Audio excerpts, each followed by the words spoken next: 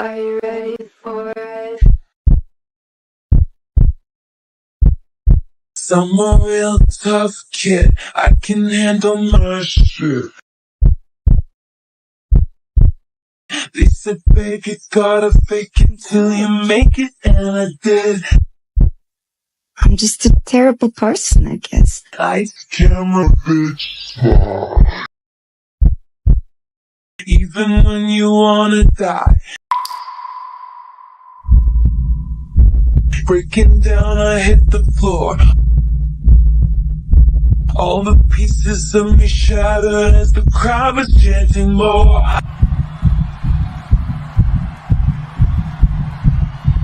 With a broken heart. Who's afraid of little old me?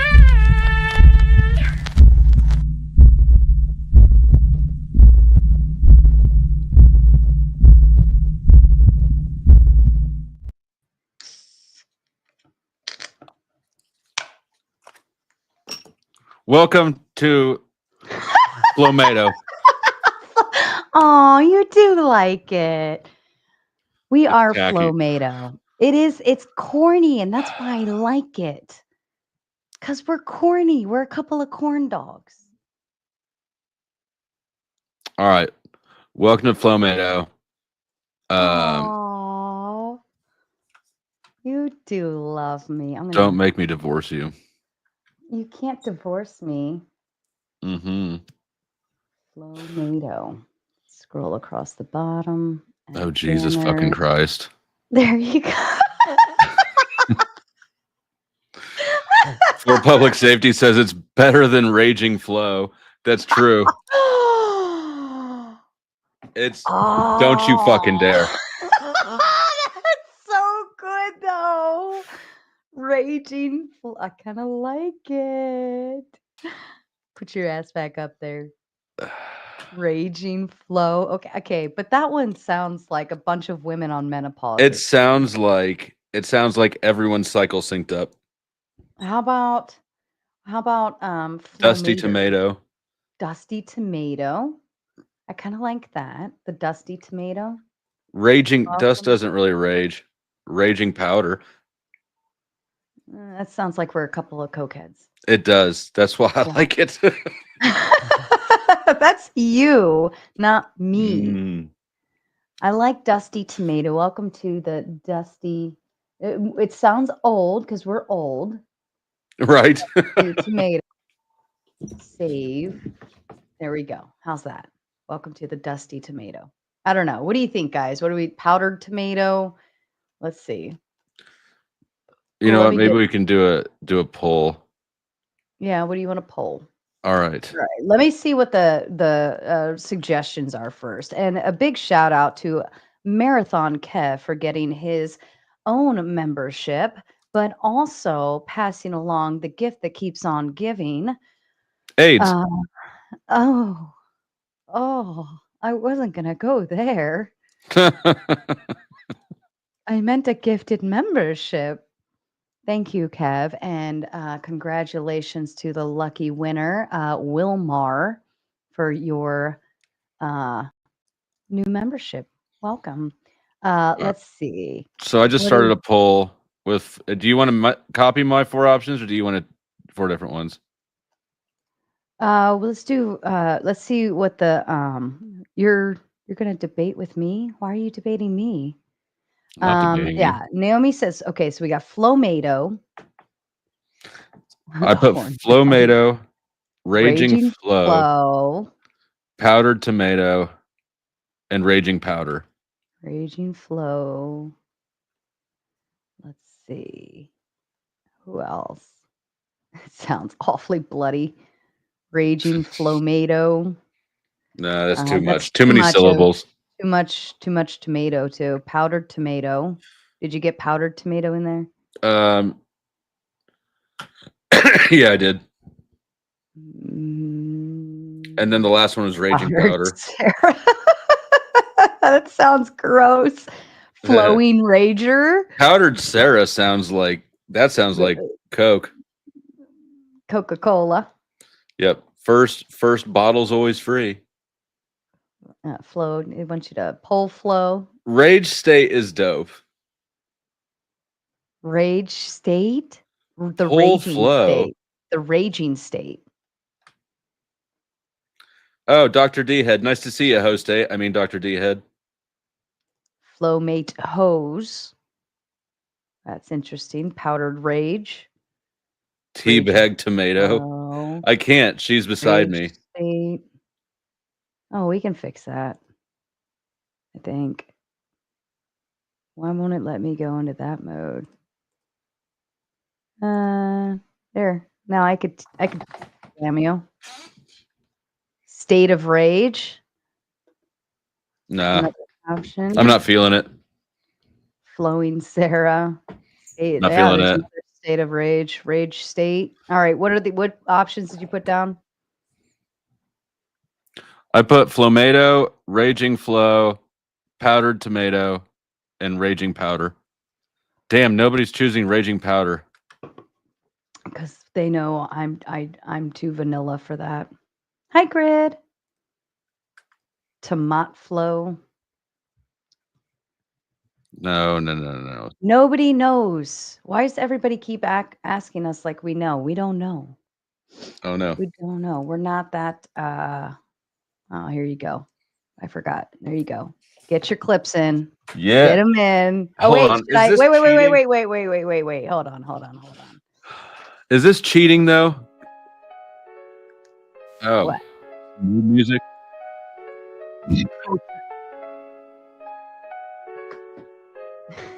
Does the beat ever kick in?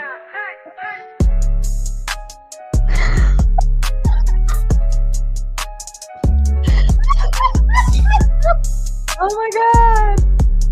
No! Don't teabag me! All That's gonna be probably good. really loud for everyone. That's gonna be good. Oh, shit. Kev says, "What the fuck? Give my money back."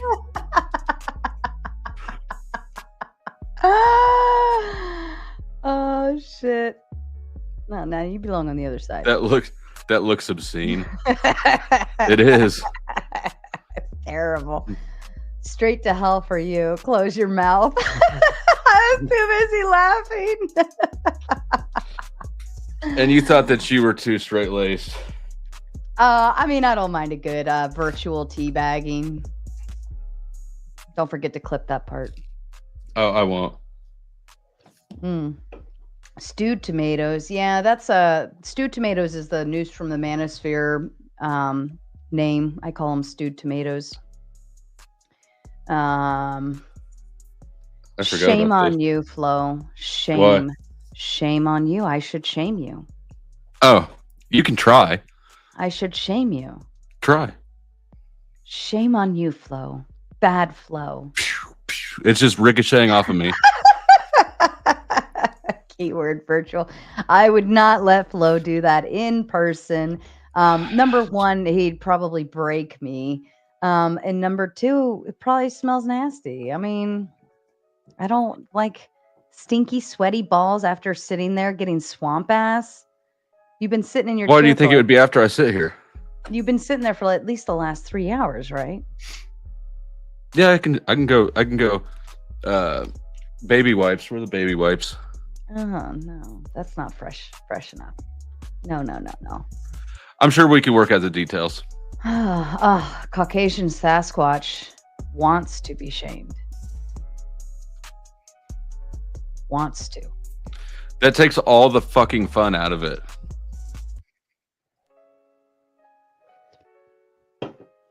Does it work? I mean, I don't know. It depends on if it tickles your fancy or not. I fat shame myself. Vermano, you're not even fat. No, but I bet he gets skinny shamed all the time. People, fat shaming is frowned upon, or is, you know, you're not supposed to fat shame, but nobody seems to have any problem skinny shaming.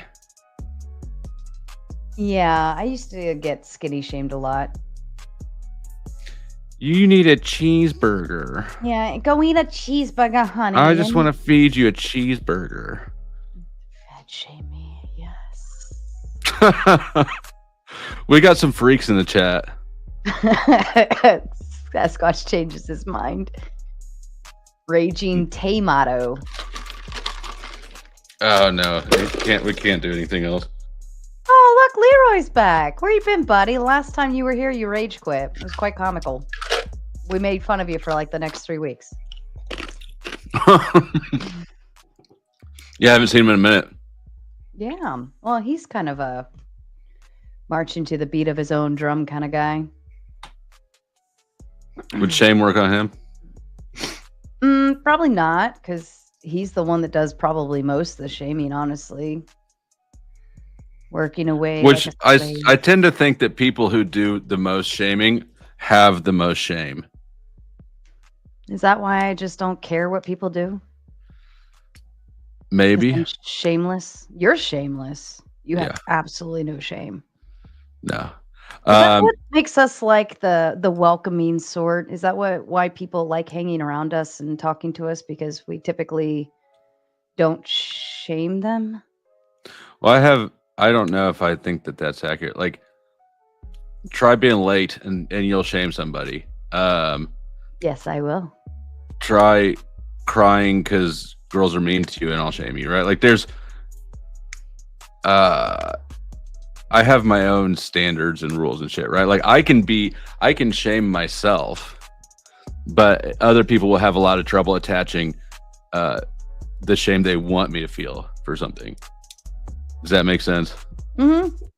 Well, I first have to be willing to give you credibility. I have to be willing to validate what you say is credible, and I respect what you say. I have to care. If my father came and shamed me, I would take that personally and it would hurt. If Flow State shamed me, I'd say, darn, what a pity. That's disgusting, Sarah. Because when other people try to shame you, there's an implicitly in their statement is that their perspective is at least as valuable as yours, if not more, right?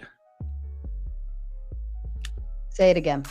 If I say shame on you, the underlying implication is that my opinion about you is at least as valid as your opinion on you, if not more. Their opinion is their opinion. If somebody shames me, right? The person trying to apply shame is implying that. I mean, why would you care if what somebody else's opinion is? Right. Right. Yeah, and why would you care what somebody else is doing? At the same token, like, why do you care so much? It's a control attempt. Leroy asks, would it still hurt to be shamed if your father was right? Yeah, and he usually is right. And then I feel like a piece of shit. And then I have to fix it.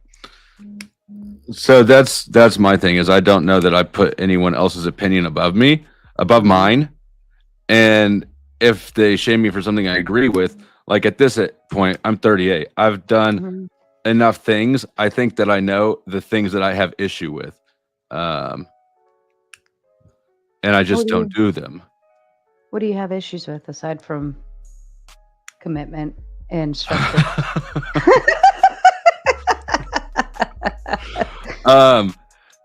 For one, so stealing is something I learned really pretty young. I don't like having to sneak around. So if I can't walk up to you and say, give me your money or give me your shoes or whatever, like, then I don't really deserve it. And I'm not going to sneak around and try to do that. So stealing is one. Are our shirts kind of almost matching color? You emailed me.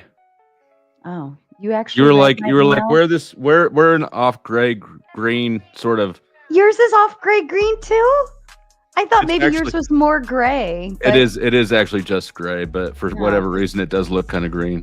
Yeah, mine has a like a pale green in it. Yeah, I think, let's see. Leroy says conformity is important, and I want to know why. Why would you think conformity is important, Flo? No, not at all. I think non-conformity is important. Right. If we're all doing the same exact thing, and like this is how people get stuck in echo chambers, right?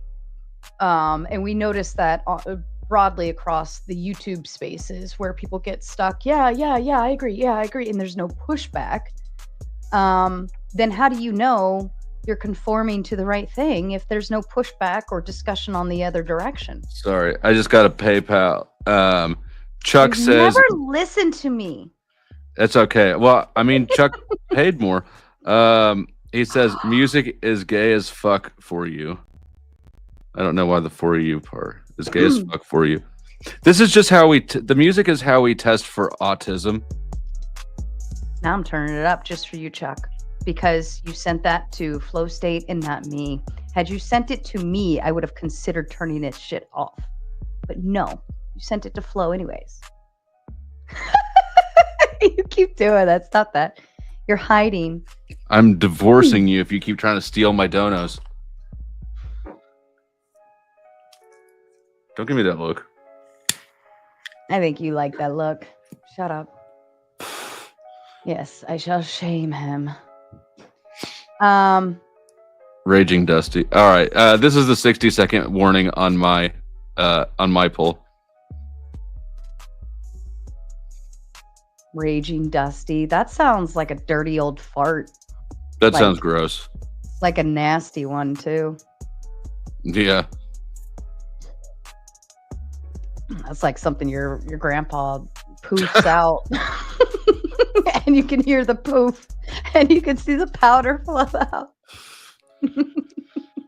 That's actually exactly what I was thinking of. I'm not even. I was about to try to shame you and be like, "What the fuck are you talking about?" But like, I gotta be real. That's exactly the mental image that I had. Any pushback on what you said about conformity being important?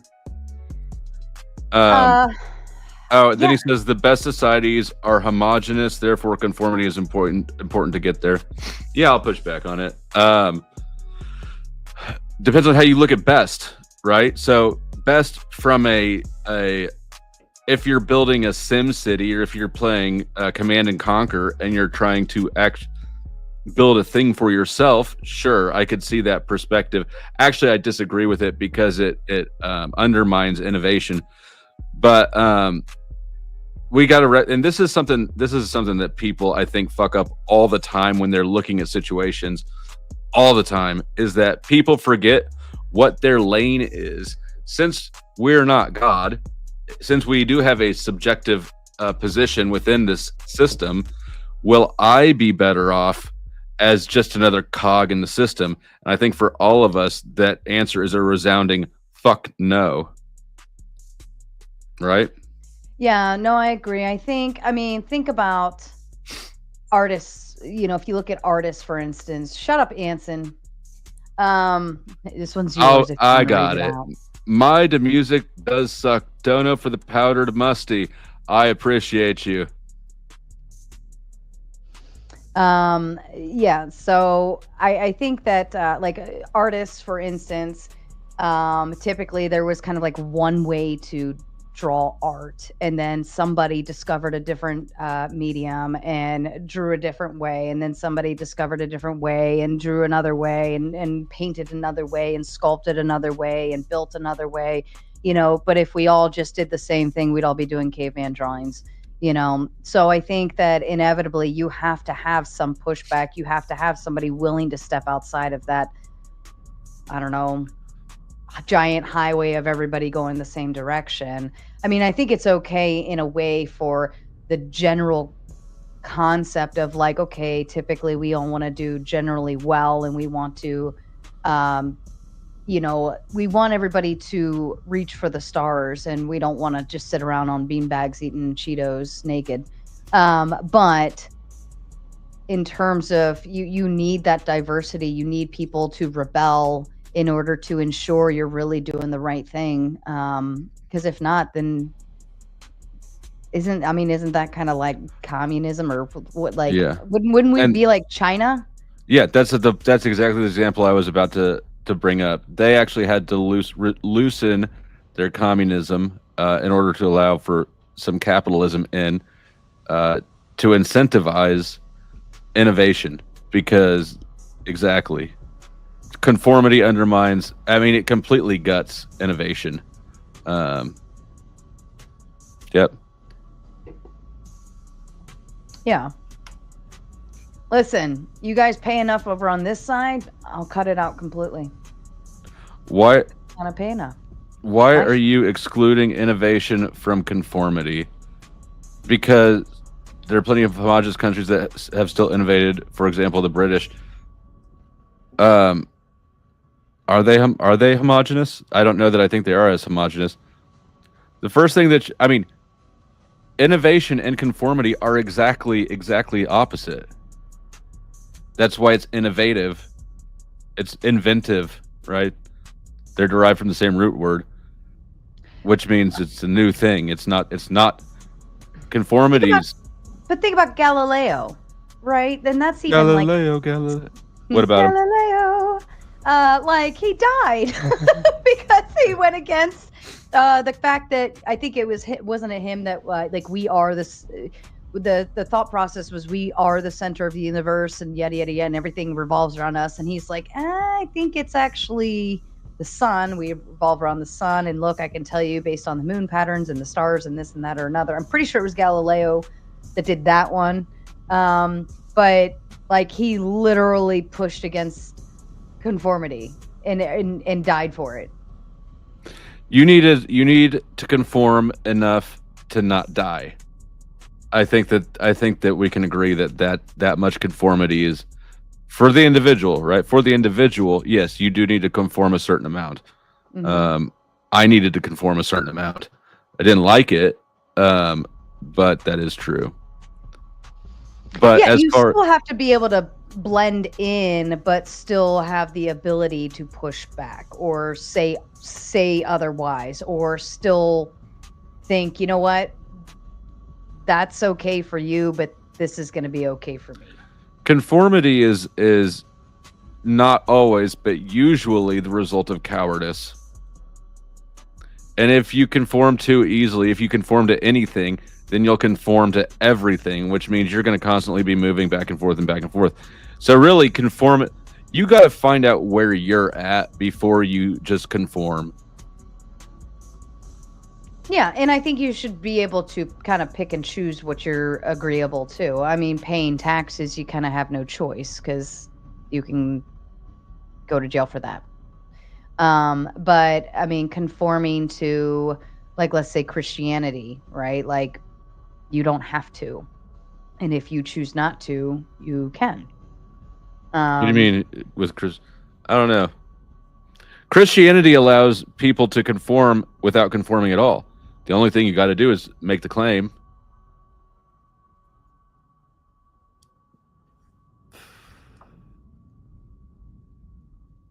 Yeah.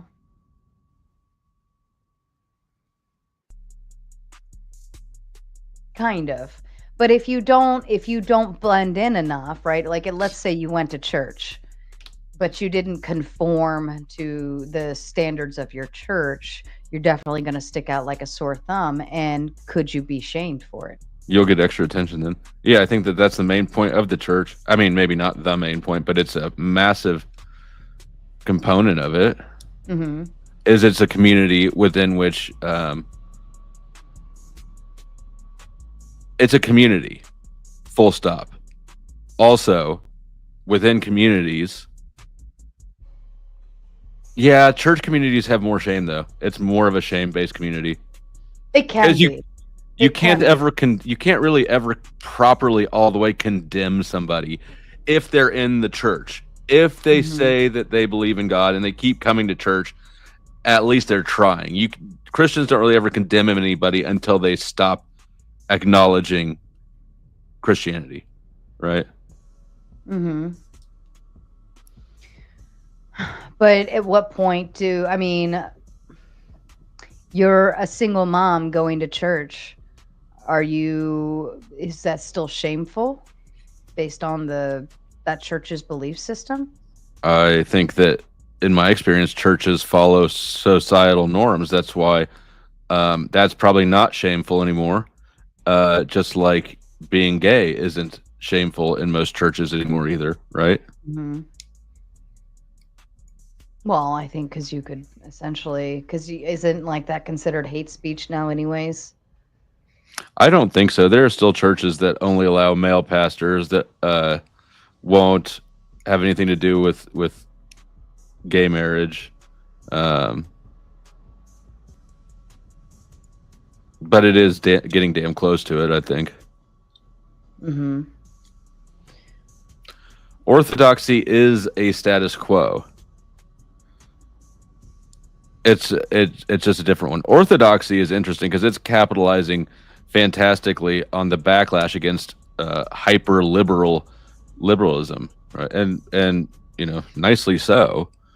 But to say that orthodoxy is not doesn't conform is just not true. It's just got a different set of plays that it conforms to. Mm-hmm. Now, what about like drugs, for instance, shaming for drugs, or I mean, now obviously marijuana is much more welcomed and accepted across the board. I think more people are okay with openly talking. It's way more accepted across the board, but then you have like your hard drugs, like other stuff, out there, shaming people for doing drugs. Would it be beneficial to them to shame them? I mean, essentially, are you trying to save their life in terms of shaming, or are you trying to save your society from being degenerate? So that's an interesting caveat, because part of the issue, so addiction, and this is something I learned in rehab, addiction, that actually I think is true. A lot of stuff that I learned there was bullshit, but I think that this is probably true, that addiction is a substitute for a relationship. Because if think about the pattern of behavior, if you get off work, it's there for you. You wake up, it's there for you. You have a good day, it's there for you. You have a bad day, it's there for you, right? And so it sort of becomes a placebo for a relationship. Now, if I think that shame could be used to prevent somebody from trying it in the first place. But if we're talking about somebody who's already in that spiral, it's going to do the opposite, because you've already crossed that threshold and now you're being ostracized. So you isolate more into your existing relationship substitute. Mm-hmm. So I think that that's nuanced. So, well, then how do you tell somebody drugs are bad, you're going down a spiral, don't do drugs? Like, how do you do that while avoiding like pushing them completely off the deep end, but still getting the point across? I mean, my daughter's only 14, so we'll see if it works. My approach was, so I think that something that my parents and adults when I was a kid did wrong is to treat all substances as equal. They're not, right? And any rebellious kid who's been given this approach, you should never do this, never do da, right? The first time you smoke pot and realize like I didn't die yet, then everything else is now treated with the same reckless abandon, basically. So I think just honesty, honestly, they're all illegal. They're not all equally harmful. Some are worse than others. And that way, if you as an authority figure trying to talk to somebody younger and warn them, if you have that much, if you're trusted that much because you haven't lied to them to get up to now, I think that they'll take that a little more seriously when you say, like, don't smoke crack because you'll be living in a refrigerator box in the alley with that dude. That's taken a little more seriously. Mm-hmm. And there's about 90 of you watching out there. There better be a bunch of like buttons being smashed, rubbed, licked, tickled, touched, whatever. Ask it kindly for consent before you do things to that like It consents. Did you finish our poll? Yeah, I did. Where are we at? What's our name? Flomato at 40. Raging Flow at 27. Powdered Tomato at 21. Raging Powder at 10. I told you, Flomato's cute. It's catchy. Yeah. What'd Urine think? Oh, I didn't put one on my end. Oh, you didn't? No. All right, Flomato it is. Yeah, and see, so that all came from your people. Well, we share a crowd, but see, they like it too. Well, there you have it. You hate it because it's so corny, but they like it because it's corny. Harmon says another phrase for flow state is alpha state. Another for Raging Tomato is Raging Love Apple. Raging Love Apple. Is that like our porn star names? Is flow state? I don't know. When you go into flow state, do you go in an alpha? Is that an alpha brainwave? Is that what it's referring to, or is he calling me an alpha male? I think he's calling you an alpha male. Either way, I'm good with it. Raving Love Apple. That does sound like a porn name. Yeah, it does.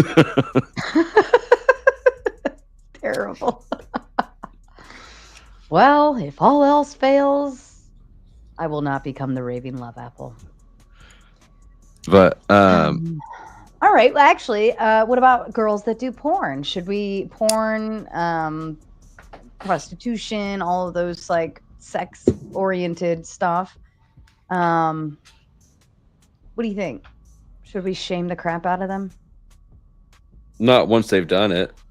And I mean, so that's the stupid thing about maybe stupid.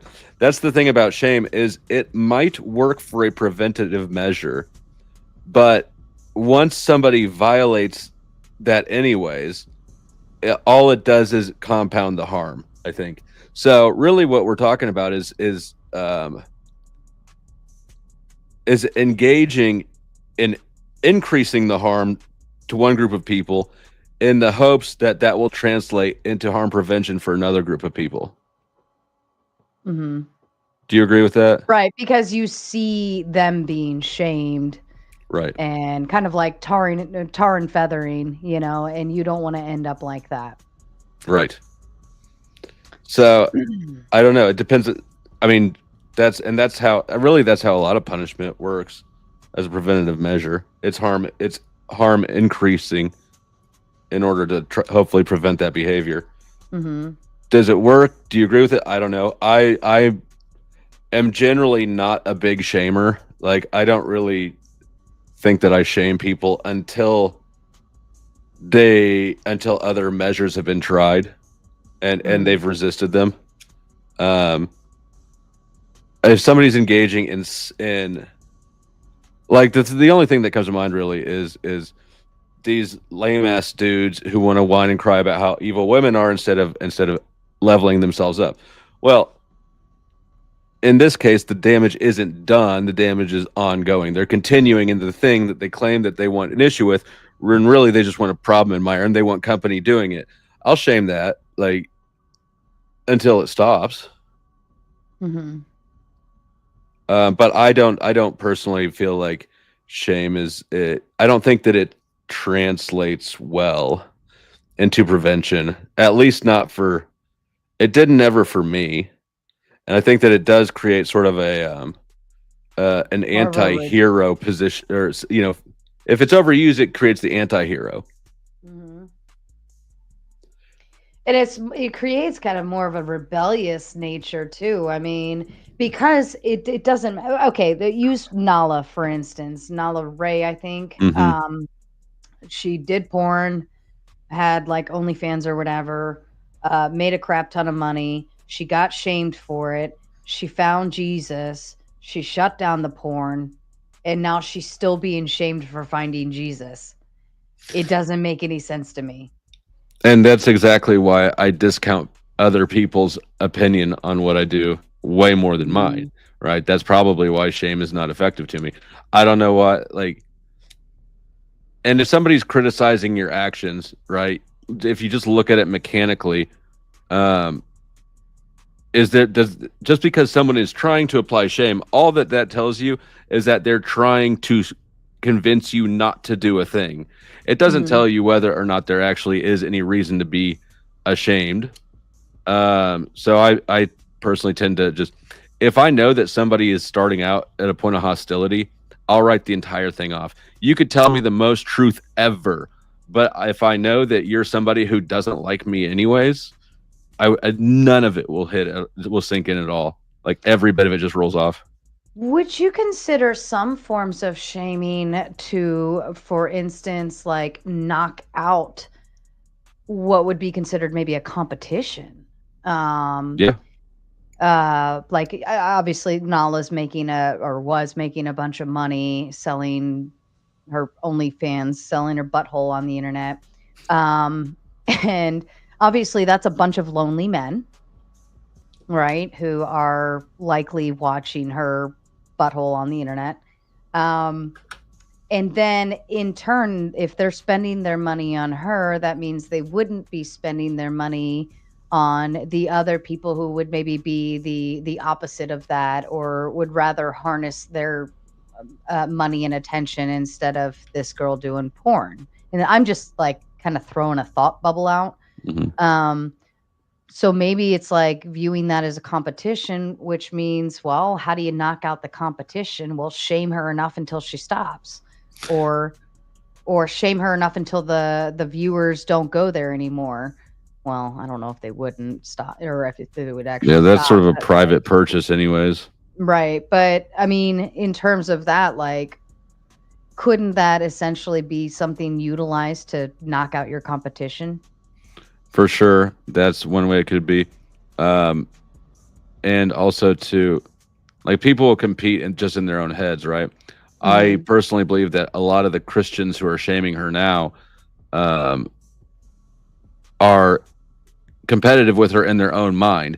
They're mad. It's like the prodigal son thing, right? They're mad that she's getting recognized for her Christianity and they haven't, but they never sold their butthole. Right. I could understand why that would create a conflict, like especially in an internal conflict.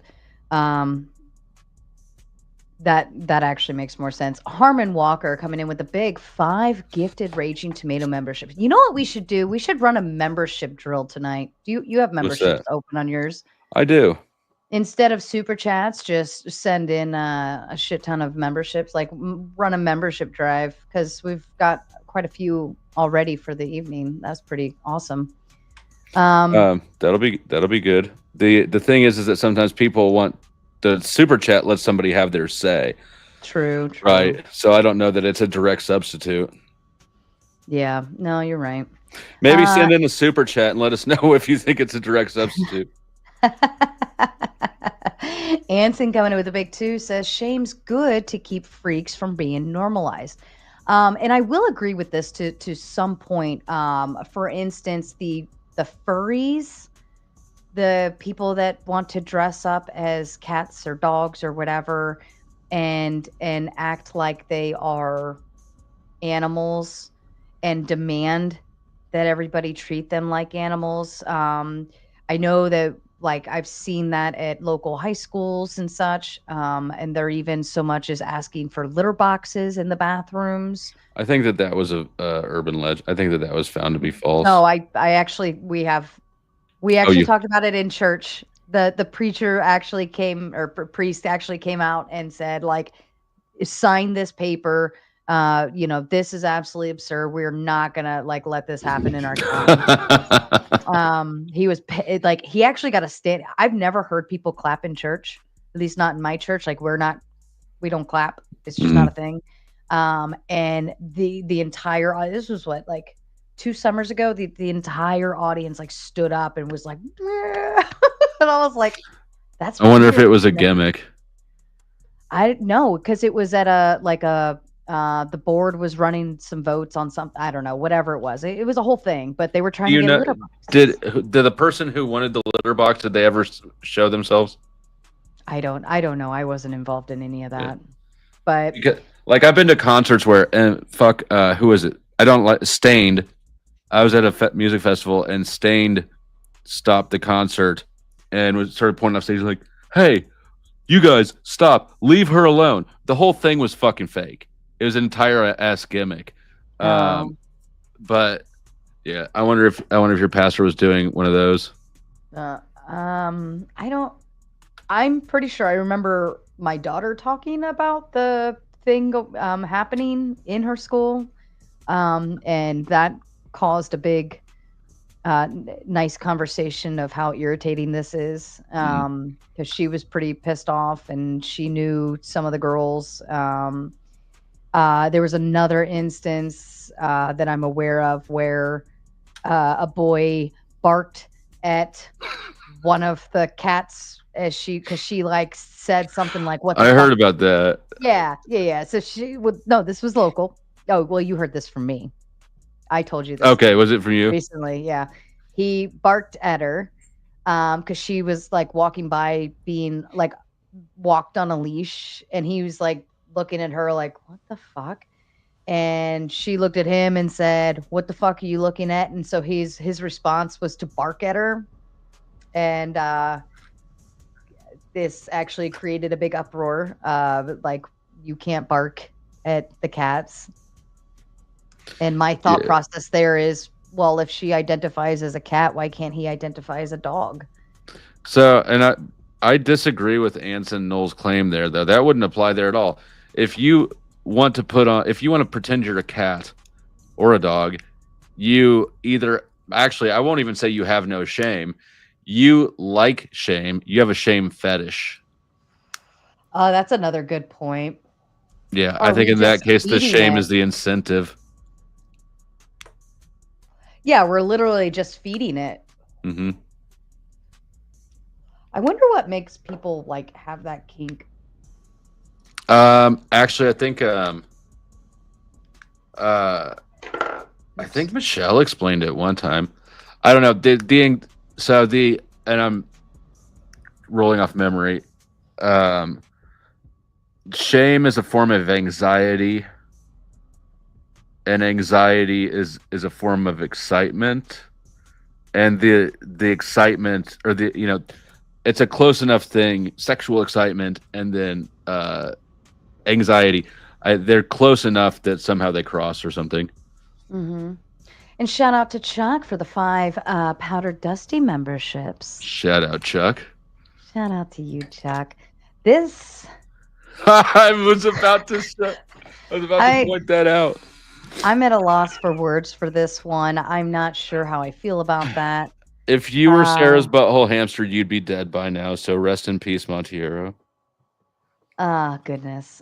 There's a difference between the furry kink and then the autism stimming of meowing or barking at people. Yeah, no, this girl had like a tail hanging out her butt, the ears, and then was being walked on a leash. I don't know why she was being locked on a leash. I don't know cats that get walked on, unless there are cats that do. I'm sure they do.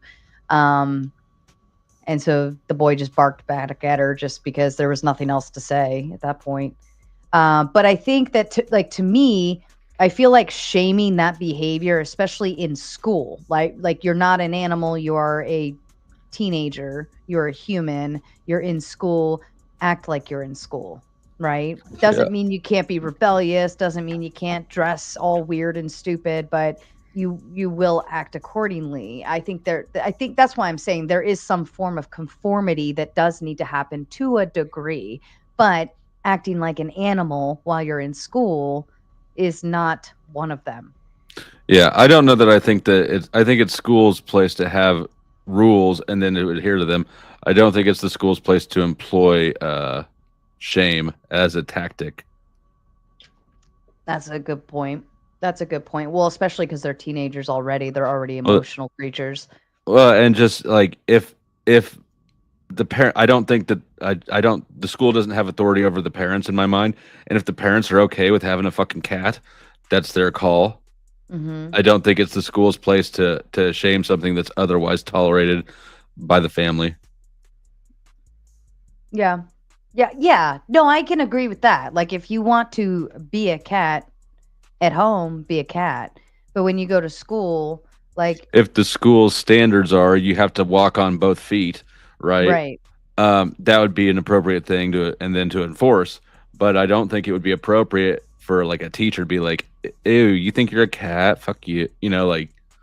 Yeah, okay, I can feel that. I can roll with that. Well, especially like I said, these are teenagers we're dealing with. Like, they're already emotional creatures. Naomi, can you identify as a bigot and demand people respect it? I'm gonna identify as a bitch and just tell everybody to fuck off. That actually works. It does work. Anson, coming in with the big 5, says shame fetish is the result of folks not having anxiety over normal things compared with prior humans, like worry over if you will eat. I think that's quite the speculation. Hold on. Shame fetish is the result of folks not having anxiety over normal things compared with prior humans. He's saying that humans used to have anxiety over things that really mattered, and now that everything is pretty cushy, anxiety is not treated as serious, I believe. But isn't like anxiety through the roof right now? Yeah, anxiety is higher than ever. I think because we don't have the need to survive, now we can sit and think about all of this other stupid shit that we don't need to be thinking about. Therefore, anxiety. There's people have a set an equilibrium point for their own stress levels, and so what they found is that as people fix problems in their own lives, they don't stress less. They stress the same amount, just about smaller and smaller things. So that's good news or bad news, depending on who you are. Yeah. Yeah, I feel like I feel like you gotta choose your battles wisely. Like, to me, it better be something really important for you to get upended over, and contribute a lot of thought process to. For instance, whether people are shaming us or not. Do you get anxiety on whether people are shaming you? No, I think that if I did, I wouldn't be on YouTube. Right? Yeah. That almost, well, actually, I won't say it's a prerequisite, because there's a lot of people who are narcissistic, which means they need the attention and also have very thin skin, which is a weird dichotomy to see play it out consistently as people being super sensitive, but also continuing to come back because they still need the attention. Yeah. Negative attention is still attention. Yep. I guess somebody wants to be a loofah. You want to be flow states loofah? I got you. T-Rex. Oh boy. All right. So then, at what point does shaming work negatively towards society? I mean, obviously, right there. That first cause, pull that up. That's where it stops. That's a perfect example of where it stops working and becomes counterproductive. Because yes, it is a defense mechanism for that. Like, when it doesn't work. Narcissism, and I'm talking about narcissistic personality disorder, not narcissistic traits. They're very different. NPD is it's a defense mechanism where you live in a fantasy world, and it's a cope for basically shame. And that's why they're so hard to get along with, because you have to behave in a way that validates their own delusion or fantasy world, but they don't necessarily tell you what world they're living in, right? So, but yeah, it's a defense mechanism for shame. Narcissism is.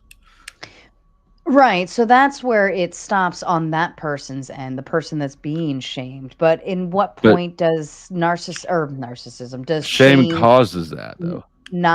Yeah. Okay, so it sends people off the deep end. It's causal, right? But if you end up not going narcissistic, at what point does shame just kind of not work for society? Well, it doesn't. It only works in prevention or in trying to get somebody to stop a thing. But it's sort of like, I think it's like a bullet or something. Once you've shot somebody, you have nothing left to threaten them with, right? Mhm. Once somebody's been shamed, what the fuck are you going to do now? Right? That whole Keep making fun of them. I mean, if you're ostracized, you're ostracized. Yes. So if you keep making fun of them, but they accept it and they're like, all right, so what? What's your point? Then, I mean, what's the, like, If one person's ostracized, there's not just ever just one person ostracized. This is what I'm talking about. This is the anti-hero phenomenon. Now, nobody likes to be shamed. It pisses everyone off. So everybody, even if they've never been properly shamed, has the capacity to. If somebody's never been shamed, it means that they're so scared of shame, they've always complied with wherever direction they were pushed, because they're that scared of it. So I think that everybody, whether ostracized or not, can identify or admire the anti-hero because it's freedom, right? mm-hmm. Not everybody can do it, but everybody sort of admires it on a level. So I don't know. The more that we talk this out, the more I'm sort of thinking that shame isn't really that useful. Yeah, I mean, I think it could be useful as a motivator if it's done properly, right? Think of you and I in probably grade school, there was always like one fat kid, or like to some degree, right? And we always poked fun at them or whatever like it was just kind of a thing. Everybody made There fun was of it. only one fat kid. When we were kids, there was only one fat kid in each class. Do you remember that? Yeah. That's crazy. They're We all talked fat about now. this. Yeah. No, really. Like my kids' classes, like you have to start actually counting how many there are. I remember there was always one fat boy and one fat girl. And the boy was funny and the girl was sad. Yes. I kid you not. Ricky was a goofball. Like he was part of our crew. He was a Shout total out Cameron. goofball. But then but Megan was always just like, okay, like Eeyore walking around all the time. And now guess what? Neither of them are fucking fat. They're not like slender, but they definitely worked hard to shape up. Right? They're not perfect, but they definitely changed a lot of things about themselves. Whether they like ate better or did some type of workout, whatever. So like seeing them on, the social media and stuff, I'm like, oh wow, they look great. And I'm wondering if like there was some type of motivator built in because they got tired of being made fun of all the time. Well, or they're lying and they're choosing certain angles or filters or definitely not. But or because they were You don't think we just saw that? Was somebody doing that? Somebody was a little bit. No, I've seen full bodies and everything, like at weddings and stuff. But they were isolated. And that's what I'm wondering, if maybe that's the key factor where shaming does work, because you're isolated. Because it was only those two. Whereas if you have a large group of large people and you're like making fun of them because they're fat, well, now they're like, well, yeah, we are, but there's a bunch of us. What's it matter? Like now they're not isolated. And I'm not making fun of fat people. I'm just using this as an example because I feel like everybody can relate to it. But I think that if you're isolated and you are shamed by the group, that breeds the lack of conformity. You're not conforming to everybody else, right? So you want to feel accepted by the group. And if that's the one thing that isolates you, well, you have to fix that one thing. However, if there's a group of you doing the same thing or have the same problem or whatever the case may be, you're not isolated. You have, and this is where women are Like now we have women saying like you're beautiful inside and out, like No, you're not. but that's what I'm saying is they don't feel isolated. You're not the fat girl, right? Because there's a bunch of them now in that aspect. So I think that that's where shaming can only work is if you're isolated. Now, but is that better? Because is there anybody more cruel and hostile than an ugly chick who got hot? Oh, 100%. But Like she still fat got, girls who get skinny are savage. yeah, because they have a lot of anger built up. Yeah. I think that like at the end of the day, the problem was solved. She's not fat anymore. And a new That's- problem was created. and She's a new problem- bitch. She's a bitch. But she can't be shamed for that because she's over there stealing souls. Yeah. Yeah, I don't know. Like more and more I'm thinking that shame it might be a tool to so I'm not it did correct the fatness though. That's what I'm saying is you solve the problem. It may create a whole nother one, but it solved the problem because it was isolated. Now, like let's look at like the OnlyFans girls. There's a whole crap ton of them. They're not isolated anymore. Whereas doing like it's even so much as sending dirty nudes, taking dirty nudes, doing porn, like it was a shameful activity because you didn't have the internet available, right? And so you couldn't see how accepted it was or was not. So inevitably, at one point, if you were doing porn or whatever, or something to that degree, you were isolated. Therefore, if you were shamed, you were shamed. Right? It was bad. It was Whereas also now you see it to where they're in the thousands of them out there. right. So there's also like a verification or a certificate. I don't know. If you were doing it back before everybody had cell phones and webcams, you were in a magazine or something, right? Like that was you. This is a notarized image, institutionally notarized. Now it's like, half of them is like, who is that even? You can't, there's not face, or even with deep fakes are getting such that you could basically lie your way out of it. True. Kat says, just saw a bullying podcast and the researcher said isolating is the worst bullying. Right, but I'm wondering if to some degree, like how far does the bullying go? Like, is it every day to the point where the person is defeated, or is it just that one thing about them? Overall, the person is still like I was saying, Ricky was freaking hilarious. He was part of our group. He was funny.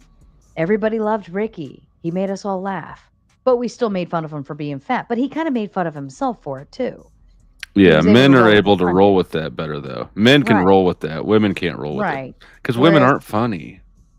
No, we're not. But Megan, she was still part of our crew. We still loved her to pieces, but she was just the Eeyore of the group, and she always looked sad and miserable. But I think she accepted the fact that she was incredibly large. Yeah. I mean, at the time. But we didn't make fun of her for anything else. Or at least I don't even think I don't think my group made, because we accepted her into our group. But I think other people made fun of her. And I think that's where, that's where it was maybe bothered her enough to where she was motivated. Yeah. I think that probably though, for every fat chick that's made skinny, there's another one that's stays fat and is broken, and another one that's deteriorates somehow. Or I'd say that, and I'm just estimating from the hip, I would guess that for every one that corrects herself, there's probably 3 that don't. Well, I think because it's not isolated anymore. You didn't have 3 large girls in class. I mean, think about the people that we knew. Do they, like, I don't know. I just don't think that there was that high success rate before the internet.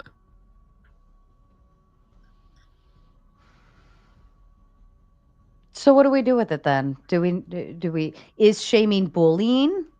Is it still considered bullying, or are you just shaming? What draws the line between shaming and bullying? Oh, it's a specific form of bullying, I think. I don't know. Obviously, shame has I mean, maybe not obviously. I believe shame has a fairly low success rate. I think that, though, if there's behavior or whatever that is tolerated, that creates bigger problems. So something like being fat, right? Mm-hmm. Unless I'm on an airplane, somebody being fat doesn't impact me. I'm not going to have sex with them. But it's no imposition on me. Whereas shaming obnoxious behavior, if somebody smells bad, shame the fuck out of it.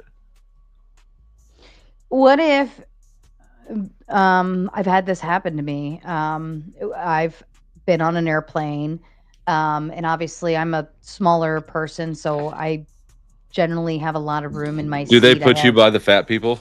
They always put me right in the middle of them.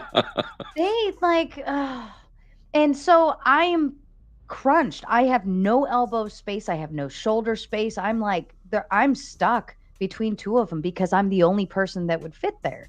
Right. And yeah, I get it. But at the same time, now I am being inconvenienced to convenience someone else because they're significantly overweight. Should that be shamed? Because now it's affecting other people. It's not. You're not gonna. You can shame them the whole flight. It's not. They're not gonna shrink in that time span. No, they're not. Nothing's gonna change in that moment. But now I'm being like I have to, be put out of place, out of my aisle seat that I picked and put in the middle because those 2 people can't sit next to each other because they don't have enough space.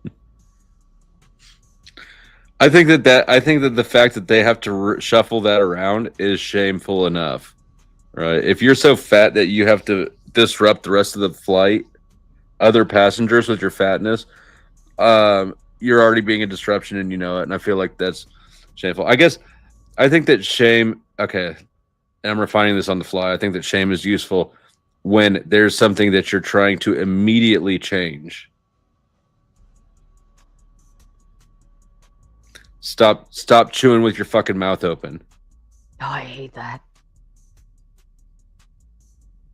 I absolutely hate that. That makes sense, though. Immediate change. Mm-hmm. But then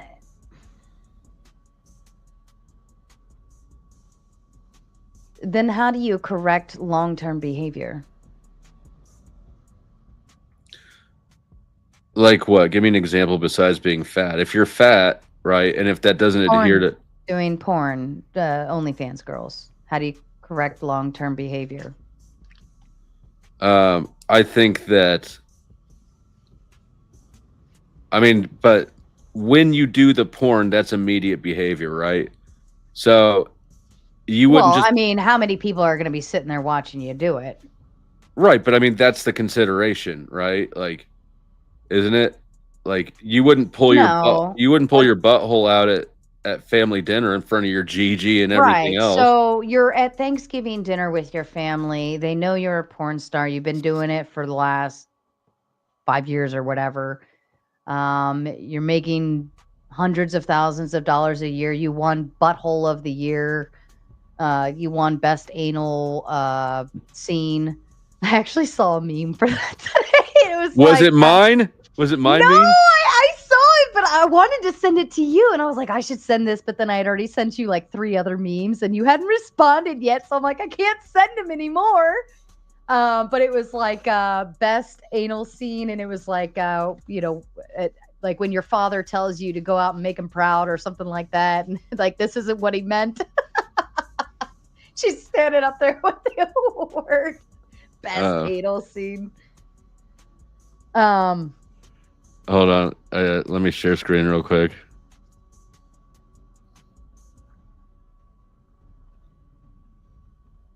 Yeah, I didn't understand what this one was. It's a backdoor entry. But who is that? It's the sanity machine. Is that what I didn't know that's what he looked like. This is an older photo. But yeah, that's him. Oh. It's not quite as funny if I don't know who it is. It's not, but it's funny. Like, look at Naomi.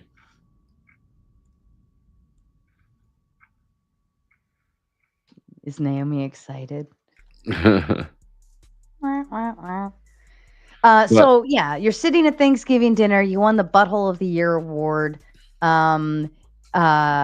Your parents are very uncomfortable.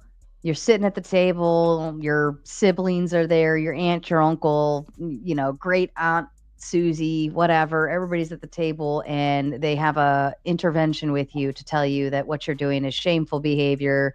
You shouldn't be doing these films. You shouldn't be, engaging in this. They're late. No, they're late. They're late. Okay, so she's 6 months in. They just found out because her, I don't know, cousin found it, sent it to the family because he was pissed off at her. I don't know. I'm like trying to make up some scenario how they found out. They find out she's doing it. Montiero's on one tonight.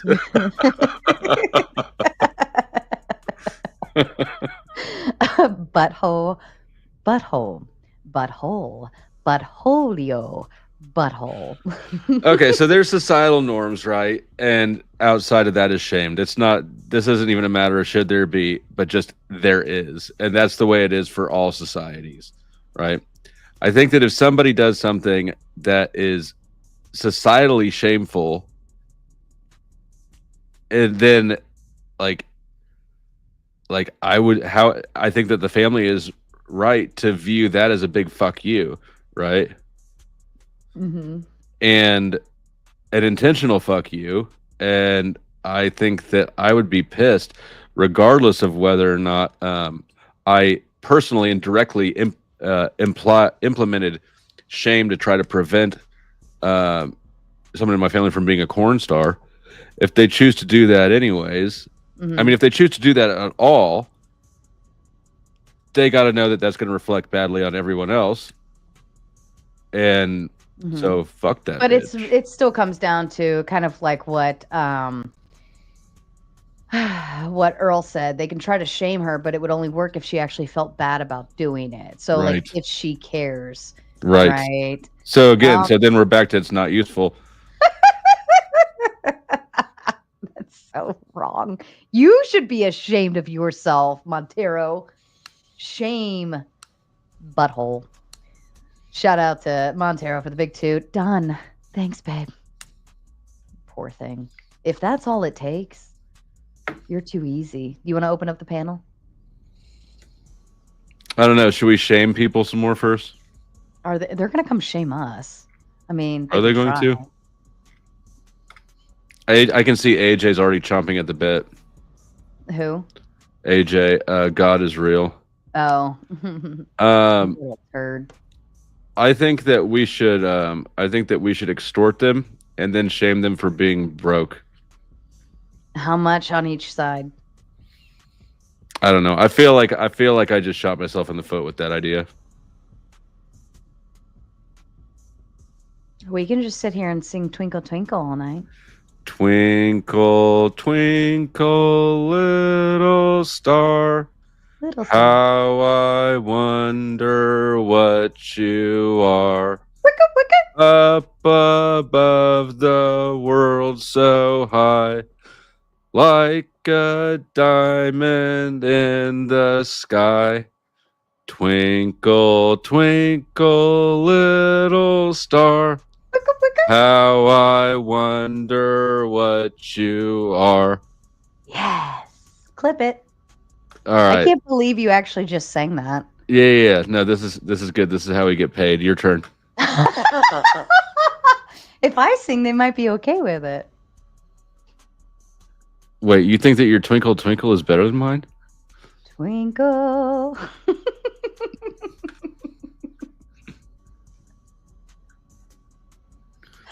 No.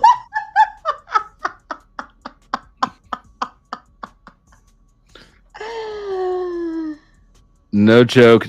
Dealt during porn conventions, Vegas during Comdex, and No awards are joke, big. no. Awards are a big deal for them peeps. They have no shame. I've seen pure joy with their trophies. Fisting, LMLO, true story. All right. Well, I mean, if you're proud, yeah. That's what I'm saying. I don't know that I think that shame. I think that shame is. I think that that shame is usually employed to make the shamer feel better about themselves. It's almost never employed use in a useful way. So it's an attempt to bring the other person down. Oh my God, what if they're upset that they don't get to do that shit? Like they don't have the balls to do it. They don't have That's the the balls anti-hero. to go against conformity. They don't have the balls to do porn or eat whatever you want and not even worry if about it's what you not look even like. if it's not the porn, right? Even if that's not what you want to do, I think that there's some amount of fuck the world, I do what I want involved in that is offense. Like think about how many people were maybe, I don't know, maybe you encountered. I never wore a mask. The only places I wore a mask were in court and on an airplane. There were people who would rush right the fuck up to me and start going off. Now, if you thought somebody is actually contagious with a deadly illness, you would not go get in their personal space and confront them. That's a good point. So, what were they mad about? I believe they were mad that I would dare to not conform. We actually had, because we're out on the East Coast, we actually had security in the grocery store, like security guards at the front door. And if you didn't have a mask on when you walked in, you weren't allowed in. And they, as a store, they reserve the right to refuse service. And that like actually pissed me off because I'm like, seriously? Like you're going to go that far? That's why I joined Sam's Club instead of Costco. Sam's Club, they were like, "Do you want a mask, sir?" And I just would say nope and keep walking. At Costco, they met me in the fucking parking lot. I swear to God, they met me in the parking lot. They're like, "You can't come in here." Wow.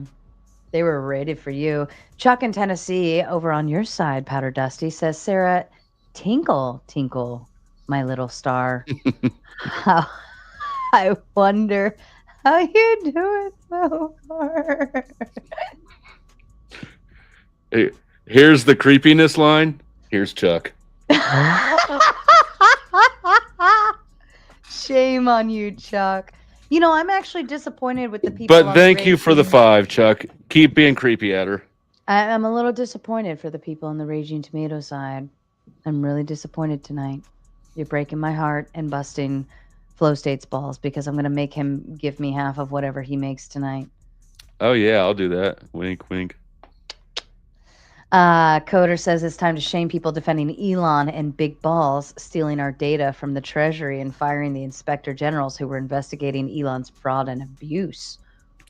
I don't know enough about that situation, but that does seem like something I could see. That seems very plausible to me, and like something that would be bullshit and deserving of shame, and like something that all the magtards would just cheer all the way to the bank. Anti-hero. And a classy lady will always let you bust raw. I mean, essentially, if you're doing a one-nighter, right, you probably should wear rubbers because you don't know her well enough. But if you been in a relationship long enough, did the dating thing, whatever, and you're at that point, then essentially you're a little bit more willing, right? The pull-out method works until it doesn't. Yes. Well, I'm waiting on you to tell me if we can open the panel or not. Oh, I mean, I feel like Chuck satisfied my extortion requirements. Have yours been met? $5 makes you holler. Yeah, yeah, that's fine. All right, I'll wait for my end if they want the panel open. So you need $5 on your end, I mean, or $5 on my end to really make her send a $5 raging over on Flo's end, and I'll never open the panel, and I'm just gonna make you sit here with me. twinkle, Actually, I'm gonna go twinkle while he twinkle. sings Twinkle. All right, leave your mic on. I'm happy with the song. Leave your mic on. She muted. What the fuck? You can leave your mic on. Twinkle, twinkle, little star, how I wonder what you are. Up above the world so high, like a diamond in the sky. Twinkle, twinkle, little star. Wrong side, Earl.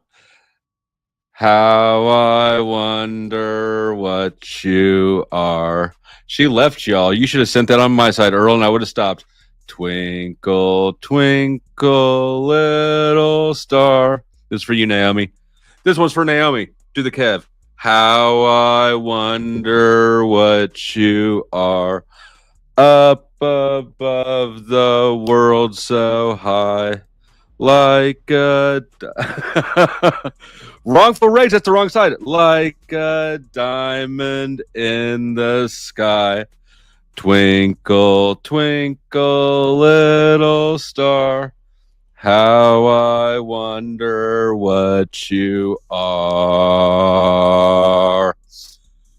You guys ready for the next one? God damn it, Sarah. Twinkle, twinkle, little star. Hold up. How I wonder what you are. Not only did I kill Earl coming The to world live, so high. to say, please don't sing anymore, Flo. Diamond in the sky. But Wrongful Rage has spoken, and I love Wrongful Rage, and whatever he says here goes. Twinkle, twinkle, wrongful rage.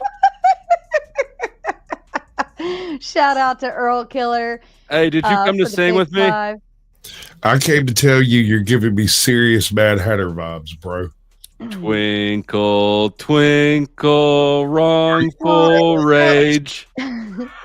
But when the Mad Hatter and the little mice sing Twinkle Twinkle, it's more like Twinkle Twinkle, little star.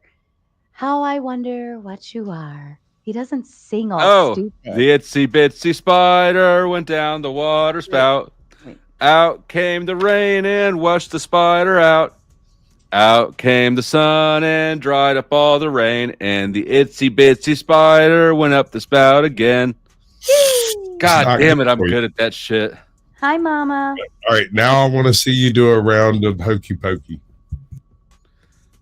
You put your whole arm in, you put your whole arm out, you put your whole arm in, and you shake it all about.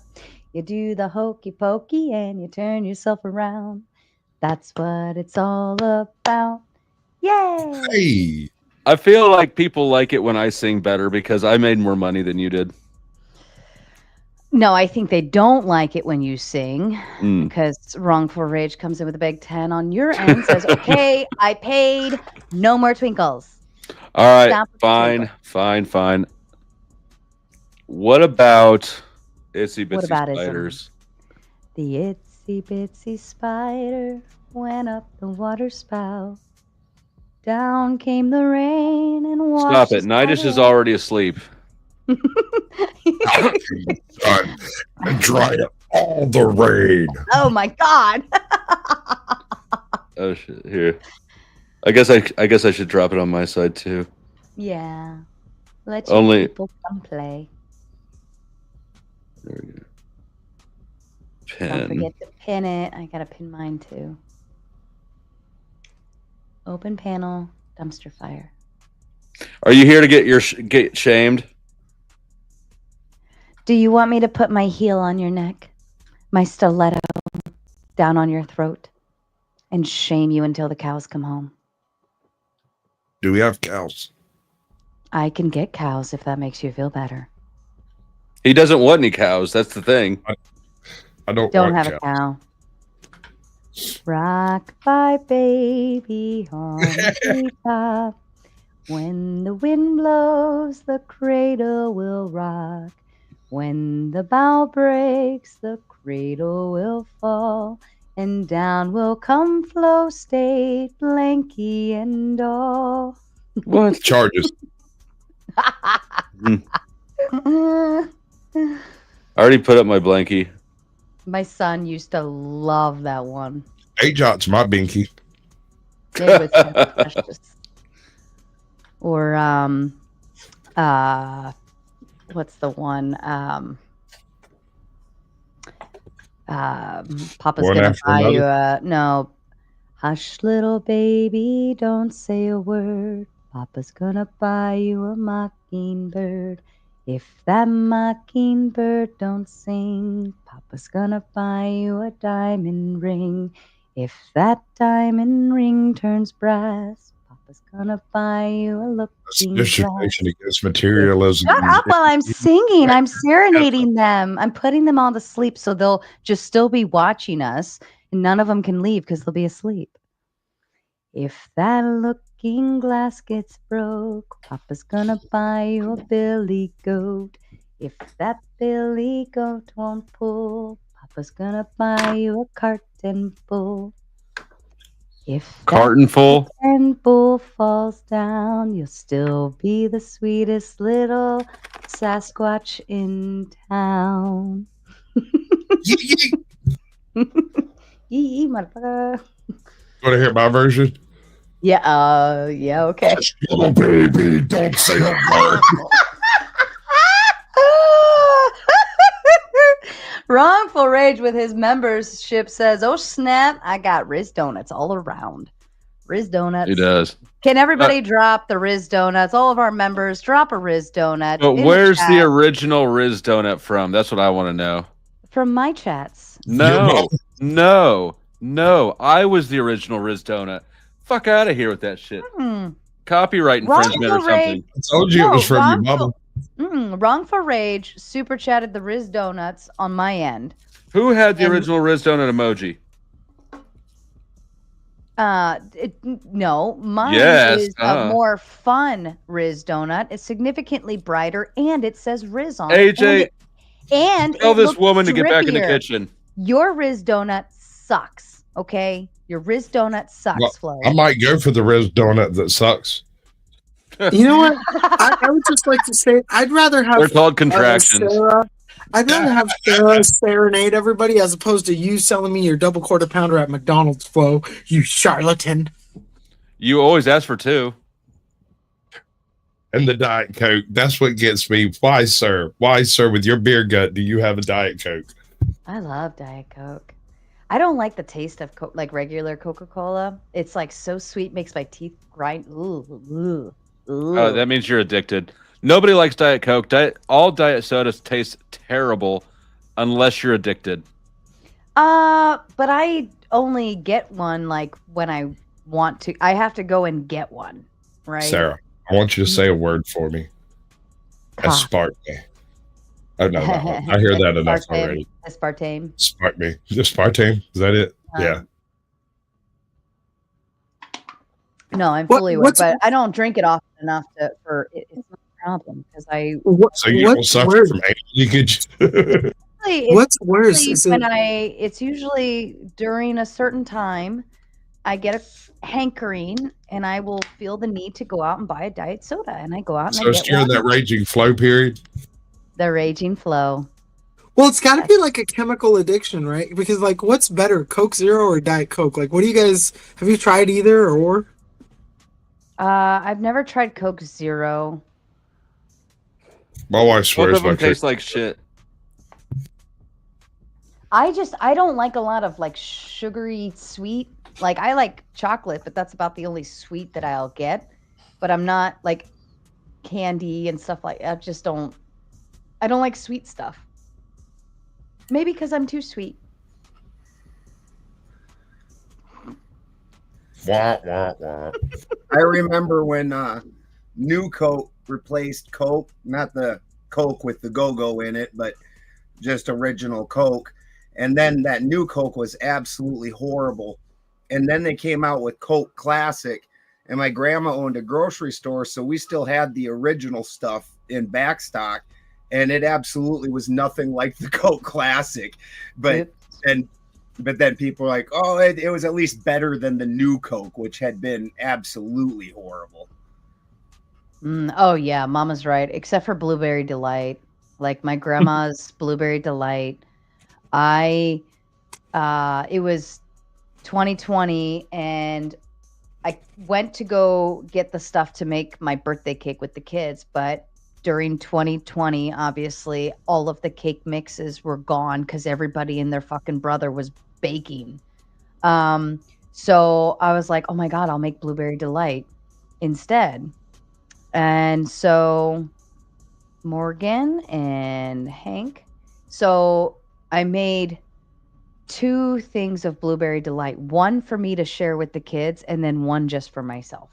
But that's the only thing that like I'll go to town on. But I mean, it's blueberries, it's fruit. It's like not as sugary, I guess. Right. I'll just get a classic Coke because when you're gonna divulge, you might as well go for the original. But have you guys ever heard of like the whole like cocaine conspiracy with Coca-Cola and all that? It's not a conspiracy; it's a true thing. Like, yeah, well, most people are like, "Oh, you're a conspiracy theorist." No, it's in the historical record. They had it in there originally. They took it out before the regulations went in. Yes. Well, hold up, Morgan. Are you trying to promote something in the backstage? That's kind of lame to. Oh yeah. And also, this is like, didn't Flo have you on the other night where like he played a video of yours? Oh shit! What's going on? There's some tea. Like he played you were playing the guitar. Yep. Oh. And Naomi, I'm the only one that lets me do that. verbose. I was being verbose. I meant indulge. I'm sorry, Naomi.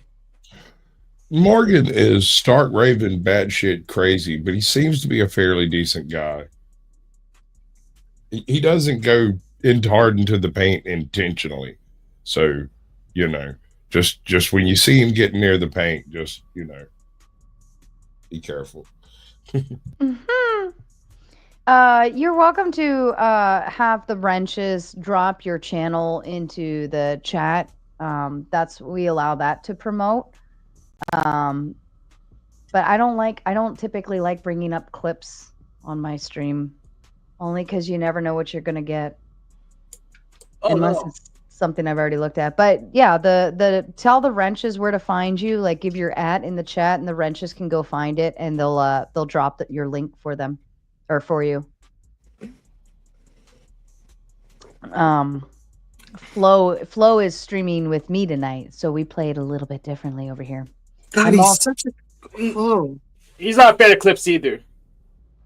I think he only played it because he was irritated at the chat or something. I don't remember what it was, but he played it just for like it was shits and giggles or something.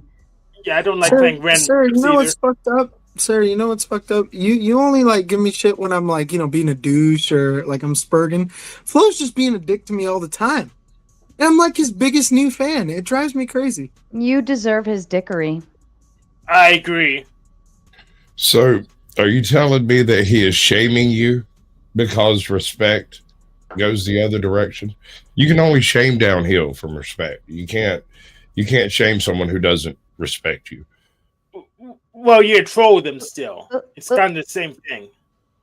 But that's closer to harassment than shaming. That doesn't care whether they change or not. Shaming is trying to drive some type of change, whether it's social or behavioral. and shaming can only go downhill. That's why you have an issue with your daddy shaming you, but you don't care if some random crazy guy with a sign on the street is shaming you. That doesn't Or work. like people on YouTube. Like, I don't give a shit. That's the crazy guy on the street with a sign, in my opinion. like, ooh, you don't like me. Ooh, okay. Get the fuck, like, keep making content about me, right? Or like, you know, make the hate videos and whatever. Keep doing it, because all you're doing is feeding my show. Hate harder. That's, I mean, and I feel like Nala, like, is banking on that concept. Like, the more they talk about her, the more followers she's gonna get on her Instagram to go look at this stupid cookie baking show that she, like, video that she did, right? Like, the more attention you draw to it, the more people are going to go look. Sure, you're talking about the Streisand effect. When you eat, it works two ways. There's a point at which it's viral and it would just peter out, except you may take steps to try to make it go away. And the activity of making it go away is public activity. People notice that you're trying to make it go away, and then it becomes super viral. Mm-hmm. Yeah, but the only difference between shaming and trolling is who's incumbent, who has power. So it's shaming when you could just retaliate if someone doesn't change their behavior, just turn them off, cut them out. And if trolling, if that person doesn't have the power to just turn them off. So that's, I say we use stockades. Let's bring back stockades. So I would say that shaming. Hold on, what's a stockade? It Like, puts you in a lock. In the lock. Yeah. Where he got his hand They through the throw hole. the tomatoes at your face, and like they I sell say them in sex toy stores. With Nala. I say we put them right out there in front of the courthouse and provide the rotten In fruit the from chat. the You state. guys read my chat, and they were wondering if. So I would state that shame is less about the person willing to do the action, because it doesn't take a rocket scientist to see that once a person's committed it, they put themselves on a different level that is almost irredeemable. So they're probably going to continue doing that. What it does is it narrows down the group that is going to be willing to commit that. So the general society is now not going to do that. And those people on the fringe, that shame is going to limit the number of the people that will go over the edge into the other thing. So while I don't think grandmama hits you in the face with a rotten tomato. No. Like what Flo was saying, it's more preventative maintenance. It's like for the next generation, but not for the current one. Not for the ones already doing it. They're not going to care. Because they don't care. They started doing it to begin with. Me, I like to just roll with the punches. Like, if people say I'm this or I'm that, I'm like, all right, whatever. If, like, you know what I mean? Like, if you're going to shame me for something that you don't even know anything about, I'm just going to roll with it. And I think that that's a more positive route to go. But it's not going to change anything about me. It's not going to change my life. It's not going to change my children. It's not going to change my home. Like, there's might no make change. you more money if they're clever about it. How do you If mean? they're clever about trying to shame you, you might be able to get better clips out of that and improve your life through the exposure. Oh yeah. Some of that stuff's hilarious. Like me, like how I do that shit. Like the self-shaming brings on things I'm like glad you've had that and idea. whatnot, but you still continue doing it. Like, like at some point in time, like I said, the shame is only for the next generation. And the easiest example you can see of that is, even though I'm myself a cannabis user, I have grand mal seizures. I'm able to use it even when it's illegal. Since it's legalized, absolutely, with the stigma and the legalization taken away, everybody does it just like it's alcohol. They might not stick with it. They might not say this is for me, but where before that, a large percentage of people out of shame and fear would not have even tried it ever, then now that group is completely wide open to it. And so you see it across the board, similar to like alcohol, where, you know, generally 99% of people have at least tried alcohol, even if they don't continue with it. Well, I think we need to consider like normalization versus the other side of shaming, which is shame culture. I'll agree that like for mild things, for like be decisions to like be rude to somebody or something like that, maybe shame culture works.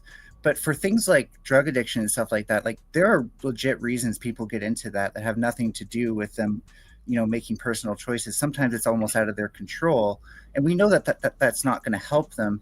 And I think the problem with shame, but see, now you're arguing like there was always the concession that it's not going to ever for help that just a moment, because wrongful rage has spoken very clearly and abruptly, and he is shaming God is real and furry bowl.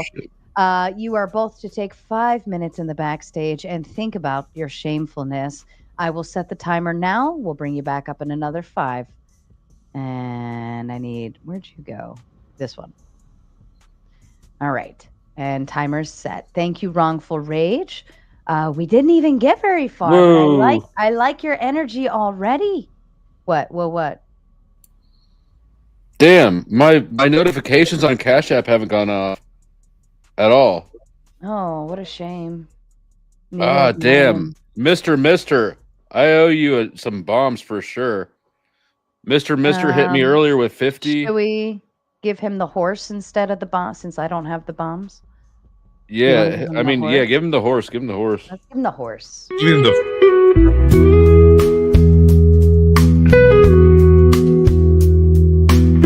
This message is sponsored in part by. How much was it though? Because we could give $50. 50. Oh well, we'll just keep going with the ladies. Stand by for this ones. Yeah, go ahead. Oh, okay. Go ahead. I got more. I missed a whole bunch of Cash Apps. Go ahead. Unacceptable.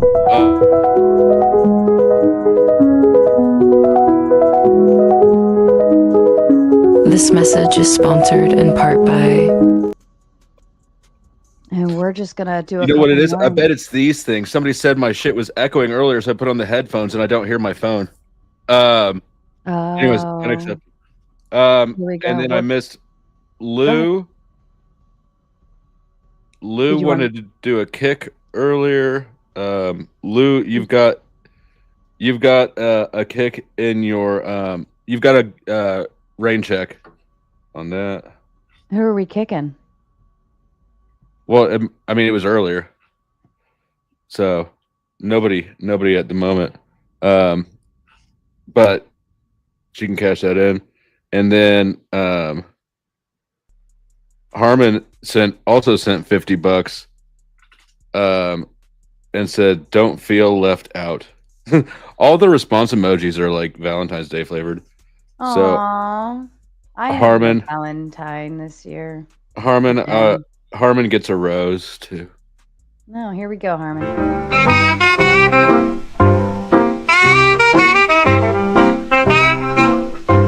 This message is sponsored in part by. Yeah, and any more? No, that was it. Well, this is the finishing touch for the gentleman.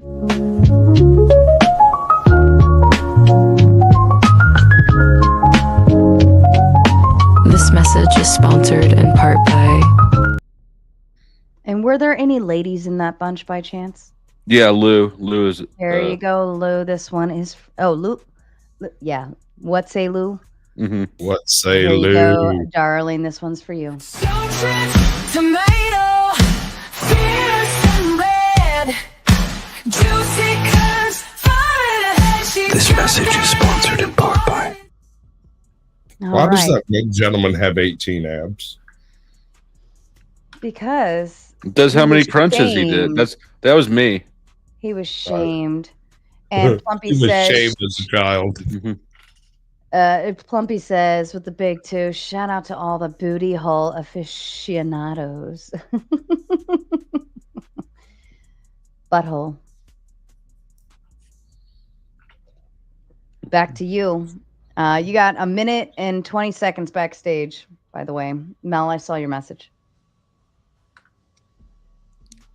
All right, gentlemen. Then what happens? Shame me. Shame. Shame. I have a shame. She's a hoe. Shame her. Damn, that's a long ass message backstage. Ain't nobody gonna read that whole thing. What's For real. the Shame deal? on Mel for typing out books. Yeah, Mel. I got you. I got you back there. Okay. Balderson is a legend. Balderson is a legend. Not everybody knows Balderson, but to the people that do.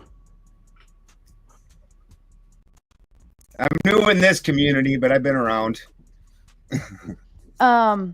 So Hank, how do you feel about shaming people? So it hardly ever works. The teeth is the deplatforming or breaking their philosophy. So I generally don't bother with shame. It doesn't work on people I interact with. It doesn't work on me at all. But so I don't like it as a tactic. Once again, it's not for you, the person directly that's doing the we're going to call it deviant behavior. It's for the normative part of society in order to keep that window narrow as possible. There's always an understanding that there's going to be a counter culture. You can't have a counter culture without a normative culture. And what that does through the shame is keep the counterculture small. It's not going to make those people in the counterculture go, oh, I feel bad. I don't want to do this anymore. That's not going to happen. But what it's going to do is keep that percentage low. So I think the problem is that we're only focusing on one side of the coin here. And you're all right to talk about normative culture. That is what this centers around. But we can also normalize things by rewarding and or enabling stuff, right? So if I see someone bullying someone else and I stand by it, that's a form of enabling. That's a form of normalizing it. So I think what we really need is like a culture of not being passive to these things and not standing by, of not just letting it happen and thinking that someone else can deal with it. So an activist culture entirely. Yeah, no, I think they've kind of destroyed our culture of protest. The nature of activism, though, is that it never has anything to build up. It's always a teardown.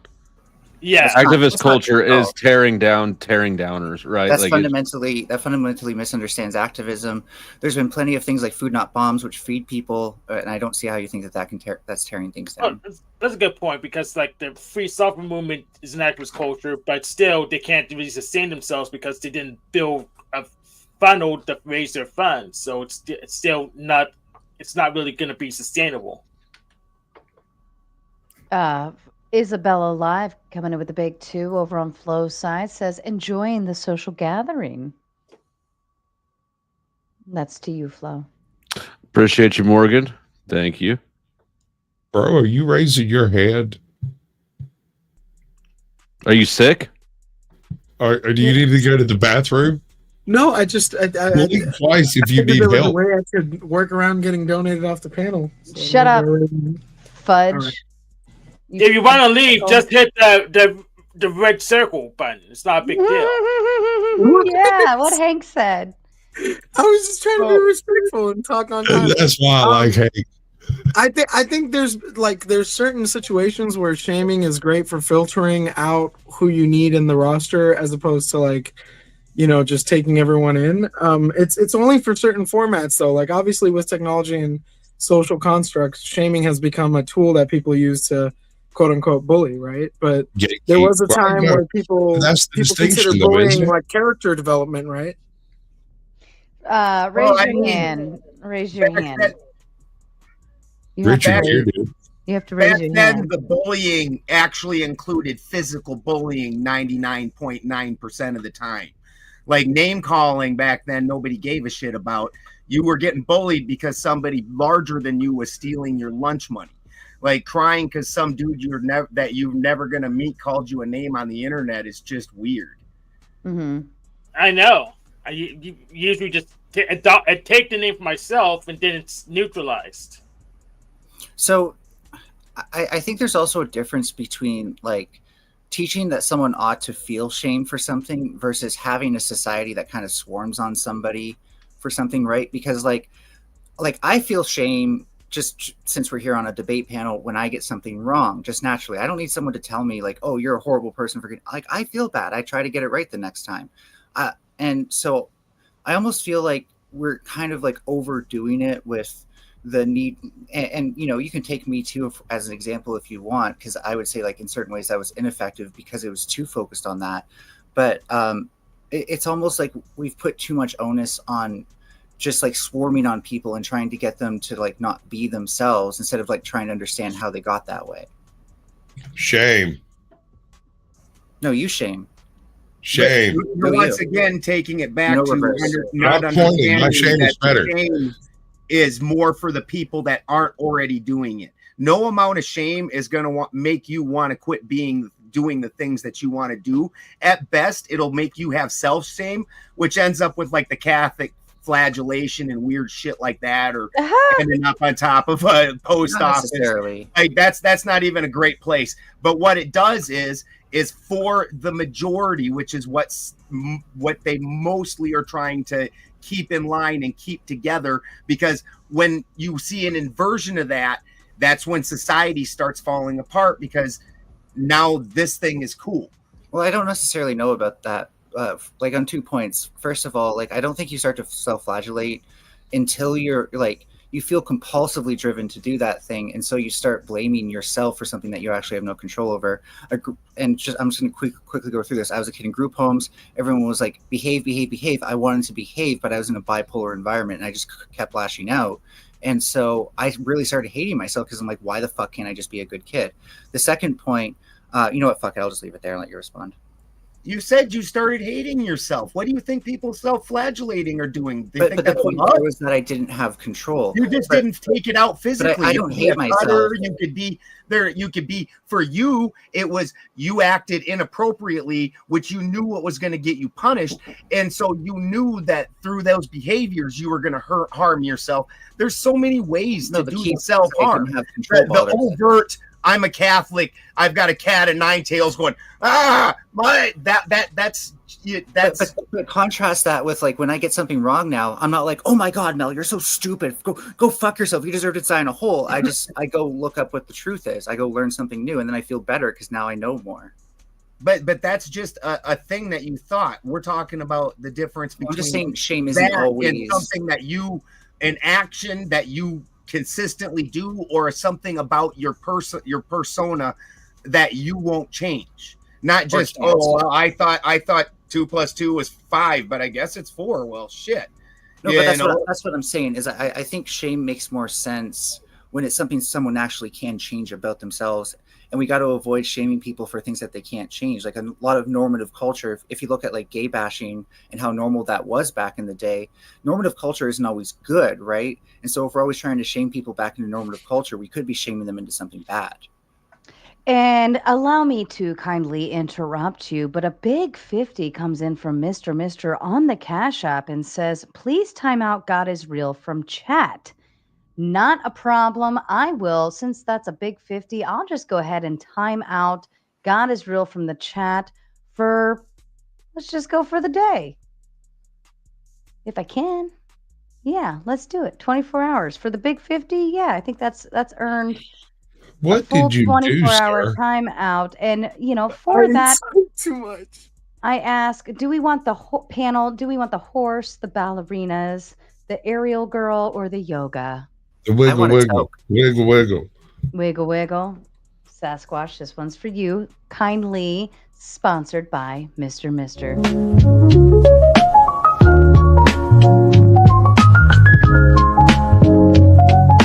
This message is sponsored in part by Mr. Thank you, Mr. And all right, boy, show me your hands. Now, as far as I'm concerned, God is Real is timed out on my end from the chat. Flo, I think you might have to do it on your end. I don't know if he's on Mr. side or on my side. Because I've only been typing on yours. Yeah, it's on both sides, so it won't really work. Yeah, if he types from the StreamYard chat, it goes to both. So, Flo, if he's over on your end, you'll have to assumingly turn that on that end. And you know what, Mr. did do solid enough that if he calls it on my end too, he gets it. No additional contribution needed. I think that's fair, only because he's on StreamYard. He has access to both. Right. So Dipshit, you're timed out. Although he is a club owner tier member. I don't know, man. This is a hard one because Mister's donated more than AJ today, but of course. I just showed up. These guys got crazy numbers. AJ likes to stomp on the lines a little bit, but I don't know. This is difficult. You know what? I'll leave it in Mister's hand. Well, is Mister typing on your end or my end? I assume that. I mean, he's on your end right now. I assume that he's been back and forth a bit, though. Is he on my end? He cash apped. I don't see him in my chat. Yeah, he's over here in your chat. It says just from chat. Oh, he's not I see. Never mind. I see it. Just from chat. Yeah, and he even says, "You for real? Stop spamming, or I'm gonna boot you." And you did. And even though everyone hates you, you can come chat in my chat. I don't mind. Yeah, no, he's booted from my chat. So if you stay over on my end, you won't see him. So I just want to say to Mister, I think your abuse of money to have mod powers you don't even deserve is a flagrant violation of social norms, and you should be shamed, sir. Oh, no, this is normal. Flo and I allow the chat. Let Mel do Mel's thing. Sarah, I'm trying to get him to time me out. Luka Doncic is in the Lakers. Let's get it. All right, but before that happens, if it does, I do. This is a legitimate. This is not a sarcastic question or a dig or anything. Do you think that for some people, being trans or even just gay might be a form of self-flag, whatever that word is, if they've been, called gay too much when they were kids or something? It's probably very rare. You think? Well, yeah, having met a lot of trans people, not a lot of them talk about it like that. Well, yeah, no, I don't think that they. I suspect you wouldn't even really notice it consciously, but if you don't think it's a lot, I'll accept it. I don't know you. Hold on, somebody's got the feedback. Untrackable. No, I just muted and it's still going. It's untrackable. Untrackable. If you have the stream pulled up somewhere else, if not, if you unmute, I can edit mic Save settings. it for the and Furby. see. Sorry, Sarah, but this guy is like fucking going nuts on me. I mean, Mister, you know how to get her off the panel, and then she can't talk to you anymore. Shame, go ahead and not unmute Untrackable. Untrackable, unmute yourself. There you go. All right, let me check out. There we go. Let me try that. I don't hear myself now, so I think it's okay. It was happening while he was talking. It was so flow state. Flo, can you talk? Mic check. Is it smooth? Yeah, it seems fine now. I'm on headphones. I'm 99% certain it's not me. It's okay. I think it's done now. I think we're good. Yeah, I went to settings and clicked the buttons, and so if you can settings, hear me. Click buttons. No, we're good. We're good. Yep. So what do you think, Untrackable, about shaming? Do you have thoughts on the matter? Well, I left a comment earlier. It was, do you get to put shame on me, or am I expected to feel shame? Because sometimes you can feel shame based off of your beliefs and knowing that you failed, or is it on the community to put the shame on, like shame you should feel shame, but if you don't feel it, is it real? Without a preconceived notion of the society thinking that something's not right, why would you feel shame in it in any way? Like, where would you get that notion? That's exactly why I suggest we bring back the stockades and throwing rotten fruit at people. Yeah, the teeth isn't in the shame, it's the denial of service to the system. Bro, I think that would backfire. Like, I would be, if that shit happened, I'd get out of those stocks and I'd have a list. But the next generation would understand, right? I would. No, the next generation would be full of orphans. Oh yeah, I mean, I'd probably be going around trying to track the people who strong food items. But no, what if it was your Gigi came up and hit you in the face with a rotten pear and said you're It was my disgusting? Gigi. My grandma's the only one who sent me a letter to jail saying, if you'd You're- read the Bible more like I told you to, you wouldn't have turned out this way. Can I just point out that all this like, Ask me talk where she about- is now. All this talk about rotten fruit on Sarah's panel. Oh, Shame. Shame. It's reprehensible. It's fucking reprehensible. Shame, Flo. I actually do feel You're shame a for that reprehensible one. bastard. I You. feel shame for that one. That's God how damn it. it works. That's when it God. works. Yeah, Like yeah, we said, yeah. impulse Burning in hell control. for that one. You talk to me about Uh. discipline, big bro, and then you have those impulse control issues. What is wrong with you? Look, I'm not even that good at impulse control. I can tell. You're so ADHD. Oh my goodness, what a troll! He changed his icon for that too. Nice. Can I just point out there's been a lot of talk of rotten fruit on here, and given that this channel is called a rotten tomato, I think that's a microaggression, and we should. I'm ban called that kind a of speech. raging tomato, not a rotten tomato. But Exactly. I do Dun, call, I dun, do dun. answer, I do answer to the rotten tomato because I know the trolls out there like to call it to me as if it's some kind of an insult, but like it's My kind of favorite a was compliment. Raging Potato. I love that. No, That was angry, so no, good. angry potato. Oh is my yeah, angry favorite. potato. I Angry like potato. sleeping tomato. I like sleeping tomato. Wait a second. Angry Potato was an auditor on the West Coast for a little while. I like moist potatoes. We need to be friends. Whoa. Ooh. Wait, what? The What? angry potato, the real angry potato. It became later, I think it became furry potato later, I believe. When you guys say angry That's potato, I called just think of the potato It's a character from gerbil. Toy Story. You know, in Toy Story, the potato guy. Mr. Potato Head? Yeah, Mr. Potato Head.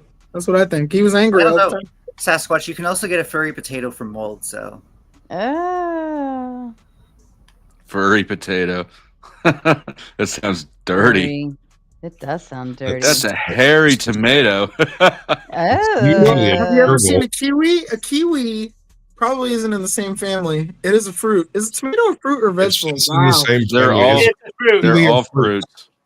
Okay, So well, if you think about it- kiwis have what you would know as hair, right? I mean, what's the texture on the outside of the skin? It's kind of hairy. It's more veiny. Oh, Trust me, when you Jesus. stick it to your lips, you can tell. For all practical purposes, when you think about it, a fruit is something you can pick off of the plant. With a vegetable, you're taking the stalk of the plant, and then with like legumes and things, you're taking Fruits the root have- of the Legumes. root. of Fruits the- have seeds. can I also just point Legumes, out Did you know legumes there's are actually a court seeds. case? There's a Are- court case hey, over whether I'm talking. Shut the fuck up. There's actually a court case on whether tomatoes are a fruit or a vegetable, and they actually determined that because the common Oh my god, that's acceptance- so interesting, Sarah. Shut up. The common acceptance is a vegetable because it had to do with like the taxing of it on the imports. So they determined that because the common acceptance is a vegetable, not a fruit, therefore the tax on it would be based on vegetables, not fruits. Flo, just because you have a Amazing. character limit for Did what you can just listen to. Sasquatch out for a second, honey? Isn't that ironic how like we're talking about basic did. agricultural things that got screwed up, and it's pretty educational, and then Flo's over here trolling, even though he will give attention to people who have no idea of how the law actually works. I do My want to God. point out one more factoid. In about California. Fruit. Fruit are the reproductive organs of a plant. Yummy. Okay. That's what you're eating. You're eating its genitals. Absolutely. Flowers. Well, Flowers except They are for like- reproductive legumes, it's a organs. reproductive organ underground. So it's the same thing. And then vegetables, you're eating the actual body of the plant itself. I mean, yes, the flower is too, but the fruit comes from the flower flow. Thanks for playing. Well, speaking of fruit, Wrongful Rage coming to the Big Ten says, is Granny pushing up daisies? Why the granny hate? Shame. Also, Melanie didn't acknowledge I used the name and not Furby. The Furby so isn't here right now. 10 in the back. Furby isn't For the here. poor children's. You got 10 in the back, Furbs. Your timer. That's is both set fists. now. That's Sorry, both. Furbs. Sorry, Furbs. I thought I was going down with you. I'm sorry, Furbs. So the law's pretty simple. It's pretty much might makes right, but it's a video game kind of thing. So it's pretty simple. Thank you, Wrongful Rage. You lost me, Hank. Right when you started talking. You know, Hank's got a tendency to make a lot of sense just until he stops. Oh, he's right. squeaking again. He turned into Are the you squeaky okay? shopping cart. We didn't get I love somebody Hank get so that bit much. some oil. I've known Hank for years, and it's just like sometimes he's right on the ball, and then he does it's almost a talent.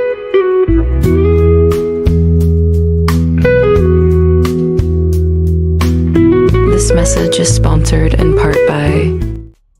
Oh, Yeah, I like she's that so one. good. That That was That cowboy girl was shut amazing. up. That Sorry. was for Wrongful Rage and his kind Riz Donuts. Thank you, Wrongful Rage. It's a beautiful woman dropping off of a horse. She's pretty sexy. Not gonna lie. Oh my God. Why do I feel like you want to be the horse? Listen, I'll Oh. never get to be the horse. In this life, I get to just be me.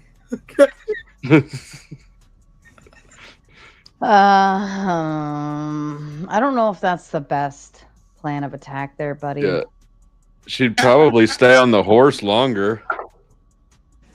I mean, it's just like No, she'd I'm never messing ride myself- the Go horse. for a good time, not a long I time. don't want to be the.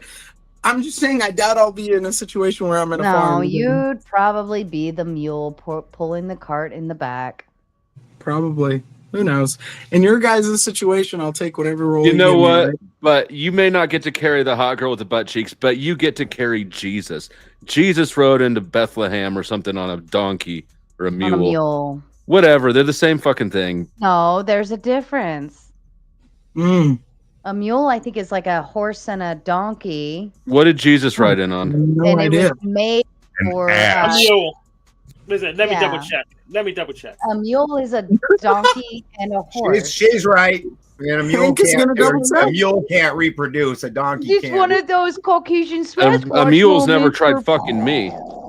Well, But- maybe. You know what? Maybe. Honestly, Maybe- Man, I seen your ass cake thing, bro. How do you Maybe you're expect not- a mule to want you? I Maybe saw you're your not- twerk. Maybe you're not good enough for the mule, Flo. It I'm would just need to honestly see offended. me twerk. I'm So honestly they offended. shamed. Why aren't we talking about camels? Why are camels being left out of the picture? How about that? Oh, okay, Durka, come on with the camel talk. Bring I the said camel. I said it. Why are you leaving the camels out the picture, bro? What you got to say about camels besides saying camels? I need I a just- camel. I don't have a problem You know with a that. damn shitting thing I about just camels? made a joke about fucking Why'd you mules. just hit mute? I don't have You started shame. the camel talk and then you hit mute? What the fuck you doing? Hold up. Stop. Gentlemen. Flo, why are you interested in fucking mules? Because apparently they think they can't reproduce. I'm just saying, let me have a crack at that mule. It'll have babies. Little ugly ones with an attitude, just like dog. Flow mule? Somebody mule state. somebody Mule state. I just glitched out Sarah. Yeah, it's gonna be It'll a minute. the mule state. That is it. Flo's Come gonna on, just man. handle Glitch, that dragon glitch. threat. You know it. All right, bring it back to shame, gentlemen. Let's go Okay, back to the okay. topic. How about this? What about women who are trying to find love again that have children as opposed to women who don't? Good topic. I like it. All right. Nobody will love them. What's that got to do with camels? I What's have a got to do with controversial. it? I have a All right. controversial take on that one. Okay, go for it. The children have nothing to do with this equation. Children didn't choose to be here. So how you treat the children should have nothing to do with how much of a hoe their mama is. I can agree with that. But why would you date the mama if she's a hoe? Well, if she's got a whole bunch of kids, it's evidence for sure that she knows what she's doing. Oh, that's a She good point. successfully accomplished the goal at least once.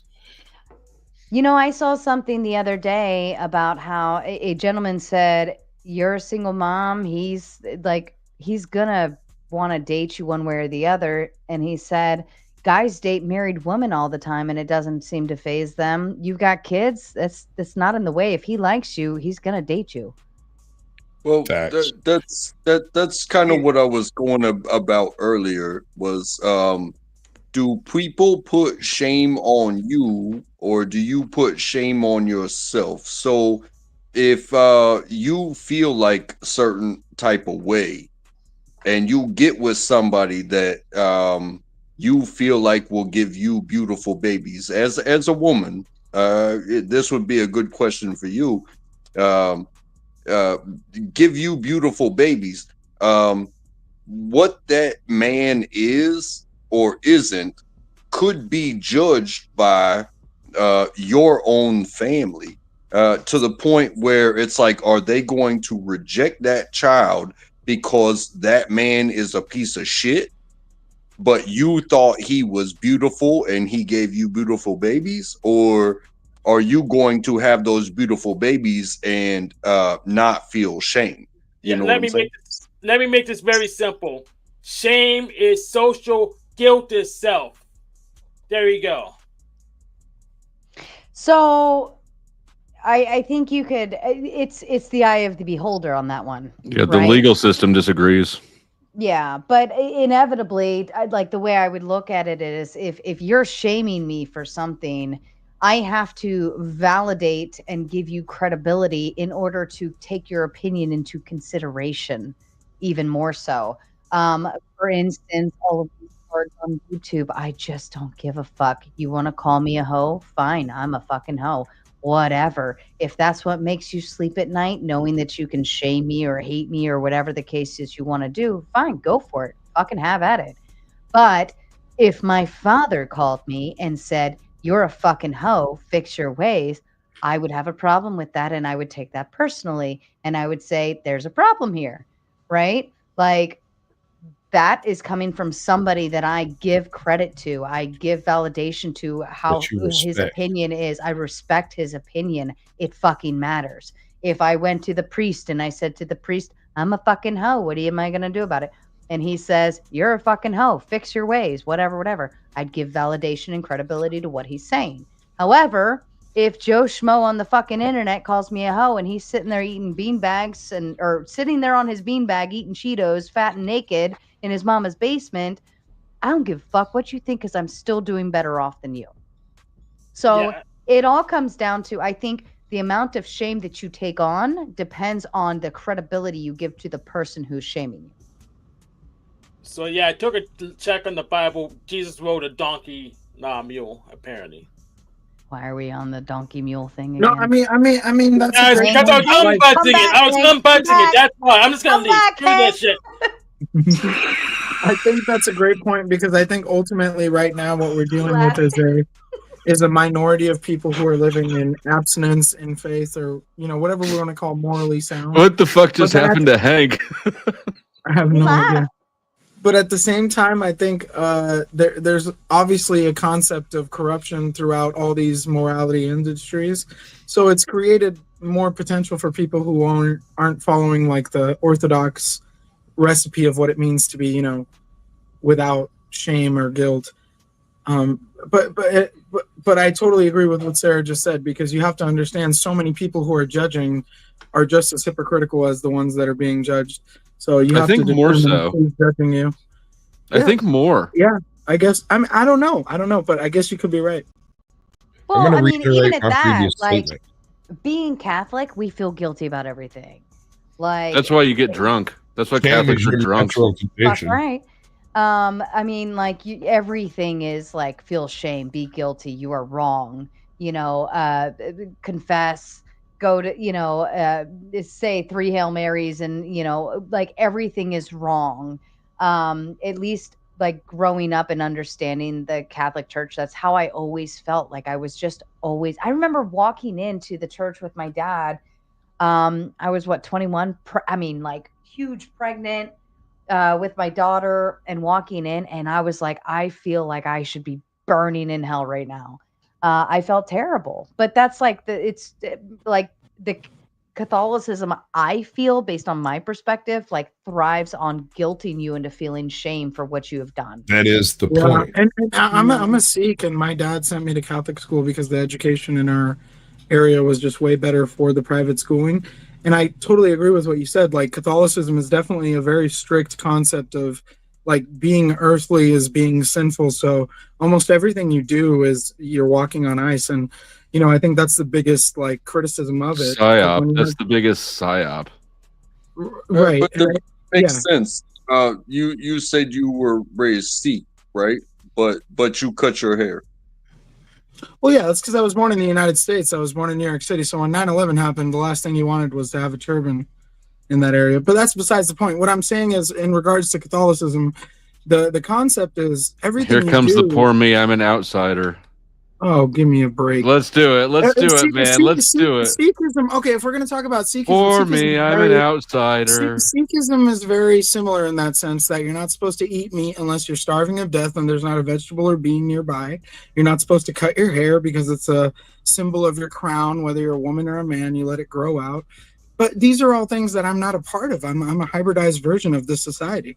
So I often find it ironic when you sit here and judge me for being a first-generation American, because I'm willing to talk about this stuff, Flo. I actually zoned out, so I Just don't know what. between me and you, bro. You know what? We You all know just what? just jealous. I don't even know what you're talking about. Flo's just jealous that you have something about your people. Yeah, Flo's just jealous that you have something about your personality that makes you stand out. Maybe I could push my dick in and I'd have something too. Oh my God! Read you your wouldn't. super chat, Flo. Hank said, "Thank you for the $5. I'll stop checking things for people who don't care about facts. It is a waste of everyone's time."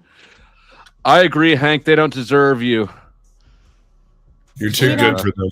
We should be shamed, Hank. We don't deserve you. You're too good for us. You are the great fact checker. She's being sarcastic, Hank. What color hat did he have on? He wasn't the war hat, was it?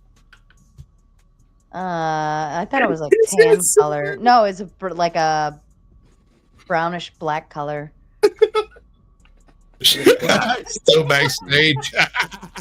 Huh? Like he's trying to Illuminati symbolism, subliminal symbolism us with that. Do you know what nitrous oxide is? Because it sounds like you do. Oh, I don't know. Maybe I do. Maybe I don't. I have no idea. It's laughing gas.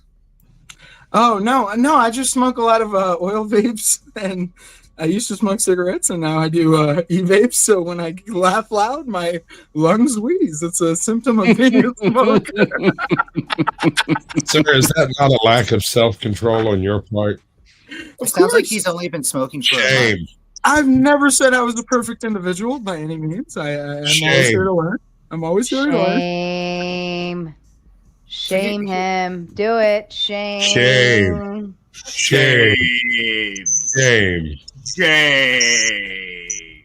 No shame. No shame. Shame. I know. You can see it. The shame is there in his eyes. He hears his father talking to him right now. Shame. I am just equally. I am just as equally. As I think you got him. Next one. Shame. Yeah, We will all fail. If you keep pointing Sasquatch, you're gonna like end up poking one of those lightning bolts and electrocute yourself. It's okay. Where do you think I got the white? That shit is cool. I think every creator should get that set up. Like that's pretty cool. Like a moving background. That's awesome. The only reason I don't like it is because it squares off your frame for your body. So if I have to get a picture, of you for a thumbnail, right? It's got this weird square line or whatever, this line that cuts you off. That's the camera. The thing is my camera does a really wide view, and all the settings are too wide for the space I have my green screen in. And so I have to turn my camera on the side so that I can have a clear picture for the green screen to work with. Unacceptable. You should fix it. Shame. Unacceptable. Yeah, he has to switch from OnlyFans to YouTube. So, yeah, mine's got various pussy roaming in and out. Depending. Oh my God. I know, right? Hi, Miguel. Are you with toxoplasmosis? Wow. Speaking of Jesus, this guy looks like a Spaniard Jesus. Wow. Okay, since we have a new person here, let's try to segue back into the topic. Should we shame the Jesus lookalike? Shame. Yeah. Well, what do we shame him for? Can I Look, say something? that's not a real Jesus. Jesus' beard wouldn't have been so shaped. This was his hipster Jesus. Shame on you for trying so hard to look like You know whose beard is shaped like that, though? Hipster Jesus is good. The devil. I think that's, Cool. So we're not big on actually talking about the topic tonight. That's cool. First, I want to say, Jesus, You know fucking what? Mel, all of these gentlemen are mainly from Flow State side, so we can just blame Flow State for the shit show of a topic. Like somebody else that you blamed before who took the blame for your sins. But you see, Flow State, I don't think he actually ever does feel shame or guilt or any of those things. He so doesn't. it doesn't matter. At this point, you guys are like, But you know you what? guys are like This is Pepsi and why. Coca-Cola. Pardon me, I You am talking. This Sorry. is why I love Flow State, because Shorty don't give a fuck. You guys are I like mean, Pepsi and Coke, to a okay? fault. You're both the same thing. One's just got a different level of sugar, and you're sold in the same section of the store. Okay. You just call Who's, them both who's basic bitches. sweeter and who's more? Who's I'm diet. so you're disgusting, is what you're saying? Yes. Did you just say your Flow State light? Yeah. Okay, but Flow here's State for my women? point. Here's my point. Why would I care about the opinion of someone who actually doesn't give a fuck? That should actually be the only thing you ever say about anything. That's is the you don't point, give a is fuck. that you know he's gonna give it to you straight, but you also the know ass. he's not gonna. We already talked about the asses, the mules, the donkeys, In the leave pussy. ass out of it. But you also know in that The same mouth. breath, he's not going to hate you for being disagreeable or being shameful or Right doing in the stupid mouth. behavior. In my mouth. Clip And I it. think it has a lot I think to he's a bit of say a about. try. Like my only thing is like there's a difference between like being approachable and just being like kind of like a tryhard where you actually just go after everybody you can. I do that online as part of a character, and I embellish it, but it's not really like a fake. Well, I think if you're like Flo and I think that's what makes us mildly different. Is I'm significantly less approachable than Flow State, but Sarah, I smile you're more more. approachable because you don't just look for reasons to talk shit to everybody. Right, but Melanie, Well, don't you but think, that's the platform I stand on, right? I stand on a neutral ground where you can bring your opinions here. I don't give a fuck. I'm not going to boot you just because you're speaking crazy stuff. I might tell you you're stupid, but I won't boot you. Flow State will fucking boot you. I mean, if you're too afraid to have like a natural conversation with someone you disagree with or don't like for some reason, don't you actually really give a fuck? I do give a fuck. I do give a fuck to allow. I think that again, that's No, I think I'm talking Flo to Flo. gives a That fuck. was I that- think that was Flo that gives Flo, a yeah. fuck. I think Flo gives a fuck too. It's just in a different breath, right? I think that he gives a fuck by way of he wants to have the conversation. He wants the pushback. But if you get too tarded, he's done with you, right? I was busy screen recording. Then the mouth thing. What happened? That's In funny my to me mouth.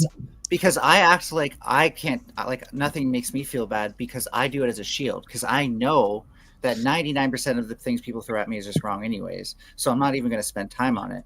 But Right, the but- reality at the end of the day is you put up that shield because you're vulnerable, and I also know that about myself, and I can even admit it. I'm not afraid to admit it. So when people act vulnerable, like that, I actually get Flo very takes suspicious. advantage of me all the time. Right, but Melanie, I will say this just from my experience, and I'm not disregarding your opinion by any means. Just from my experience, I look at our society today, and I see when people that are hedonistic, unserious, coming off more serious, it says a lot about the people that proclaim to be coming from a place of benevolence, right? Like when you see somebody like Flo doesn't really have malice content, it's just messing does. around. Like I don't think so, because from my experience, like I said, my experience with him has always been when we get to the serious conversation, he's willing to talk about it. But Do you think ultimately, first you know, impressions he's matter? a troll. Like Flo's a troll, but who isn't Do on the internet? you think first impressions matter? I don't think Flo's a troll though. No, and I agree with you, Sarah, but like I'm saying from my experience, like Flo will troll when it's content related, but at the same time, I found Flo to just coming off as being somebody who doesn't give you some like biblical prophecy to follow on YouTube. He's actually like as an unserious, funny person. So here's what I coming find off more interesting. serious I to gotta me. cut you off. To Here's me, here's what I find he interesting. comes off more serious to me. That's all Yeah, I'm just start saying. yelling more. That's Start all I'm yelling saying. more. So here's what I find interesting is that I've seen that malice, and what I've noticed from Flo is that he only shows that malice when he knows that the entire chat is against that person. Otherwise, he's very reserved in that sense, and he tries to play it off as trolling. So I just want to say, like, looks can be deceiving. I think I've seen a different side of somebody who definitely tries to play a front. I don't know, man. I think we're all Americans, and at the end of the day, whether it's Jack Talcott or Flow State or all these people, I see people as their own American cultural forms from their regions.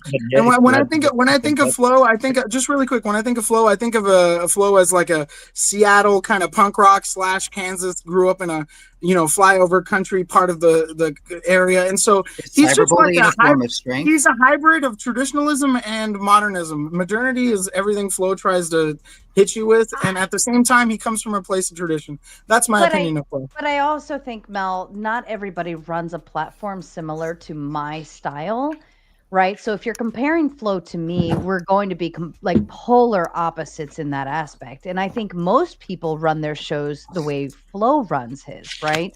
He'll accept some pushback. Here's the dichotomy. Hold on. Let I me think you're genuine. That's the difference. Well, but I think at the end of the day too, I have to keep myself a step back, because if I push forward, then nobody from the opposition or whatever side I'm taking, not taking, whatever the case, is going to want to or feel comfortable coming here, right? So I choose to hold myself back from like pushing my opinions out there too strongly. Like Throwdown Thursday's mildly different. I push my opinions out there a little bit further, but overall I keep quiet, and I do it on purpose because I want people to feel like this is a place where I allow a common ground for everyone to come and be. Whereas Flow doesn't offer that necessarily. Like he's not banking on a neutral platform. It doesn't matter to him. Asking for a neutral platform, though. Like what I'm trying to say is that what people are trying to label as trolling or something that's like the honey badger defense, to me is like him covering up a massive vulnerability, one that I recognize very well. It takes one to know one kind of thing. And I just have to wonder, like Flo, when you came at me when I first came on, are you sure you weren't just intimidated by me? Because you went like over the top with the try hard shit. You were screaming over me. You wouldn't let me talk. It's like you were kind of actually afraid of me. Are you afraid of Melanie, Flo? Phobia. I'm just letting you guys get it out. I'll wait. Well, no, that's what's great. Is like I've actually given Flo a couple talking points against me, but he's apparently not listening, so he's not even going to come up with some good arguments. Well, while Flo is formulating his arguments, Wrongful Rage coming up with the Big Ten says, "Good night. I'm off for now. Gotta close and shame my employees into doing my work. Big dick energy." I replaced a word for you, Wrongful Rage, because it was well deserved. And shout out with the big Riz Donuts for the big dick energy in the house. Thank you. God damn, Wrongful could you Rage. glaze any harder? I'm glazing. I'm not that having donut. to think about a response. I know my response. I just don't want to give it. I just because we're just asking about what I think. Fox is a much stronger avatar than the Furby. You know, you got to give it that.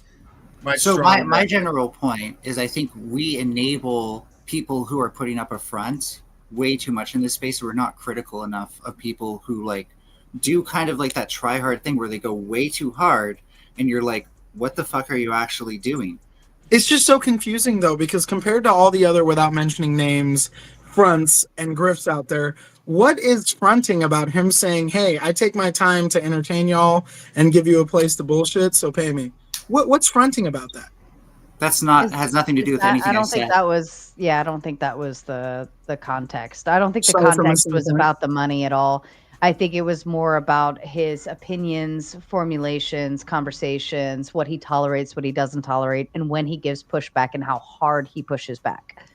Jeez,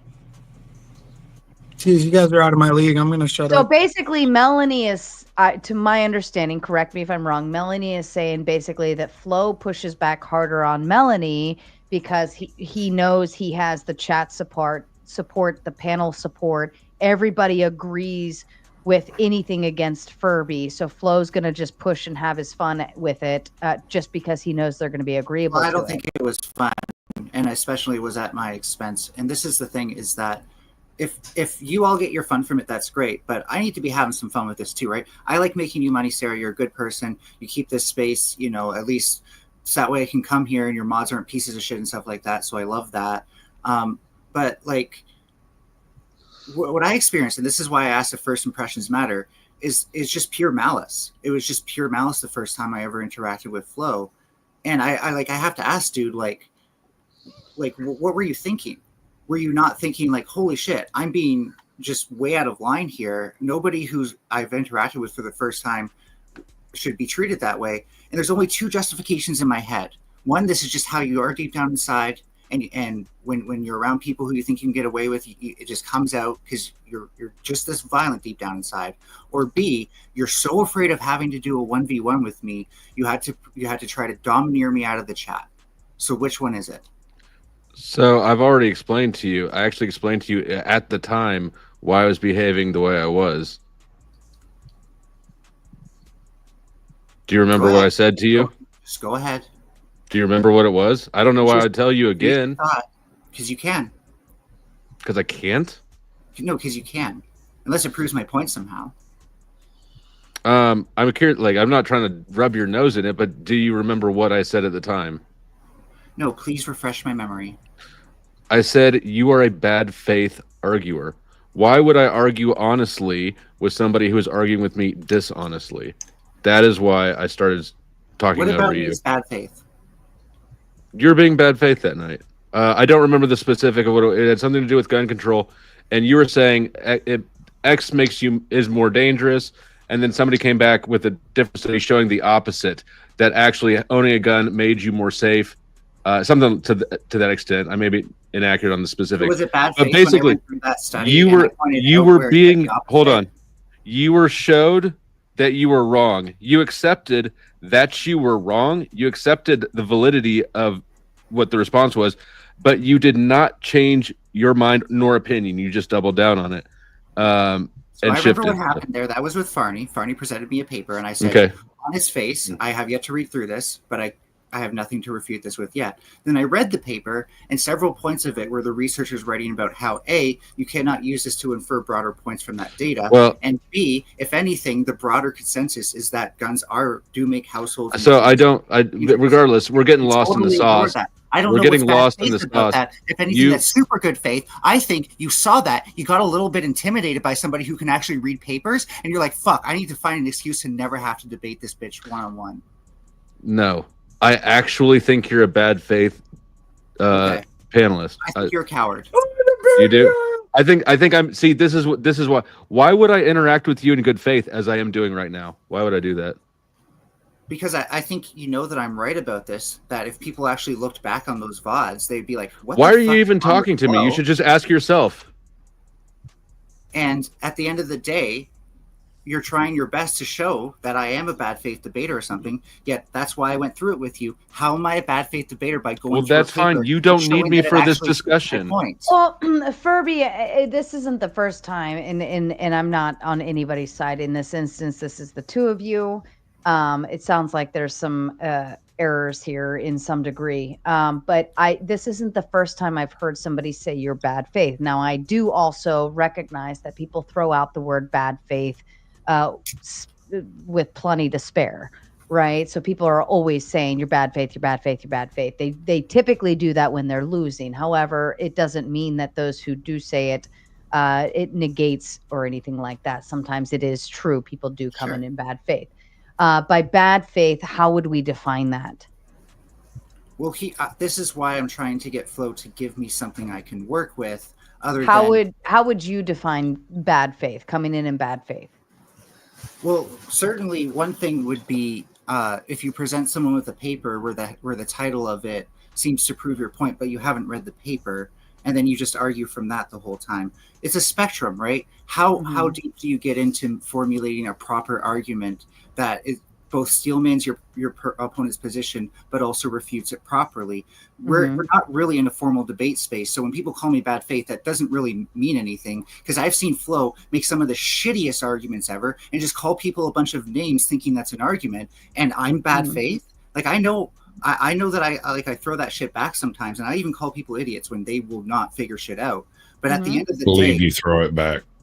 But at the end of the day, I try to come with facts and stuff like that. I actually, when someone presents me with information, I try to go through that. I'm 99% certain I'm one of the best faith people in this space, and people who who actually can't read papers and stuff like that see that I can and think, oh, I have to come up with an excuse. She must be bad faith because there can't be anything wrong with me. I'm flow state. I don't feel shame. I'm fucking perfect. And so I'm just flow gonna let you know, state. flow state. Well, hold on, everybody else. Hold on, I everybody else. Go ahead, please. Furby. Finish up. I'm going to let you know, flow state. If you want to prove me wrong, ever do a 1v1 debate with guns on me. Go ahead. And I don't flow want to state, prove hold on, anything hold on. to you. Flow state. Then I'm right. Thank you. You concede. Pardon Thank me. Flow state. How would you define bad faith? Somebody who is dishonest about what they think or why they think it, and I don't remember the specifics of the argument earlier or that we're referring to, right? I don't remember the specifics of the incident that was the catalyst. I do know that there's no possible way you read a study in that short a period of time because your response was immediate. No, it wasn't. It was And like so where it was bad faith in my mind is because you dislike guns, right? Then that's fair. That's your opinion. You can have it. Flow state, did you not But say I concede? can I answer? Do you want to respond? And then I was apparently let bad Flo go faith. because Flo was letting you go. So let him finish his thought process. And we'll get You back to dislike guns, but it's not for the reason that you stated because you were shown that reason was actually the opposite, right? So, No, it who showed a knows? headline that made it seem that way. I And then when don't actually recall, read the paper- and you accepted that. You accepted that. So again, I don't recall the specifics well enough for us to parse out that. But it's definitely not the only time I've seen you. So if I grant your definition, then I have been bad faith. Yes, I've even argued positions that I knew were wrong to try to get an argument of my opponent, knowing that they wouldn't otherwise make it unless they thought it was a direct opposition to me, because that was their motivation. However, I disagree that that's the definition of bad faith. If you look at formal debate, being able to argue the opposite side is one of the number one skills. You're misrepresenting yourself. Not necessarily bad faith for doing that. I 100% stand by all my positions. I know I'm right because I actually do the research behind my positions. Gaslighting? Yeah. Untrackable. You had Is your that good hand up faith? if you want to add in. Hold on. I don't gaslight, so that's fine. Hold on. Let Untrackable add in. Yeah, I would say when it comes to an argument, if you're going to use paperwork and studies and things like that, but especially in a platform such as this where people are literally talking to each other, if you can't pull up something from your personal witness, if you're just going to argue the written words of somebody else that claims to have gone through what it means to carry a firearm, what it means to use a firearm, and apparently that was y'all's argument. Are you saying anecdotes are superior to like actual data? Hold on. Let him finish, and then we'll get back. I'm trying to see if I'm following what he's saying. Okay. I see what he's saying. I think he's looking for anecdotal experience, but I actually have some pushback on that. But go ahead and finish Untrackable. Yes, it could go for anything, but there are lessons to be learned from the written words. However, there is only so much experience that somebody can have before they speak on a subject and argue it to the truest extent, because of, hey, am I going to sit here and argue somebody else's experience, or am I going to bring something? And let me correct this. She's speaking of data and studies that are being brought to the table, which is an array of experiences brought into one research paper. So I wouldn't necessarily boast against that. Melanie, to you, because you did mention you might have to leave soon, so I want to make sure you have all of your words in. Yeah, it might even be safe just to drop off now before things get noisy in here. But so I think data is more robust than personal experience. People are prone to confirmation bias and things like that. to where something might seem real because you experienced it firsthand, but when you zoom out and look at the actual data on things, sometimes personal experiences don't tell us about the true nature of reality. That's why science exists, folks. So anyways, empiricism for the win. Flo, I hope you'll man up and 1v1 me. Otherwise, I guess I have your balls in the vice. Have a good night, everybody, and thank you, Sarah. Why are you leaving now? We're having a good faith discussion. She already did mention earlier that she only had like maybe 20 She minutes. mentioned 2 minutes ago. I might have to go shockingly soon. No. Go further back. She mentioned she might only have about 20 minutes, and that was about 20 minutes ago. So so that's and Mel usually stays on as long as possible. So she's not a rage quitter, based in my experience. So I give her the She leave said that, she... and she said that an hour ago. Okay, well, it was fair enough. She stayed on. So here's the thing. Well, hold on. Miguel had his hand up, so I want to let him have his moment, and then back to you, Flo. No, maybe let's finish this, first. I'll Okay. let him finish so we can actually talk afterwards. It's good. You want to I'll finish? put a. I like it when men like to finish. Oh, Sarah. I can. That was good. Me too. Who is that, a pussy? You're talking to a Portuguese man. Just Come on. in time. Go ahead, Flo. I don't want to finish too soon. Are you sure somebody else doesn't want to go first? No, the Portuguese guys wants to finish last, man. I Cristiano can end it off Ronaldo. a little longer. Which You one's better the go nice first. guy? Who's the nice guy here? I think it's Miguel. It's not me. Go ahead, Flo. Okay, so let me just put a bow on it. I don't know how much harder Mel can project. I told her exactly what my issue was. And I only brought up one issue, the first impression issue. That was my issue then. Since then, I've gotten to know that Mel proposes things that I find reprehensible, and think even less of her. So I think that I gave her a lot of respect and sincerity in this response, and all of it just bounced off like water on Rain-X. So I'm not going to debate you. You're bad faith and absolutely a gaslighter and disingenuous. Yeah, I think bad faith, like how I would define it, is like negating facts, or you ask me a question, I give you an answer, and then you tell me that's not the right answer or something, or you tell me how I feel about something, or you come in completely dislodged on the content or the topic in and of itself. Like that's how I would define bad faith, but I think bad faith can kind of it can also still depend on who is saying the words, right? Because I feel like everybody and their fucking brother says that's bad faith, that's bad faith. Yeah, it is definitely overused. It's way overused, but I think. Go ahead. I think it happened here. I think this. Have you ever seen me? How many people have you seen me just fucking start shouting down and not letting them speak because I decided they're bad faith? You're actually, you know what? Actually, maybe two. You're actually really good. I will say this. You're actually really good at letting the panel and interjecting when you feel the need to. You don't often like just come out and chastise often, but when you do, it's incredibly meaningful. And that's why I like having you on the debates, because when you're gonna say something, you fucking mean it, or it's either gonna be like a funny one-liner, or you've put thought into what your response is. But you're not a mic hog. You don't like negate stuff that's being delivered to you often.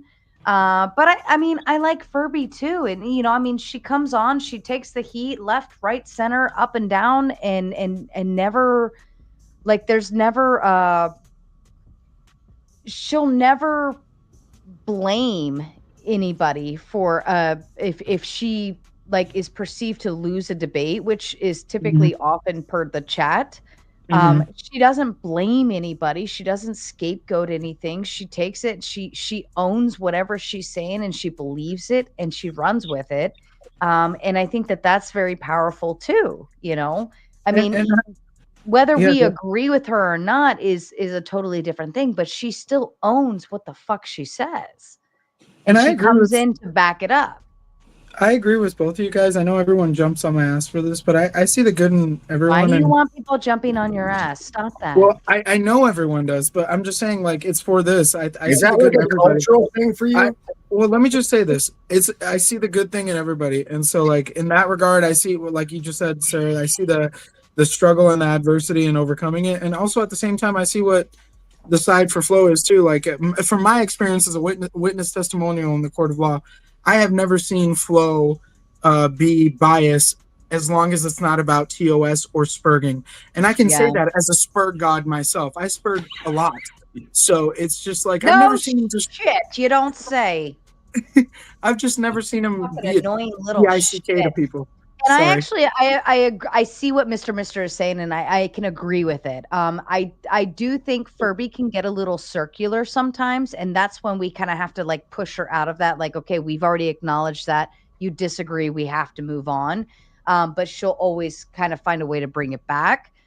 So maybe that would be a point of a teaching point, right? To say, all right, if you know that you end up becoming circular every time on an argument, maybe find ways to push it forward. So I like teachable moments. I like learning from like where I fail. So if people come back with feedback, I think it's very genuine and helpful.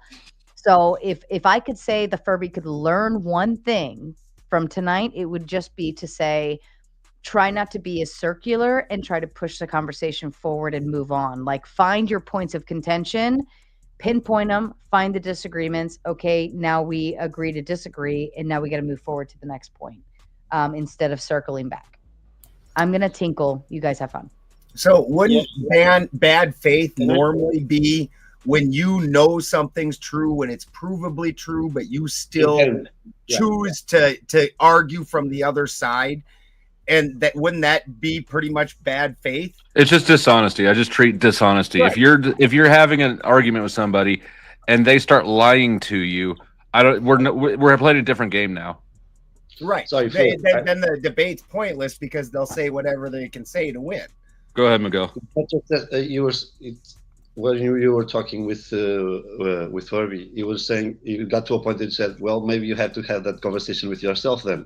It's when you guys to a point that it's a circle, because I think he wanted for you to concede or something. So it was just poking and poking and poking.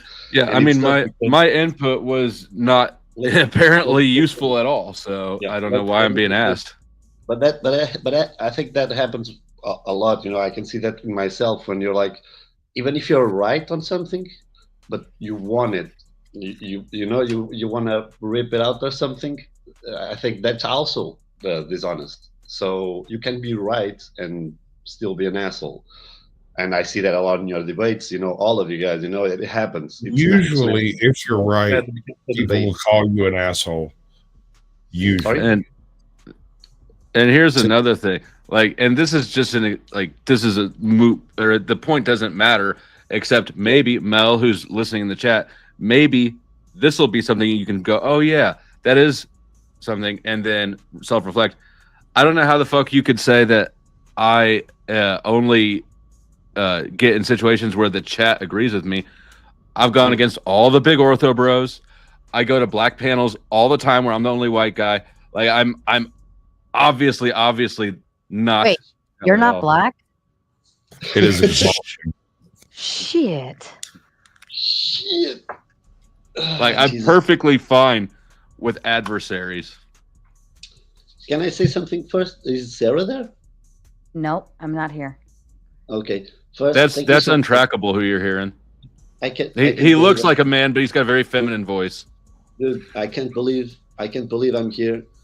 And I've been watching this for like a year. I saw that debate between Alex and Andrew. It was fun, and it's been fun since there. And the Raging Tomato evolving, it's so tough to be polite. I turned into a fruit. I evolved into a fruit. Great. So thank you so much. And second, it's I think we can have some nice touches here and there in the conversations of guns and others, because I'm in a country that it's one of those countries that was molded by the US apparatus. They give it, you guys, the CIA. Sorry? The CIA. Yeah, it's crazy. We think ourselves that we gave ourselves the liberty in the 25th of April, 1974, and la la la la la. But we had your boats and your tanks and your shit. It was military. It's crazy. Us losing our colonies was all CIA, all the state's apparatus, and our thinking of what is to own a gun and to be free. It's the dream that your governors want. Portugal people, the mindset that we have would be perfect for your governors. It's so funny. This is a socialist imperium. It's fuck. No, it's really, really, really interesting. So I think you're being baited, Flo. What? I think you're being baited. She By wants a Melanie? 1v1. Wait, is Melody a master debater or a masturbator? She I wants a can't tell. 1v1. Are you being baited? Do you want a 1v1? On gun control, no. No, we've already had this conversation, and it's just an exercise. It's just an exercise in frustration. This is a bad faith. Look, I'm literally going to say it again. Melanie interacts in bad faith, at least on this topic. I don't know why I would want to put myself in that frustrated situation again. Do you want a different topic? I'd consider a different topic if there's one that we haven't covered already. I'm not particularly looking forward. I'm actually don't really want to debate Melanie. This is bait. I see that it's bait. If you find the right topic, it's not off limits. But I'm an amateur debater. I'm disincentivized to debate with somebody who I've already deemed bad faith. What topic would you take on Melanie for? Well, I don't know. I'm not going to go try to find them. Well, Melanie, I think you have to find one, baby doll. Like, I'm not doing the work to do something that doesn't sound fun anyways. How about the current administration's take on the biological referendum on genders? Oh, that would be a good one. Would you take that on? What was the topic? There are only two genders. Would you take that on? Sir. It just seems like low-hanging fruit. Pause. I'm a Well, vegetable. the issue there is with definitive points. The definitive is there are two sexes and as many genders as you can make in a pop period. Where it's gonna boil down to how do we define gender? That's gonna be the whole debate. Yep.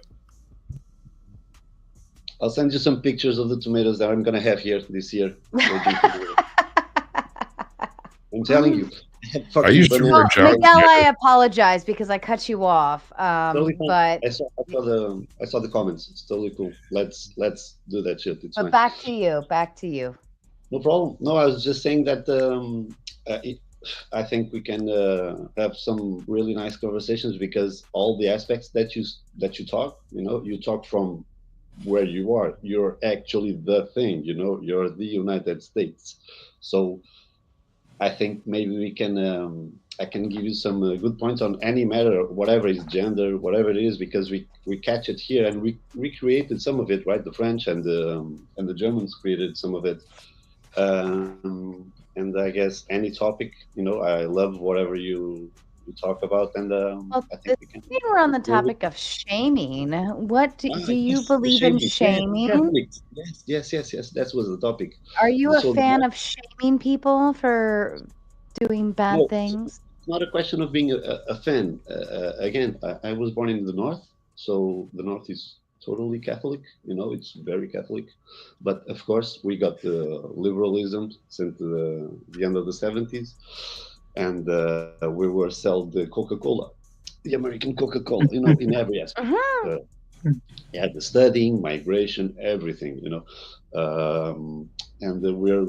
we're taking the rotten tomatoes out of it now. And about shaming, so we lost shame, right? It's crazy. It's crazy that I have a libertarian heart, and I look at what we're having right now, and from the States and from Brazil, like funk culture and Brazilian funk culture and all that shit. And you just have to agree with the fucking Muslims now. What the fuck is this? It's crazy. Isn't that crazy?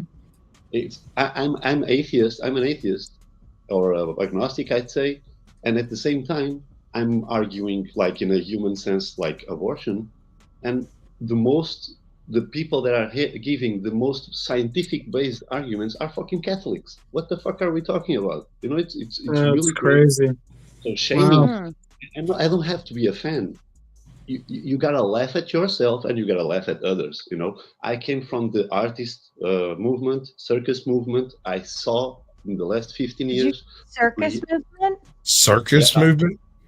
Yeah, I do. I'm a prop artist. I do body painting. I do all the plastic and music part of. You know, like Cirque du Soleil, Cirque du Soleil. You know? I have friends that work there. I've studied in Chapiteau, was the first circus school in Portugal. Super awesome place with all the works and features of it. It's a great date night. Sorry. So And let me interrupt for just a moment. There's over 100 of you little shits watching tonight. If you could just do me a kind favor and just rub that little like button, no matter which end you're watching from, which show you're enjoying, doesn't matter. Are you a pouty? Are you pouty? Are you a powdered dusty, or are you a raging tomato? Doesn't matter. Just rub that little like button. Give it a little love. Do your job. It's free. Thank you. Back to you. No, it's cool. I'm just saying that I saw the creation of the next generation that now is in FTP, the state television. It's in schools. It's in theaters. You know, and again, it comes from bottom up. First, you create the culture. You give people the incentive of thinking like this my bottom or up. that. Yeah. and can I interject? Yeah. And that is does the I think it's an age-old question. Does art reflect life, or does life reflect art? Because what I've seen, that depends on what you want to do. If you want to, you can use both. You know, it's like magic. You know, you can do good voodoo and bad voodoo, basically.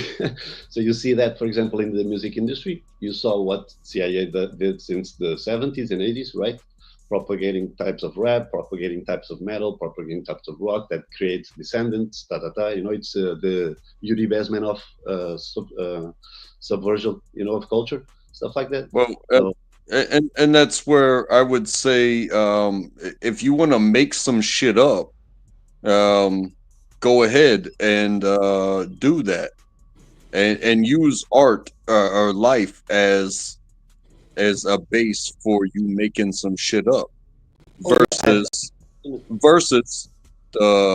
hey, I'm gonna create some art, but I saw some real shit happen, and I'm gonna base it off of that. You know what I mean? Untrackable. I think what he's talking about is the frequencies of the sound or the visual aspect of art, right? Like there's clearly a freedom in that form, but there's also a form of control that's been taken advantage of. And I think that's what he's talking about. Like, you know, everyone has a lot of opinions about Kanye West, but he was the first to come out before we called him crazy and talk about how certain frequencies are used in music to make us feel a certain way that could possibly end up, you know, with consequences in our life. But I thought that was intriguing what he just said. Just saying. Yeah, and I saw that happen in the idea of, for example, free art. You know, the free art. They it's crazy. They picked a shitload of kids, you know, maybe wealthy or good in life. They gave him that sense of justice, you know, and the social justice, and I want to help people and all that.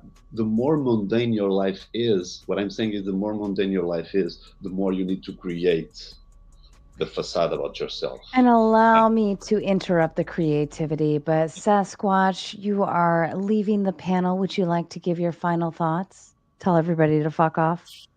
Well, debates are only as useful as your willingness to take on additional information. And so trying to challenge someone to a debate when neither side are willing to take on any information means you're basically just going to be screaming at each other for no apparent reason. Because neither one of you are going to change your minds, and neither one of you are going to take on information, so no communication takes place. Thank you. Have a lovely evening. Sasquatch out. Goodbye, Sasquatch. I love him very, very much. Not laws. Pick a priority: empathy or critical thinking. I have neither. Is that for the gender? I think for me, Critical empathy. thinking. I think Could be. Balderson. I think Balderson for me might have something to do with my upbringing or whatever, just the way I was born. But empathy will always overwhelm my critical thinking, and that may be a depreciation asset to the consequence coming ahead. But I don't know. It's like empathizing always gets the best of me. So, can I give you a specific example? Because I was ranting. Okay. Can I give you a specific example of shaming or how it can happen naturally? So, I worked a lot in the shows of transformism. You know, I love all that shit. You know, I just want to concise it like for adults. You know, and I've seen in You want to make it big like a penis? Or? I cannot. I'm not gonna talk about mine. You know, I'm married. We're going bigger? I mean, the bigger the better. I mean, We're the this most romantic. this is okay, but like this, we're really. So I was in the show where they had like This kind of show. this kind of show, that kind of show, and only my wife can talk about that shit. Not even me. So. We're good. It's fine. It's okay. So I was in a show with some friends, and it was how do you say, for this travesti show, you know? And I saw some cool shit. Whoa! Did you just say a transvestite show? Yeah, I've worked in transformism and all this kind of crazy shit. You know, Were you the transvestite in the show, or were you just no, like? I only play that shit with my girlfriends. It's fine. You know, I don't do public show. I paint other people. I do. Are you talking like a Rocky Horror Picture Show type thing where you're just acting? Wait, hold on. So you will role play that with your girlfriend? Is that what you just said? Let me just finish that, and then we can play around that. What did you do in the show? What did you do in the transvestite show? I was watching that show in particular. I was watching. The thing You were is, watching a transvestite show. yeah, it's just a parade or something like that. The thing is, people, because it's fashion now, people are really lazy, you know. And I have a fucking eye to it, you know. And just because you're pretty, You have an eye for transvestite shows? I have an eye for everything that is plastic. I can look at you and talk about you for an hour. Okay. Oh Just yeah, like you could talk about me for a whole hour. It's probably not that great, but go ahead. Okay. So the thing is, I saw some shit that made me fucking laugh, you know, because if you're just ridiculous and you think you're all la la la la la and it's all just fake and it doesn't fit, and I'll just laugh. And everybody around me was like pissed because, oh, it's about the identity and and like, I'm in a show, okay? If you think this is just so amazing and so strong, it's not, because it's everywhere. It's fucking easy and lazy.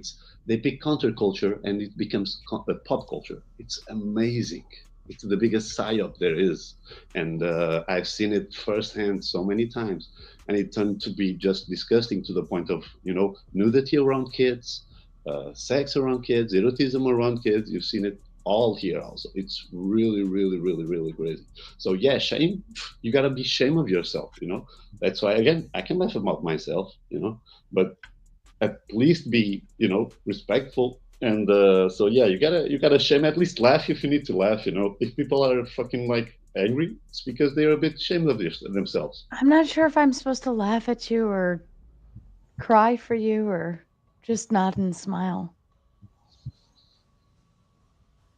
Well, that's another conversation. I think you just said what I said earlier was art versus life. They are both the thing that she asked. That's all.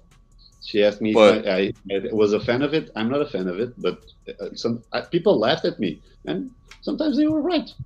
You know, that's you know, people have a sense of things. You know, it's yeah, women have a sense of things. It's an intuition. So I think it's just the struggle of your language. So because of how hard it was for you to explain that, it seemed like that was something you probably were partaking in. And so, which that just because of the struggle you were having with it. So that's where most people's minds went, I think. And I understand what you're saying. Like when I was young, like I've been in B&D, S&M clubs, things like that, and it's not something I've ever partaken in. But if I've never walked, your presence would suggest otherwise. I know, right? What I'm you saying know, is I went farm with it. We've got a different flavor out here. It's not leather, but you know, we got our own What kind flavor. of flavor are we talking about? You know, we got ropes, and I got a cow stanchion out there. You know, you don't even know how magic these hands are, Sarah. They're so good. Your nipples would never know what hit them. On God's green Leave my nipples out of this conversation. What I'm saying is, it's the normalization. In what world? I've never wanted to shrivel up into a ball so fast. I'm talking about the normalization of it. It's everywhere. It's in the streets, and people do He's this. talking about my like nipples. You're talking about normalizing my nipples. That is just outrageous, sir. How romantic. Balderson, we're gonna have to. What do you want me to do? We're gonna have to file a no contact order going forward. I put lotion on my hands. They're nice. Some Swedish lotion. If you keep haggling, I think it'll work. You'll get Put some sweet feet in the stanchion. I'm nice. See? I need more female representation. Beetle Babe, where are you? Beetle Babe to the front. Beetle Babe to the front. This is crazy. Leave my nipples alone. How we shifted from art into harassing Sarah sexually is crazy to me. Shame is just a question of it's an attack on normalization of those things that are just not normal. It's fucking. Well, no, crazy, bro. No offense, Hold on. Untrackable's heading out. Do you want to say any final words before you go? Yes, I just want to say thank you for having me. You know, the things that are brought up are just as they will be, and there will always be new views on them. And so, thank you for having me, and thank you for the new views. Keep doing what you're doing, and hey, we all move on. There will always be a tomorrow, and unless you don't believe in it. So thank you. Yeah. That was deep. So deep. Okay. So deep.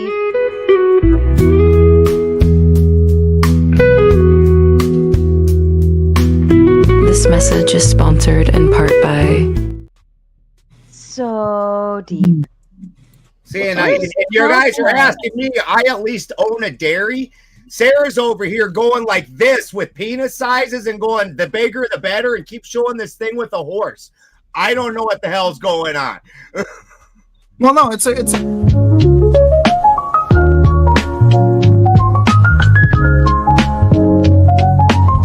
message is sponsored in part by I don't see you complaining. You temptress.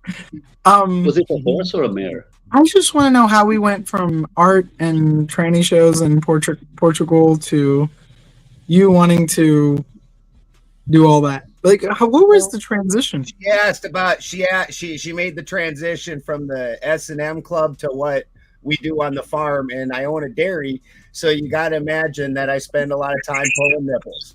That's just I was born in a farm. I've done that shit. Unacceptable, Beetle Babe. Unacceptable. Oh shit, man! Can't pay for this shit on Netflix, bro.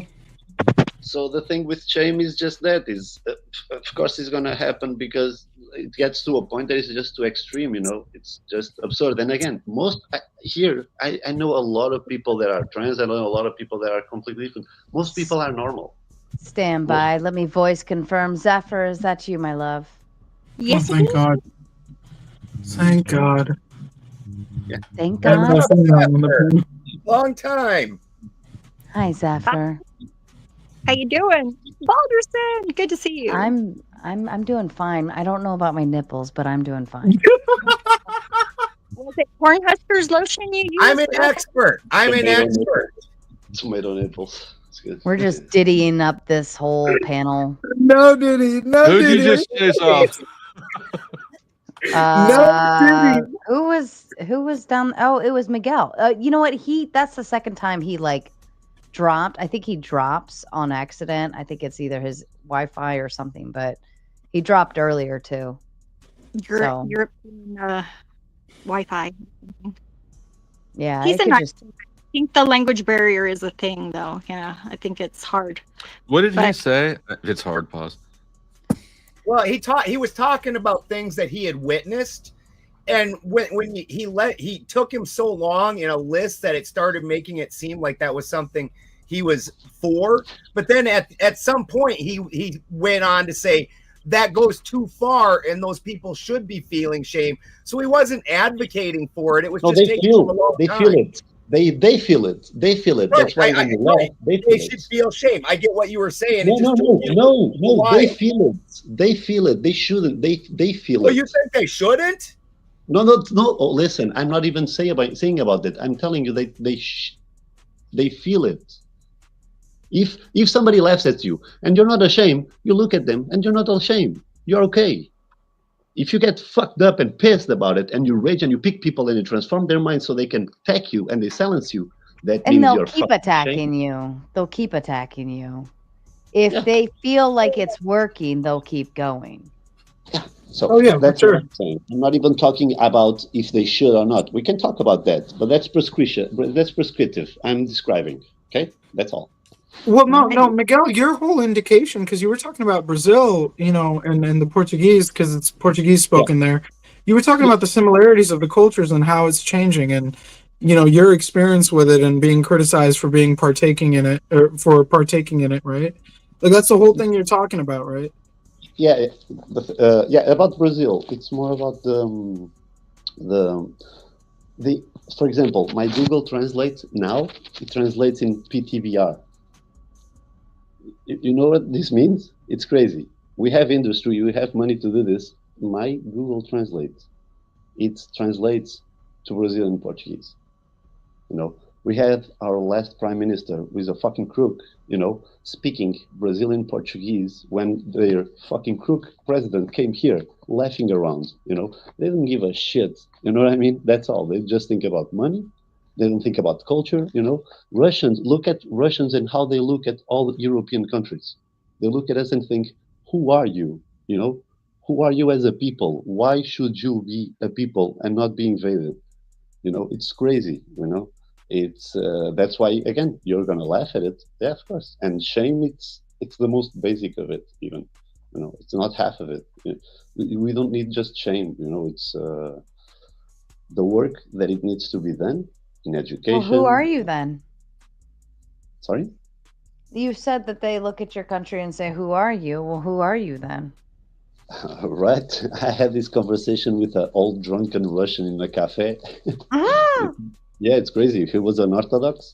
And when we start talking about this, he just kept on saying for half an hour that I didn't know anything. And when I started to explain a little bit of the things that we see here about the true things about the Ukrainian-Russian conflict, and how we're being used, then he started to open up. And he asked me that, who are you as a people, And the thing is, Portugal, we owned, because they say they owned like half of the world. So how did we came to be from owning half of the world with the Spanish to be a little tiny speck? Where the projection for Portugal for the next 20 years is to be tourism for elderly and housing, for their pensions and shit like this. So today, politically, we are a part of the United States of Europe. That's also part of the American project. Culturally, we have one of the biggest and most richest works in literature, music. We have instruments that are unique for us, and pieces of culture. And so we can go specific about something if you want, I like how in Portuguese when you say you, that's how you say I, and it sounds the same as you. You? Ew. No, it's ew, not you. Ew. I know, It's but it legal. sounds very. Yeah. Okay. Balderson. Show it again. Show it again. I didn't see it. Yeah. That's a man who knows what to do with nipples.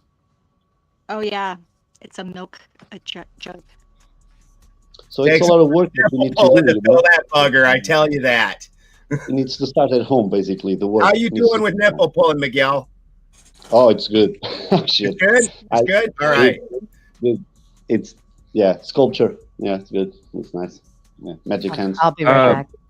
Okay, let me jump in here and say that a little bit ago, Mel said that she knows how to get something like even the big debaters. And in reference to me, I don't think you do. I have even less interest now in debating you, but I did put up a goal on my side, $200, and I'll debate the Furby. So far, 0 people have contributed. I don't want to debate you.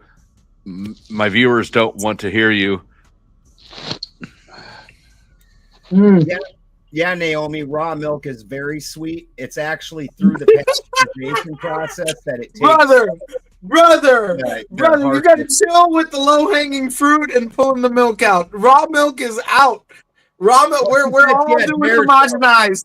We're all doing homogenized, brother. Sorry, I'm just trolling Balderson. I'm just trolling Balderson. I'm just fucking. It tastes very sweet. Yeah, let's get back to the raw milk. I'm sorry.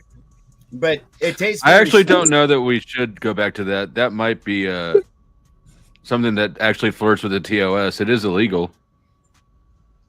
Actually, To sell. Didn't they re-legalize it just recently? I don't know. I have my own cows, so it's not something that I concern myself with. Yeah, I'm just saying from a creator standpoint. I don't know.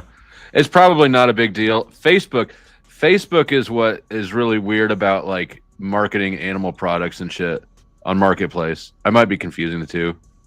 But regardless. Yeah, Facebook, if you try to sell an animal, they act like you just like were trying to sell a child or something. They're crazy with it. When we used to have chickens, we ended up with too many eggs, right? I tried listing eggs once. Boom, I was in timeout for a week.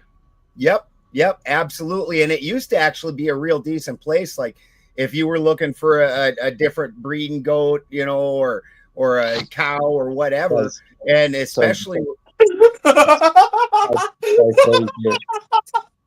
It's 5:30 here in Portugal, dudes. I'm gonna sleep in an hour and a half. I'm gonna take my kid to school. Adiós, mi hermano. Adiós. Adeus, meu irmão. Adiós, mi hermano. I'm sorry. No worries. See you next time. And Powder Dusty, you're cool, man. Keep on going. Keep on rocking. Thank Raging you. Tomato, Too. Be good. So much. We'll talk another time. Man, what a panel. What a panel. You ain't seen nothing yet. Seriously?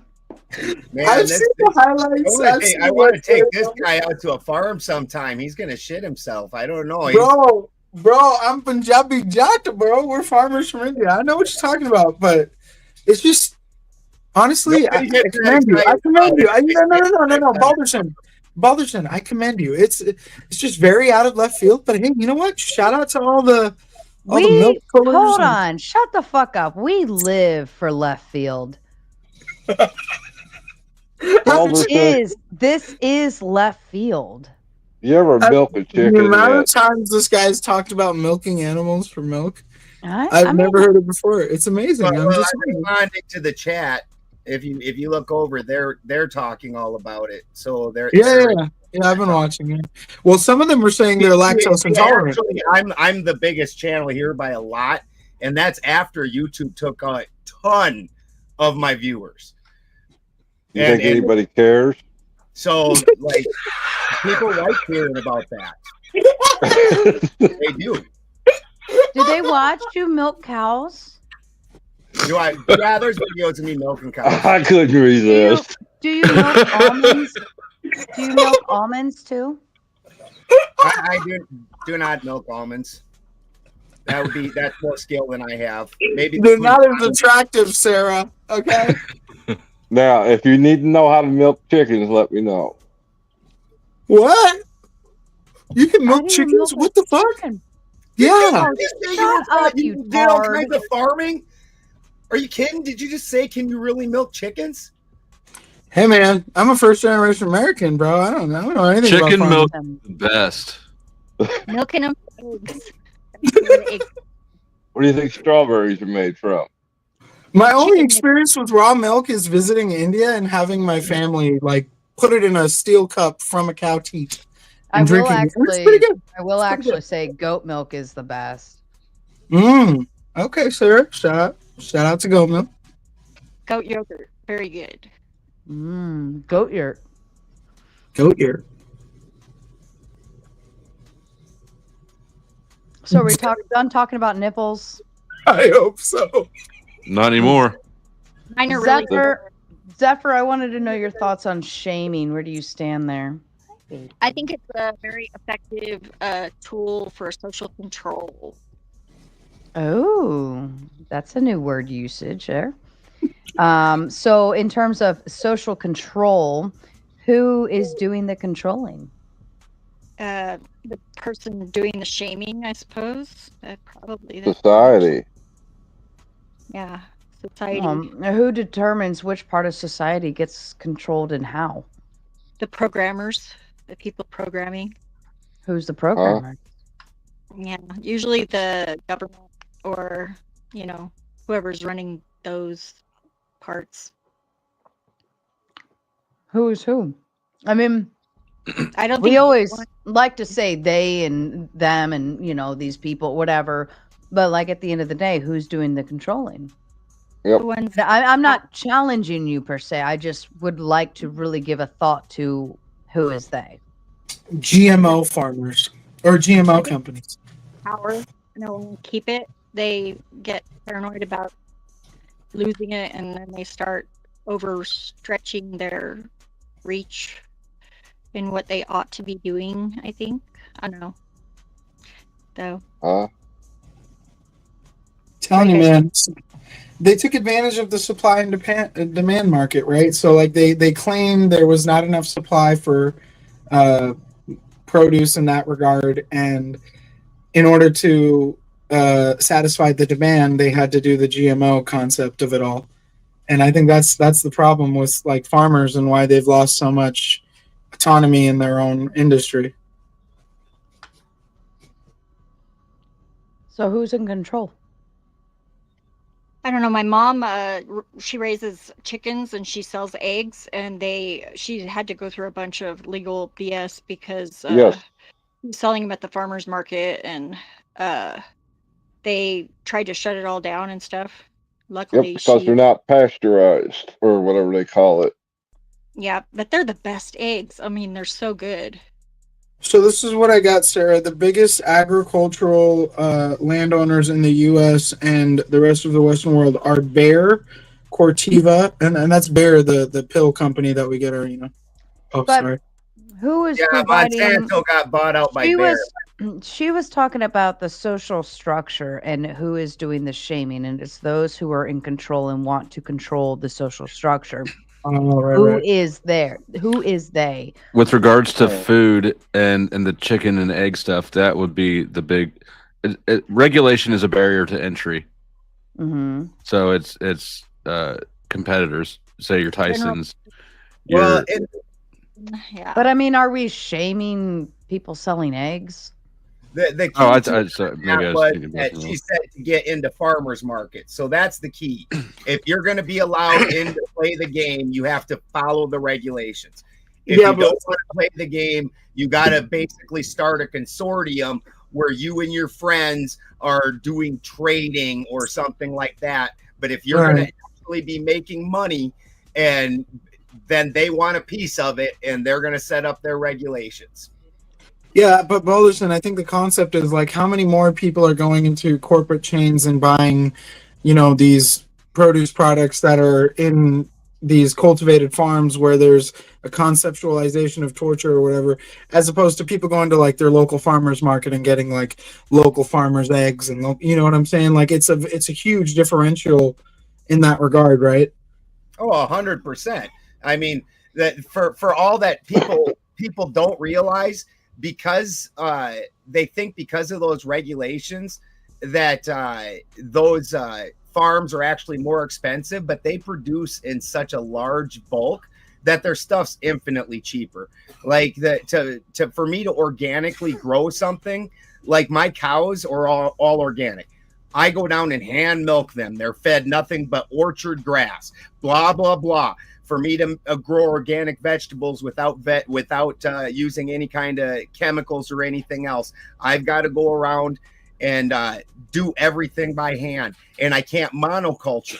If you don't monoculture, you can't use machinery for the most part. You can't just run a big old combine down the field and have it harvest all your stuff in a few hours. What is you monoculture? One crop. Monoculture is where you plant one exact type of crop in the field. And that is really hard on your soil and your soil biology. So if you're trying to grow organically, you're growing with multiple different kinds of plants that are interacting and working with each other. What would require the hands-on? You can't just plow through. Got it. Okay. Exactly. So it's absolutely smaller scale. It's more expensive. If you go down to the co-op where we can sell those kind of things, the food there is way more expensive, but it's much more nutrient dense. It's much more tasty. It's more healthy. But you got to pay for that, because if you don't want to do this yourself and go out and have your own little garden, you're going to have to pay for the guy that's going to sit there and by hand do these things. Or you get the cheap stuff that one guy went and plowed a 40-acre field in 2 hours, or harvested a 40-acre field in 2 hours, but it's really a crap product. But you know what? The whole reason that he was able to do it was because he could spray chemicals on it, because Monsanto is coupled with GMOs. So that way it will kill everything else in the field, but not the GMO crop. So that GMO wheat, that GMO corn, it's not susceptible to Roundup, where everything else is going to die. So that way that farmer don't have to go out and handpick that out of his field, have 50 other dudes out there handpicking things out of their field. It's all a trade-off. You mentioned organic too. If you go to Walmart or any store and you look for a product that says organic, just because it says organic doesn't mean it's truly organic. If you look up organic, natural doesn't mean anything. Organic does. What organic means is, and this is just a fact, organic, the word organic, look it up, means carbon bearing. So the difference between organic food and non-organic food is I can either take a crystallized version of fertilizers like nitrogen, potassium, phosphorus, and that has no carbon in it, and put that in the ground. That's non-organic because it didn't have carbon. If I take my alpaca shit and my cow shit and put it out on the ground, that was carbon bearing. The same mineral is in both substances, but one of them has carbon and one doesn't. That's organic. To think this all started with talking about my nipples. Just saying. Organic. Let's get back to big nipples. I'm all for big nipples. I was trying to track back. I'm like, where did this conversation come up? Like, how did we get on farm shit? And I'm like, no, it started with my nipples. Okay. All right. Let's go. Fair enough.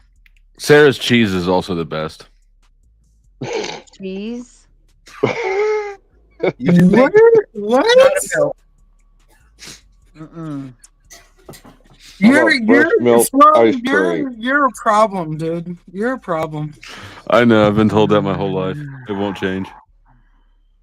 And this is why you will never have me, Flo. Ever. Cheese. What was that pizza? Seriously? The what? The pizza? It looked like a strawberry. It looked like a strawberry cheesecake. You said, and the cheesecake. What was that made out of? It was strawberry cheesecake. Actually, good job, moron. Moron. And I'm not normally. Actually. Why did you get clapped up? I don't even. He always gets clapped up because he's just a dick. But I actually, I'm not a big fan of cheesecake. But What? I like it. I don't love it. I'd prefer chocolate. But the only chocolate that they had was like a chocolate and peanut butter, and I hate a chocolate and peanut butter combo. So I was like, I'll go with the strawberry cheesecake. That's the one I get at any like store. They got it like in a little half cake, quarter cake. You can get it for like $7.99, The wedges? $6.99. Oh, so good. Yeah. So I good. agree with Mike here. It's like super rich, and it's very hard for You me gotta to like. build up your tolerance to that shit. I'm to the point where I could eat 3-4 pieces of cheesecake in a row. Damn. No, I can't really do that. No, I'm a very like bitter person. Bitter. I'm bitter. I'm a bitter bitch, but I prefer more bitter things. Sweet stuff like cheesecake is like I Yeah, but really if you eat bitter stuff, your milk's gonna be sour. I don't have to worry about my milk. Oh my god. We almost Leave got my off of it, Chuck. Leave my nipples alone. We did get off. I don't know, Sarah. I don't know if you drink like often, but I have my fair share of like Tito's or Glenlivet 12 every weekend. Sometimes on the weekdays when it's a stressful court day. This is my once a weeker. There you go. So I feel like when you get, because it's really just fermented sugar. So when you start getting accustomed to like alcohol throughout the week, sweet things just don't seem appeasing. But that's just my biological experience. I've never liked really sweet stuff. Like I have to really kind of force myself to enjoy it. Chocolate is a whole nother ball game, but chocolate is more mild, right? If you get the right kind of chocolate. If you get the rich, like super rich chocolate, ugh. But like a nice good chocolate is a happy place. By super rich, do you mean one with milk fats as opposed to a dark chocolate? Is that what you're saying then? Rich by way of like super sweet. Like that to me. Yeah, is the more milk fatty, the milk chocolates. Yeah, I love the dark chocolate that tastes so bitter that most people are like, ew, I can't stand that. I'm like, oh my God, I'm in heaven. But yeah, I think there's a very big difference between like a dark chocolate and milk chocolate. Milk chocolate, I'm like, I can enjoy it, but like the darker, the higher that percentage is, like the more for baking it is than anything, I'm excited. It's an aphrodisiac, right? Like seafood, like oysters and stuff. It's the same thing with dark chocolate, because men often lean more towards milk chocolate. And we find dark chocolate just bitter in taste, even if it's high quality. Mm-hmm. And I find that interesting that like with women, dark chocolate becomes a very like intriguing taste palette thing, over time. But yeah, I just wanted to mention that. I've heard it's an aphrodisiac like seafood. Yeah, I mean, I don't know about the aphrodisiac because I'm just always horny anyways. But to me, like the darker the chocolate, the more I can eat. Because it's not so sweet that it's like once you've had a couple you get bites, that sugar rush. Yeah, and it's like but the darker chocolate, you can nibble on it all day, and it does it. It's like eating crackers. Right. I see what you're saying, but like when I have saltine crackers, that's addicting. But when I have like dark chocolate, it's just bitter. It's like every time I bite into it, it's a lie. It depends on the cocoa concentration. Mm-hmm. That's why I said, like the higher that percentage is, the happier I am. Because the higher the percentage is, the more for like cooking, baking it is. Yeah. Whereas the less the percentage, I think, or is it opposite? I think the less the percentage it is, the more it's for like eating as a treat. It's the sweeter it gets. I bought a 90% dark chocolate bar once. That was like eating fucking cardboard. Yes, exactly. Mm-hmm. Oh. Yeah. No, the darker it is, the more I can eat of it. The more high quality dark chocolate I've had, like even upwards of $20 dark chocolate bars, like 6 ounces of dark chocolate at like a candy store. It's just it's the least bitter of all the dark chocolates I've had. Like I've never bit into a dark chocolate and been like, That's sweet. Like, that's just the way my brain's always perceived it, you know? Yeah. Yeah, makes sense. Chuck, what do you think about shaming? Should we shame the moron on the panel or what? Shame. Wow. I really don't think you can shame him. I'm afraid. Is he What? shameless? Are you trying to say I'm shameless? Yes. That's outrageous. You're too far on the spectrum for it to take effect. Wow. Wait, what are you trying to say by that? Like, I'm on the spectrum, so I shouldn't be shamed because I don't perceive it accordingly? No. I'm just saying your sense of shaming is not normal. I think my sense of shaming is very normal. You guys have just lost yours. Oh, there, I did it again, Flo. I think that the Western society in this day and age has lost their sense of what shaming is. There. Like they have no shame, or they're too shaming. There is no shame. There is no shame anymore. 100%. Yeah. I mean, when OnlyFans becomes an everyday word, there is no shame. Yeah, 100%. And I try to be respectful because I'm a guest in the culture. Like, I'm a first generation guest, so I try to be respectful. Even though there's people that are from the same credibility background that are like, screw this, but I just try to be respectful. So the way I look at it is like, when you look at traditional cultures, there's a lot of shaming going on, and it might not be beneficial, but it is effective. So I think here we're just more hung up on philosophical things because our lives are so good. We have to understand in these countries, our lives are just that much better. So we have more time to complain about things that really don't matter. I think bullying has taken over shaming. And it's gone to the... How would we differentiate between bullying and shame? Shaming is you're trying to get someone to change their behavior. Bullying is you're just making fun of them for the sake of making fun of them. So you wouldn't think that bullying has to have like a physical aspect to it? No. Since when did bullying beat up and your lunch money taken? There was that movie with didn't just call you names. He took your lunch money and beat you up. That was me. I always got my lunch money taken. Stuck your head in a toilet, gave you a swirly. I don't think bullying requires physical aspects all the time. Right. I think you can still bully someone and call them names or. Well, there was that movie. Balderson. Physical things though. Balderson, just real quick. There was that movie with Mark Wahlberg, right? It was based on the true story about the father who tracked all the way across the United States for like a fundraiser for his son, who committed yada yada. Yep. TOS. Screw you.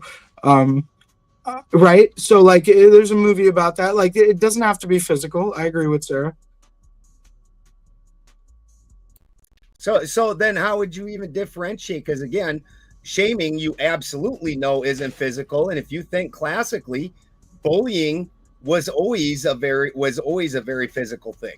It's only recently that after apparently everybody forgot sticks and stones can break your bones, but words will never hurt me, that all of a sudden bullying became just talking.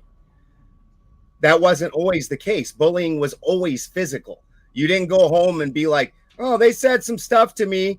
You'd be like, oh, he took my lunch money and beat me up. But the kid that lost his lunch money didn't always get beat up. Well, no, he gave up his lunch money. Yeah, but I feel like that's a lot of cats. bullying, like, okay, so I was bullied horrendously in high school. My parents moved me out to the Midwest. I think it was 8th grade, and I didn't know anybody. And out there where I moved to, everybody knew everybody. They grew up in diapers together, and I was like the odd man out. And it was really, really, really, really, really freaking weird to me how these people interacted, but they were just terrible. They were just mean for no fucking reason. And I was like, what the hell is going on? But to everyone or to you? To me. She was the outsider. Not everyone, but there was like there was a big bulk of them. Like I still had friends and stuff like that, but I was just tormented left, right, and center, up and down, over and around, because I was just different. And I was okay with that. But what it did was it taught me to not give a fuck about what people say. It grew a lot of thick skin. And now it's like, because it used to bother me then. Like it really bothered me. And probably because it bothered me, they did it more. Whereas now, like, I mean, we've got tards in the chat all the time, people making hate videos left, right, center. And I just like, whatever, it's okay. So I think there is some degree of bullying that toughens you up if it toughens you up. If it's like a character development. It's a make or break moment. You're either going to feel bad about yourself and wallow in self-pity, or you're going to go and toughen the fuck up. Well, it's character development, right, Sarah? And I'm sorry if I'm overstepping here, but I recall your military background, and so I'm just curious: were you like a military brat? Was your father, moving around a lot? Like, what caused that? Like, was it just like you were new and they didn't want you to? That was just a family decision at the time. Oh, okay. And we came, and it was from like the city, like Baltimore City, out into the middle of podunk fucking nowhere, where I went from like big Baltimore City, where your graduating classes are like minimal of 400, to podunk nowhere, where my graduating class was like 72 people. So, so that that's a lot of craziness. Syndrome, that's small town syndrome is a real 72? Thing. That's good. And they don't grow out of it either. Hey, Balderson, you think they're gonna treat the 73rd kid like they belong there? Come on, bro. No. I'm from an area where we had about 22 kids in a class, and you bet that new kid, very few people are cool with the new kid. And it's a pecking order thing. Like, it's honestly better for dudes than girls by far, because dudes, you just butt heads a few times behind a wood shed, and now you're cool. You're like, oh yeah, he's cool. I punched him in the face. He punched me in the face. We're friends now. Yeah, girls are very different. Yeah, very different. And it was my freshman year, because I started dating a boy that totally loved that guy, like teenage love, right? Totally just astonished by him. And the other girls didn't like it. And then things started to happen, and I was like, I'm stepping away from all of this. Y'all are weird. Why is everybody in my business? And I backed the fuck up. And like after that, it was like everybody fucking hates Sarah. And I'm like, what is going on? You guys are weird. All because you dated. Yep. I dated a hot guy, and I was the new girl. I jumped, Like, literally, animals are no different. I can literally go drop a new chicken in with the chickens, and that chicken will spend 3 days fighting until it figures out its place. And you not only were the new person in the pecking order, going to have to go through that anyways, but then you jumped place. You're like, yeah, but I'm at the front of the line, fuckers. And so, yeah, and I didn't know that. Like, to me, like, I was from big city. Like, everybody's just doing their own thing. Nobody gives a fuck about that shit, and then going to a small town, it was really weird for me. I didn't understand all of this stuff. And again, all of these people grew up in diapers together. So to me, it was like, what do you mean you don't know anybody else? What do you mean there's no other friend groups? Like, when it comes to the coop, he's right. You put a bunch of chickens in the coop, they're gonna. That's the pecking order. That's where that came from. Most of us don't understand that because we ain't come from the farming community. You know what I'm saying? But yeah. Did you just say fathering communities? Farming. Okay. Yeah, it was just strange nonetheless. Strange behavior that but I was bullied. Like it turned in, I mean, it was to the point where like I was actually being physically and verbally bullied on a daily basis. But I look back and I say, I'm kind of glad they were assholes, because I wouldn't be able to handle anything else going forward the way I can. Like, to me, things that people say are just like, whatever, because it's like, I dare you to top what I've already heard. You can't be They're never going to creative enough. satisfy them. Like, you can't be creative enough to tell me something new, right? And if you can be creative enough, I might even give you kudos for it. You can tell when someone ain't been bullied, you know? And also, you're always, is that Lindsay? Hey, what up, legend? Recognize that face anyway. How you doing? Good night. God bless. It takes a bit. Just real quick. Hey, brother, just real quick. I wanted to say, I think, oh, fuck, I lost it. Sorry, go ahead, brother. I'm just saying, like, you can tell when. I have no idea how many cats I have. I live look in like, yeah, I know. That dude looked like he got lipstick on. But anyway, you can tell when someone ain't been bullied, like, because they act privileged. You know what I'm saying? And it don't matter. It don't matter if you come from something or silver spoon or black spoon. At the same time, flat spoon. Yeah.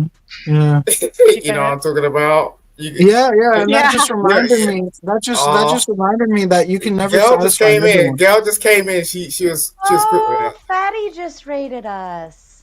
Did he? Thank you, Fatty. I hate you, Fatty. No, I hate you. we don't hate Fatty's always Fatty. hating on God. Fatty's always hating on God. I think something Team or on uncle? Fatty's end, because anytime Is Fatty it team or raids, uncle? like, I never see anything. Like, there's never a change. I don't know. Well, Team or maybe fat it's or uncle? Team Fatty. Oh, never mind. Sorry, I was talking. Oh about wait, somebody no, else. it's actually moving this time. Maybe. No, you didn't even allow me to finish my Well, I sentence. never let you finish anything because I don't give a fuck what you have to say, Simon. But yeah, go ahead. I know, but I give a fuck about what you gotta say. So Sure, a word has never been spoken. I can relate. Go ahead. Damn, Sarah don't play. Now you're too excited. You're always too excited. You're gonna calm down, bro. At the end of the day, like, if I got something to say, I got something to say. Yeah. Listen, What's bro. up, Listen, Simon? bro. Listen, bro. What's that? Who needs to calm shit. down? Oh, I was gonna get all What? British on him. Try Listen, again, bro. Simon. I can't hear you. What? You gonna do that to me, sir? Nah, listen, bro. Listen, bro. Do Yeah, what, Simon? What am I doing? I don't see anything. I don't. What is? I don't know what's going on. What's he talking about? I don't know. He's Why is upset or AJ something? squeaking again? Because I'm trying to talk to my British mandem, road mandem, rule Britannia, innit? You know what I mean? You really tolerate this shit. Yeah, no, I've been to Leeds, bro. I got mad family in Birmingham, you know what I mean? Leeds, Birmingham, Yorkshire, bro. I've had the Yorkshire pudding, you know what it is? Mandem, road mandem. All right, whatever. Shame him. Should we all shame Simon? American trying to respect your culture. What you mean? This is actually kind of fun. It's just clicking. No one knows what Leeds is. Whoever Like, talks, no she one. mutes. So I'm from What you London. I don't mean? know what. What you mean, bro? Come on, bro. You guys are in an island and you're gonna divide your own people? That's crazy. That's like Flo living in Kansas trying to divide Wichita with Lawrence or Missouri with wherever. Don't make sense, bro. Don't make sense. You're in England. Don't make sense. Yeah, don't make sense. Leeds is London It's to us. It's like Kansas Leeds and is London. Missouri trying to split Kansas City. Don't listen to There this you go, guy. yeah. He's saying Leeds is London. That's crazy. That's What like are you? saying, What are you on about? What are you on that's about? like saying New York is California. Don't You do have that. one island and it's split between Scotland and England, and then you have Wales and Ireland, Your which is demographics also is split all fucked between up. Northern I don't and. know. Why are you yelling? Sorry. Yeah. Who's I yelling? apologize. It's not that I'm- serious. I'm always He's yelling. It's not that- excited. You're He's right. saying It's he said not- Ireland and England are together. What split? What are you talking about? Yeah, he was yelling some real bad geography. What do you mean real bad geography? Yeah, it's I'm real sorry, weird. Balderson. I know you're farming in America, but in the United Kingdom, there's 4 provinces. It's Scotland, Ireland, and England. No, and it's Wales. not. No, you're speaking to you're speaking to someone that Oh, actually God. lives there. Here we So go. Shut Here up, we go. Simon. You always talk Sorry. so loud and obnoxious. Shut up. It's that man himself. Hey, Marathon, I gotta ask you a question, bro. Why you always nice to me on the panels, but mean to me in the chats, big dog? What's up with that? I feel like you deserve to be mean to. Yeah, I know. I know. Nah, you I just be weird. talking shit. He's just mad because he got timed out of the chat for the rest of the day. What happened to Spoon? No, what the fuck? Saw that. It was worth it though. It was worth it though. We got good money for it. God, Hey, am I if that's the Yeah, value I ugly. provide, people pay to You're get me just on. ugly. That's what it You know? is. It is what it is. Yeah, I'm ugly, mate. Rule Britannia. The sun never sets on the British Empire. Shut Why up, you mate. get mad All all right? the time? Calm down, bro. Jesus Christ. Calm down. Why do you have the people's podcast in your subline? Get I think that so. hell face. Yeah, let's speed date this. Yeah, let's do it. Let's do What's it. Let's wrong with fucking you? do it. Yeah, let's do it. Skepta. Yeah, innit?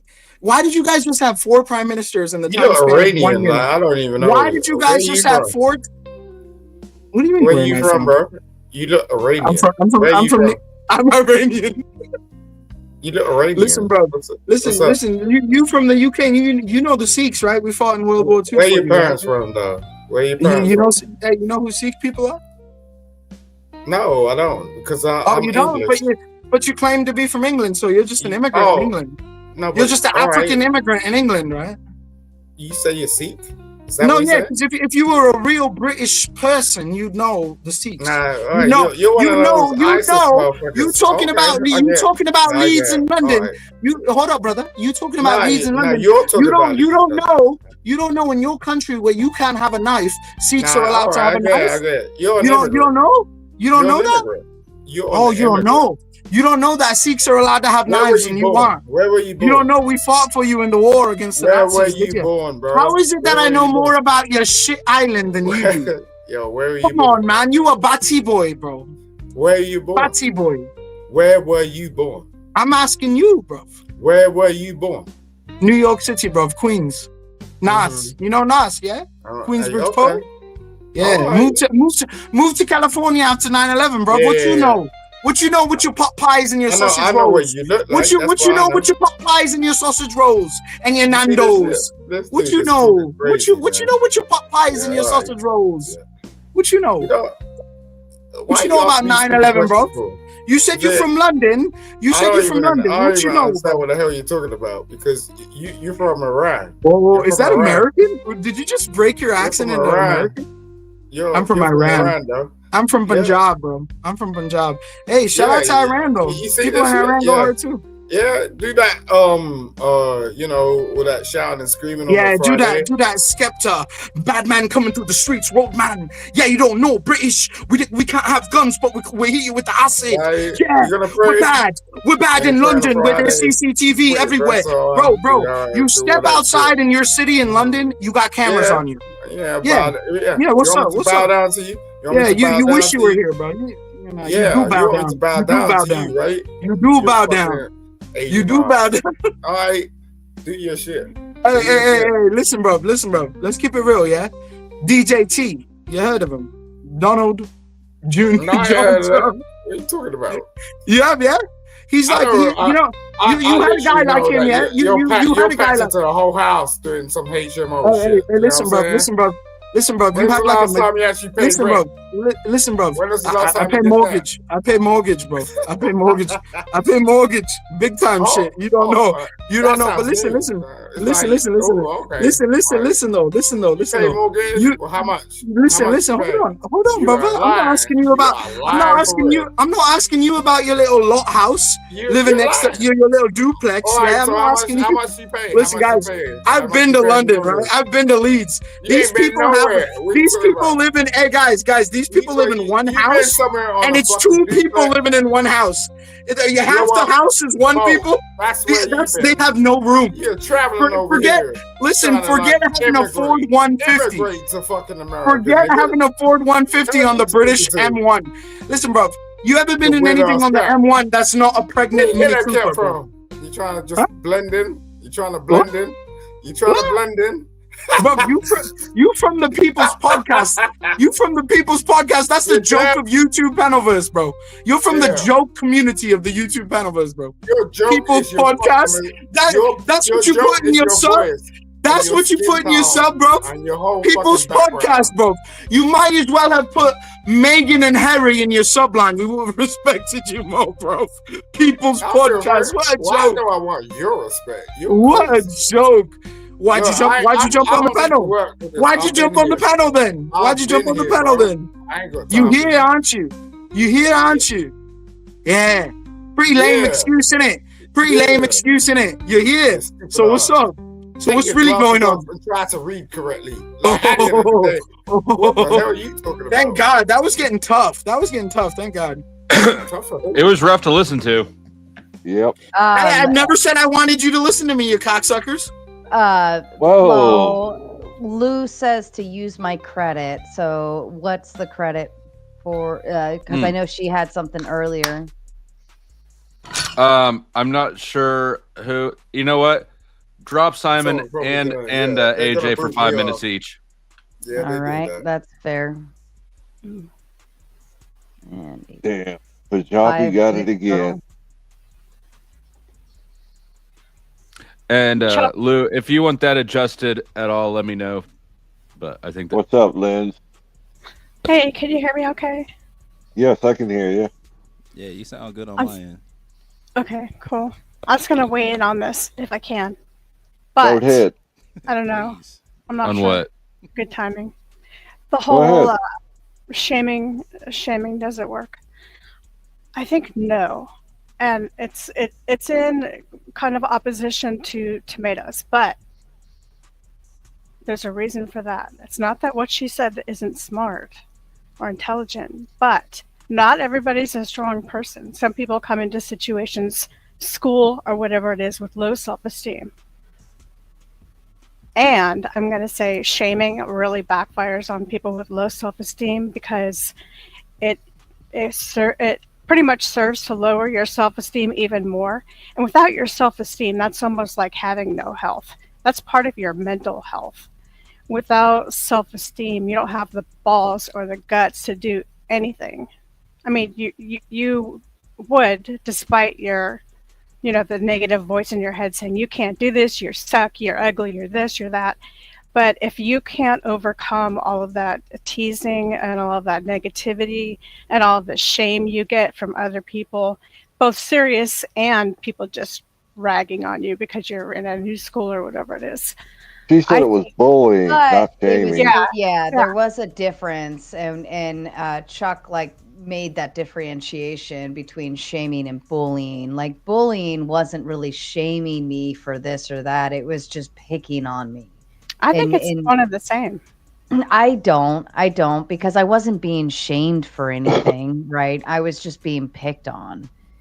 I thought you were being shamed for being an outsider. I was being bullied for being an outsider. Oh God, I'm about to get teabagged. Here we go. Reach up, Lindsay. Reach up high. Tim got it. Nice try, Sarah. Nice try, sister. I got a second in there for you. Tim just got banged. Wow, we all had a little something there. Damn, we each got a twice piece of in a flow. month that he done had the dude. Damn. Okay, well, that's what you thought of my feedback. I got it. I got the message. Balls out. Oh, goodness. Hey, balls out. Over. Balls above. It was a request. Choose a preposition of your. I don't know. It's been a long time since I've been near Flo's balls. We're past due. You ain't had your balls out since old Joe. Okay, this got awkward. No, I do. no, I do. I'm gonna say it can go the other way. So I guess if you have to take a stance, I'm gonna say it's shaming. It doesn't work. Doesn't work for most people. That's fair. Does anybody think shaming is fantastic and great and is it super motivating? I don't see it much these days. I see more bullying than I do shaming. I don't think that there's a big difference. So I don't think shaming works for the individual that is being shamed. I think shaming works for the rest of society. That there's a normative group of people that have normative behaviors. There's always going to be people that are counterculture. That's part of counterculture, and those people aren't going to change. They if they internalize the shame, it actually gets uglier. The what it's doing is keeping that number very small, because those that are curious about it, that would have maybe went and delved into it for a while, they aren't as like to go do so. So it keeps that a smaller number. And what this does is you have laws which are strict. Hell no, you can't do that. And then you have shame, which is, we're not going to put you in jail over it, but you're going to kind of be one of the dirty people. Okay, so apply that in a macrocosmic way. Take the LGBTQRST, etc., however far in the alphabet you want to go. Well, you do got Kev here. He can help. Who's Kev? Yeah, right. Yeah. I'm finna be the heel. Yeah, if y'all want me to be the LGBTQ heel, let's go. Yeah, let's tango for sure. No, this is what I would say. So I don't know if y'all seen the videos where it's like some kid, he goes to school, he's like picking on somebody that's like less fortunate, whatever the case may be. Comes home, pops finds out about it, and then he shaves his whole head. He gives him the whole little George Jefferson, and then sends him back to school. Like, I bet you don't do that shit again. And that's some shame type shit. But in that case, I'm like, ooh, yeah, I'll fuck with that. But if it's a kid, like a fat kid or some shit, like, respectfully, like, you just got a fat ass kid or something like that, then you just berate him around, or like you send him to school with, like, I'm fat as fuck t-shirt. Like, that's different, you know? But I don't know. It's shaming. It's a wobbler for me. I'm like, yeah, but Kev, when you go into military school, if you overweight and you can't keep up with basic training, is that shame? Your mic's loud. I'm sorry. Yeah, for sure, but I'm that's sorry. different, though. Is that shaming? Is that, look, you're trying to help that person from not dying early, right? Not having bad joints, right? Nah, you signed up for that shit. You are military. So is it what you perceive? Is it what you perceive is what is best for society and best for that person, versus what they perceive as what's best for them instead? Isn't it always self-indulgent? Yeah. Or usually. Little. Yeah. It's definitely come from a righteous point of view. If you shame somebody else, the implication is that I'm better than you are. Look at this glamour shot. Motherfucker, you look like you're about to get taken from the back by a Sasquatch. Dude. Where's Sasquatch at? He would have This a is the about the author pose. Right. It's real, bro. It's real. AJ lives in the Pacific Northwest with his dog and his wife. He loves nature hikes and writing other novels, including How to Be Awesome. that's actually in Northern California. It's on the Highway 1. It's on the Highway 1. They have a whole ass Bigfoot store on the Highway 1, man. It's like See, by and Carmel Street. all authors live in the Pacific Northwest. It's not the Pacific. The Pacific Northwest is like Oregon and Washington. The California is just Southwest. Yep. Count it. Count it for sure. Yes. This is embarrassing. What's a whole ass store compared to a half ass store? It's like the most serious Bigfoot I've ever seen too. I live in Bigfoot country. They're usually kind of funny and they're kind of making light of it a little bit. That one's like a real. Oh, dude, it's sick. You can get like all this memorabilia and clothing. There's a whole Bigfoot store there on Highway 1. It's You still got your Christmas tree up? No. Yeah. Oh, okay. He's sick. You don't even get Christmas. Get out of here. We all do. It's a big business. Yeah, but they can carry knives, Flo. Shit, sign me up. There's 130 of you watching. I highly recommend. There's a little like button sitting all by its lonesome for Valentine's Day. Please just go give it a little rub or something. Give it some chocolates, but or at least a hard flick. A hard. Yeah, it's called Alderson. Show him what to do with the like button. Oh. It's called The Legend of the Bigfoot. It's in Gabberville, California. It opens 9 a.m. tomorrow if any of you guys are in the area. Oh, now in you're what? promoting. In what? In where? Welcome, Tara, to the membership. Thank you for the support. You'll Kev, have a why you fantastic drinking time. beer, bro? Come on, Kev. Utilize as many emojis as you want. I've All never you can seen. use emojis. My bad. I've never Whoa. seen. No. We ain't in England. It's all good. You can smoke and drink. We in a free country.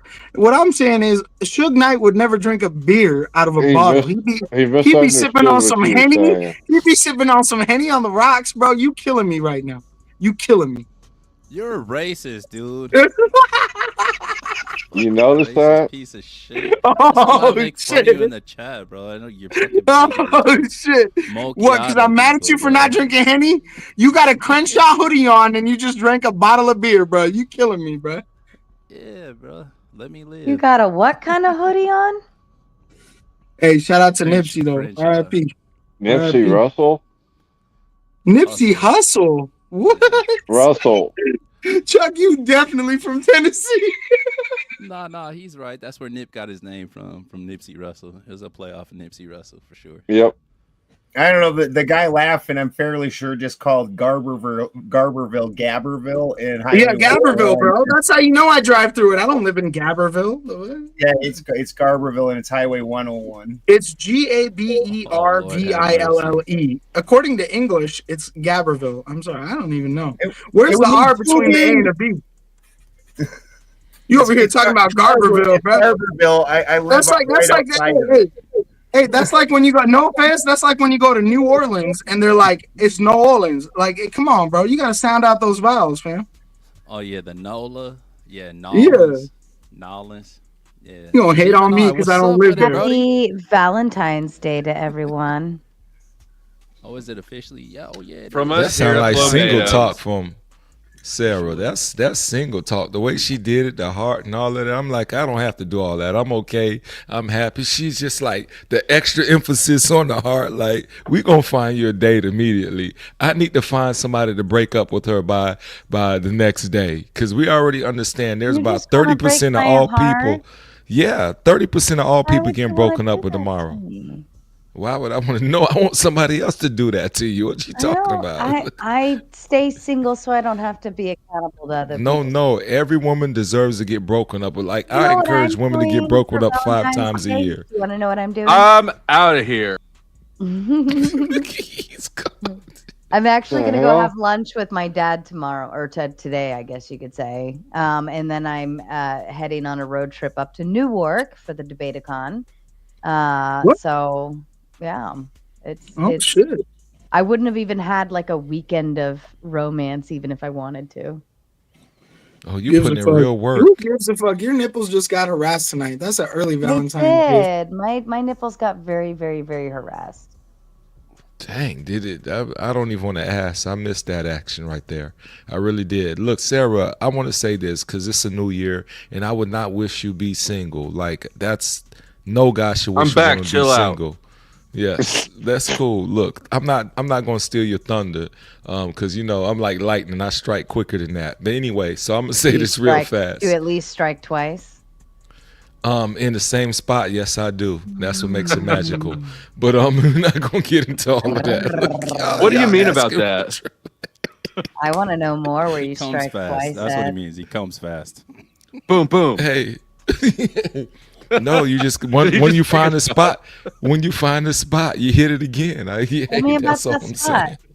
saying. Sure. Hey, because it might not work the next night. So once I find it that night, we're gonna work the middle and change positions. You know, work it for me. Y'all remember Leah? She dropped it. Anyway, that's not what we're talking about. We're talking about you being single on Valentine's Day, and I'm glad because you being single was gonna be the end result if you actually had a date for Valentine's Day. So you came to the conclusion immediately. So I'm glad. Don't waste your time. There are about 30% of all Americans that will be broken up with after tomorrow, actually. So y'all enjoy In 30 while it seconds, lasts. he is about to start insulting you. Just to be Do honest. people really break up on Valentine's Day? No, the That's day a after. statistical fact. The That's day a after. statistical fact. Yeah. Yeah. It's I think crazy. so. Yeah. Yeah, there Yeah, was Sarah. There was a study done by Harvard and MIT on it through social surveys in like 2022 and 2018. Thank you, Melanie. This shit is crazy when I you love think about it. Hey, this Like, a lot of Paul, people's why don't you last poll the Valentine's panel? Day. Why don't you poll the panel? Ask these guys, have they ever like broken up before Valentine's? Ooh, ooh, before or Gentlemen. after Valentine's? All That's right. smart. Okay.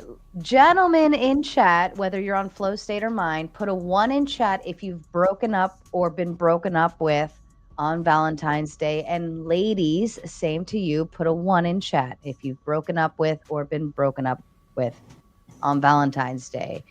Oh, shit. If none of that has happened, throw tomatoes instead, please. 13th and 15th are side chick day. That's pretty good. Yeah, the day after. See, y'all are too specific. The day after, a lot of people look. You only date as a my guy. apologies. You're right. You said the day after. You said the day after. That was my fault. So actually, we'll just go with those 3 days: February 13th, 14th, or 15th, because the cheap broke asses want to break up with you on the 13th. Well, your girlfriend's back. That is true. So I apologize. Tomatoes in chat if you've not had anything happen. around those 3 Originally, he days. said tomorrow, so you were right, Sarah. Because originally he said tomorrow when it happens, and tomorrow's Valentine's Day, not the day after. Well, we 1:25 a.m. right now. That's why I already made my adjustments. I've made my adjustments. So technically, we're here now. Yeah, East Coast is over there now. East Coast is next day now. Look, I'm sipping all this extra booze so I can extra crash out with y'all. Look, the best time to date is a Wait fella. a minute, Gemini. So whose heart did you break 15 minutes ago? My Well, brother? Beetle Babe, My- the 13th, 14th, or 15th counts. Yeah. Sarah, I want to say this one last thing, and it's for fellas. And I'm still going to be here. I just want to address this. No, I heard you, but I can't speak. That's ill-advised a response, knowing that I'm married and locked down and happy. Ain't no hearts being broken right now. So I will say this here.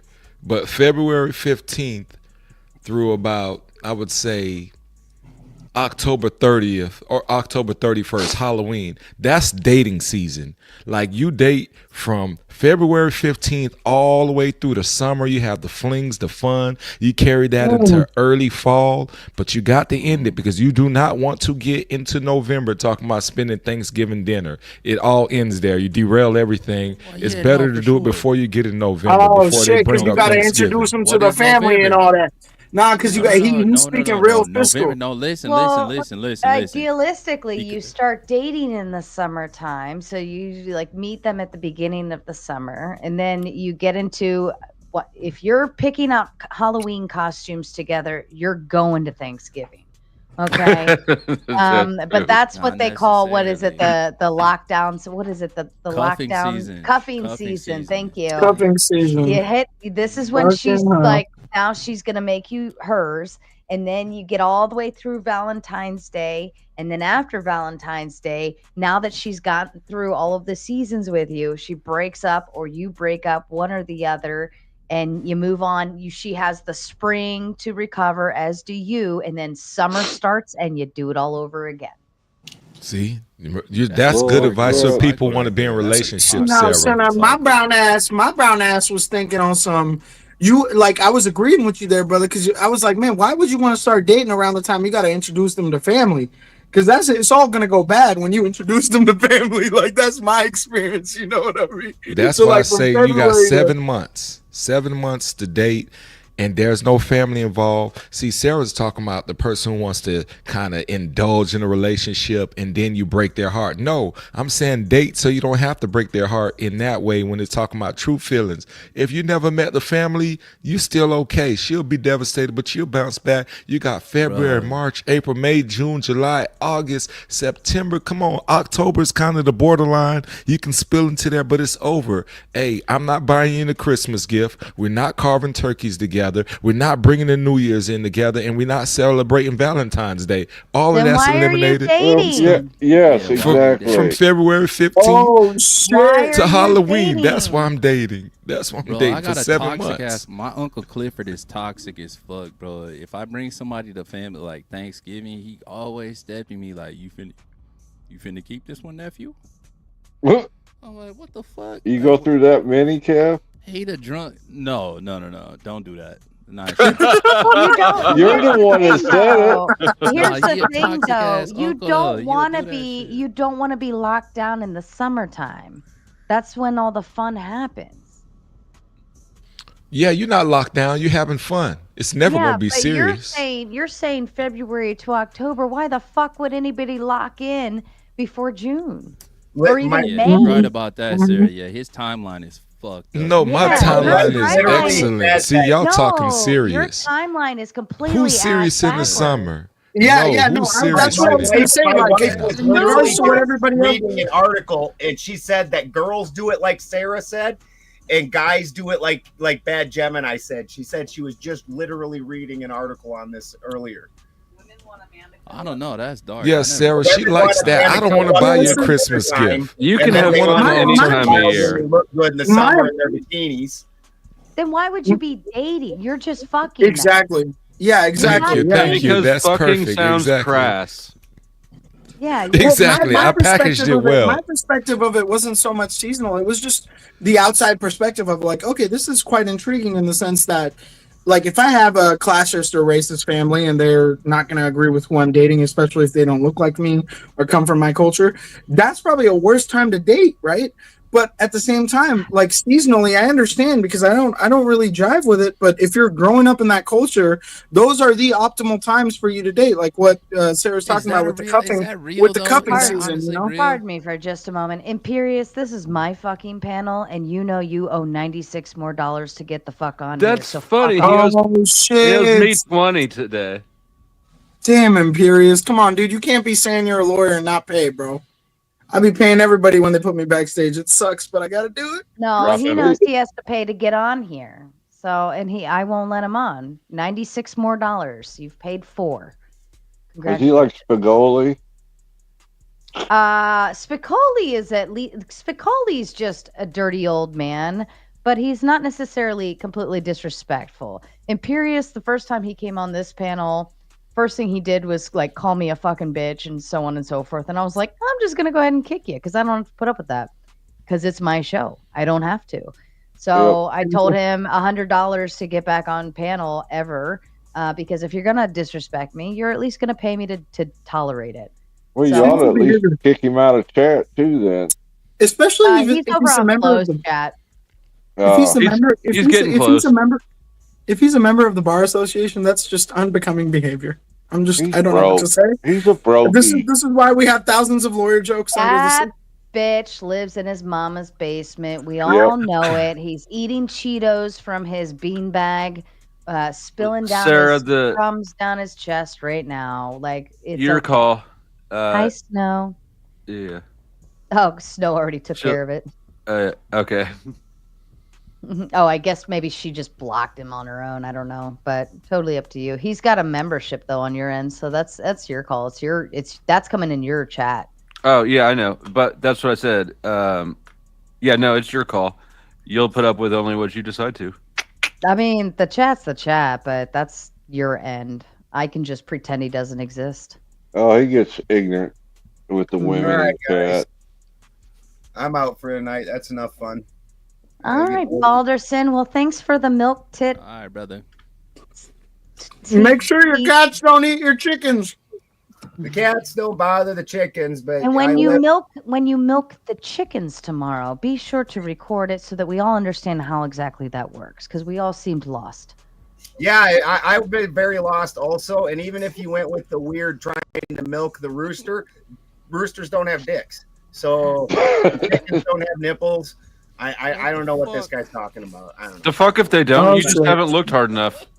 That's right. They don't. They have Fondle the a rooster more. little You'll butthole, find it. just like the girl. They're like lesbians, and they're like just smashing holes together. Do like they lesbians. really? Yeah. Waterfowl have dicks. Landfowl don't. So your ducks have a dick, and it can rape your chicken and kill it. Because chickens have just a hole, and they spray each other. They like spray buttholes. What? Spray butthole. That was what? Happy This is the return of Valentine's Duck Day, Dynasty. everyone. Happy Please Valentine's. enjoy your sex the way Duck that we Dynasty is enjoy back. sex. Yes. That's why you gotta stop drinking beer, Kev. I'm telling you, bro. You can't be drinking this brewery shit, bro. I'm telling you. How come that was the first time Baldy said something I didn't know, and that it was about duck dicks? That's a good question. I don't know. I can't answer that. That was Poor fucking Beetle harsh. Babe. She's running amok right now. Like, They just rub anuses together. We were didn't know that? Googling mules. Now we're Googling how chickens have sex. I don't even know. Bagel bumping chickens. I like That's it. just a normal day I'm of not me brave enough doing to Google ecology that shit. research. I'm afraid to put that on my Google search bar because I don't know what kind of ads are going to pop up later for me. Can I just say, guys, Sarah, Like the since you were old blue moderating that waffle. debate, I just want to say, since Sarah was moderating that debate, Jim Bob ruined the word bagels for me. I just want to say it. You're a liar. I don't believe you. I can see Beetle Babe Googling all that shit. Oh, I'm sure of it. She's probably losing her mind doing it too. She's like, wait, really? Hold up. Let me Google it. I got one for you, Beetle Babe. Blue waffle. That's all you need to know. No, do not. Listen. That made me Time out. implement new rules for myself. That was crazy. For sure. Like, because of that, I don't Google things people tell me to Google anymore. The 2000s called. They want their pre-internet memes back. When I was in Fort Sill, Oklahoma, in basic training, bro, we had like a STD, like a oh my god, like a sex education course in basic training, and they showed us the blue waffle in like worst case scenario, and all the shit, bro. I was like, oh, this shit is real. Yeah, don't do that. It's dark and it's real. Do not fucking Google no goddamn blue waffle or none of that shit. You won't Google another damn thing after that. Hey, it's a simple concept. You sleep around too much, you're going to catch shit like that, bro. You get to know somebody, you probably won't. Bad Gemini, you just Googled it, didn't you? No. I refuse to do it because there's a list of ungoogleable things about me, and so I'm gonna take your word for it. I'm gonna take Don't get your put word on the for list it. now. Don't get put on the list. I'm finna take me a sip of something. I got to get the bass back in my voice when y'all start. I see you. I see you. You got the jar with the hard. You know, it's probably Henny out. I see it. Respect. Unlike goodness. Look Why at do me. you He assume that assessed me. all Put black Henny. people drink fucking Henny, fool? Nah, it has nothing to do with that. It has nothing to do with that. I never see you ask nobody else of like. Yeah, any he went other left race, before like, he if they could go drink right. Henny. Yeah, I know you on that yak. No. See, look you guys jumping on all this shit. Look you guys. Shut up, Tennessee. Yeah, Tennessee, country home. He drinking West Hennessy Virginia. in Tennessee. Shut That's up, the whole Tennessee. problem. Kev. How many breweries do you go to and have? Oh, sorry. The host is back. Sorry. Country road. Take me home. Oh, she been replaced by Snow. If that's Snow real picture, I mean, hey, Snow. Sarah's back like for a the news, bro. Sarah's like a close fifth if it's just between her and Snow. Virginia. Oh shit! Mama Sarah called me knows. telling with a big two, saying, "Did he just change to ghetto talk?"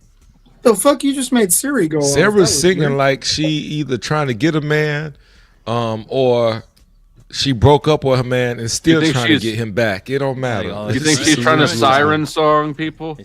Yes. I don't know. Siren She's not song? gonna get a date. She's not gonna Hey, get a speaking date. of Am I the only one who read the Odyssey?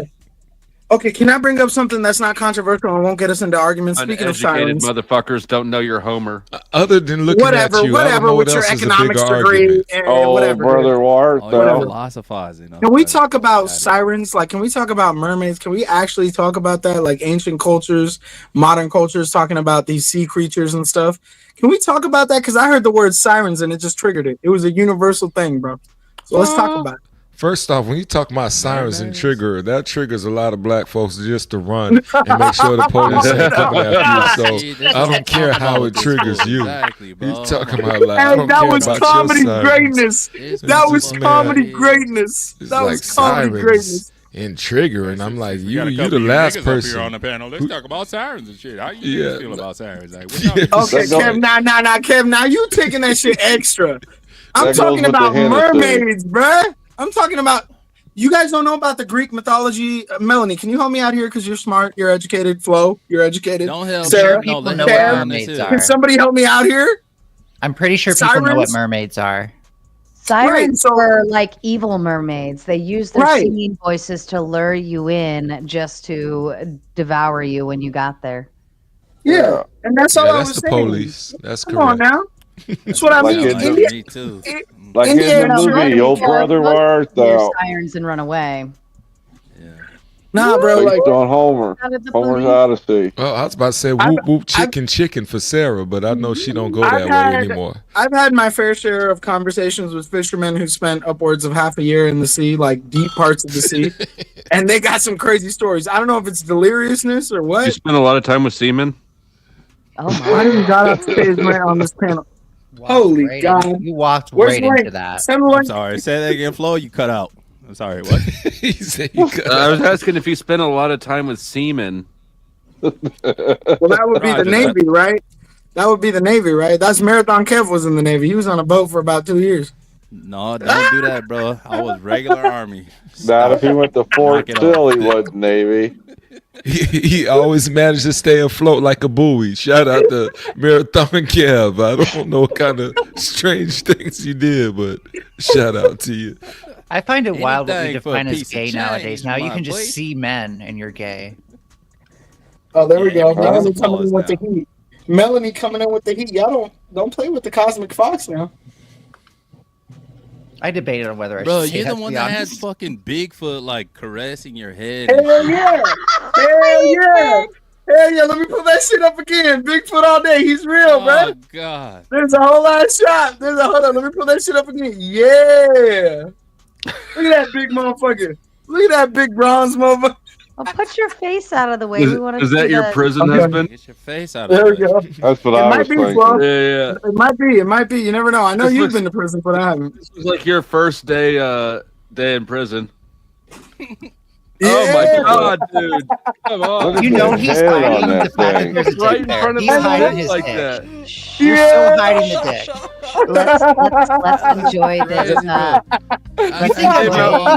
think I'm joking about you hiding the dick, but so many AJ sex came workers out do this. looking way on, more hold on, raggedy hold on, after he was hold all on. used up. This is why you don't take the honey bun. Let's is all voluntary, enjoy y'all. this Valentine's Day moment for AJ. I'm so happy He for has you, too. found his Fuck true yeah. love. Is that a Oh, wedding Oh, ring or man. AJ ain't got anniversary? no hair. Nothing He got like a his good head- Bigfoot.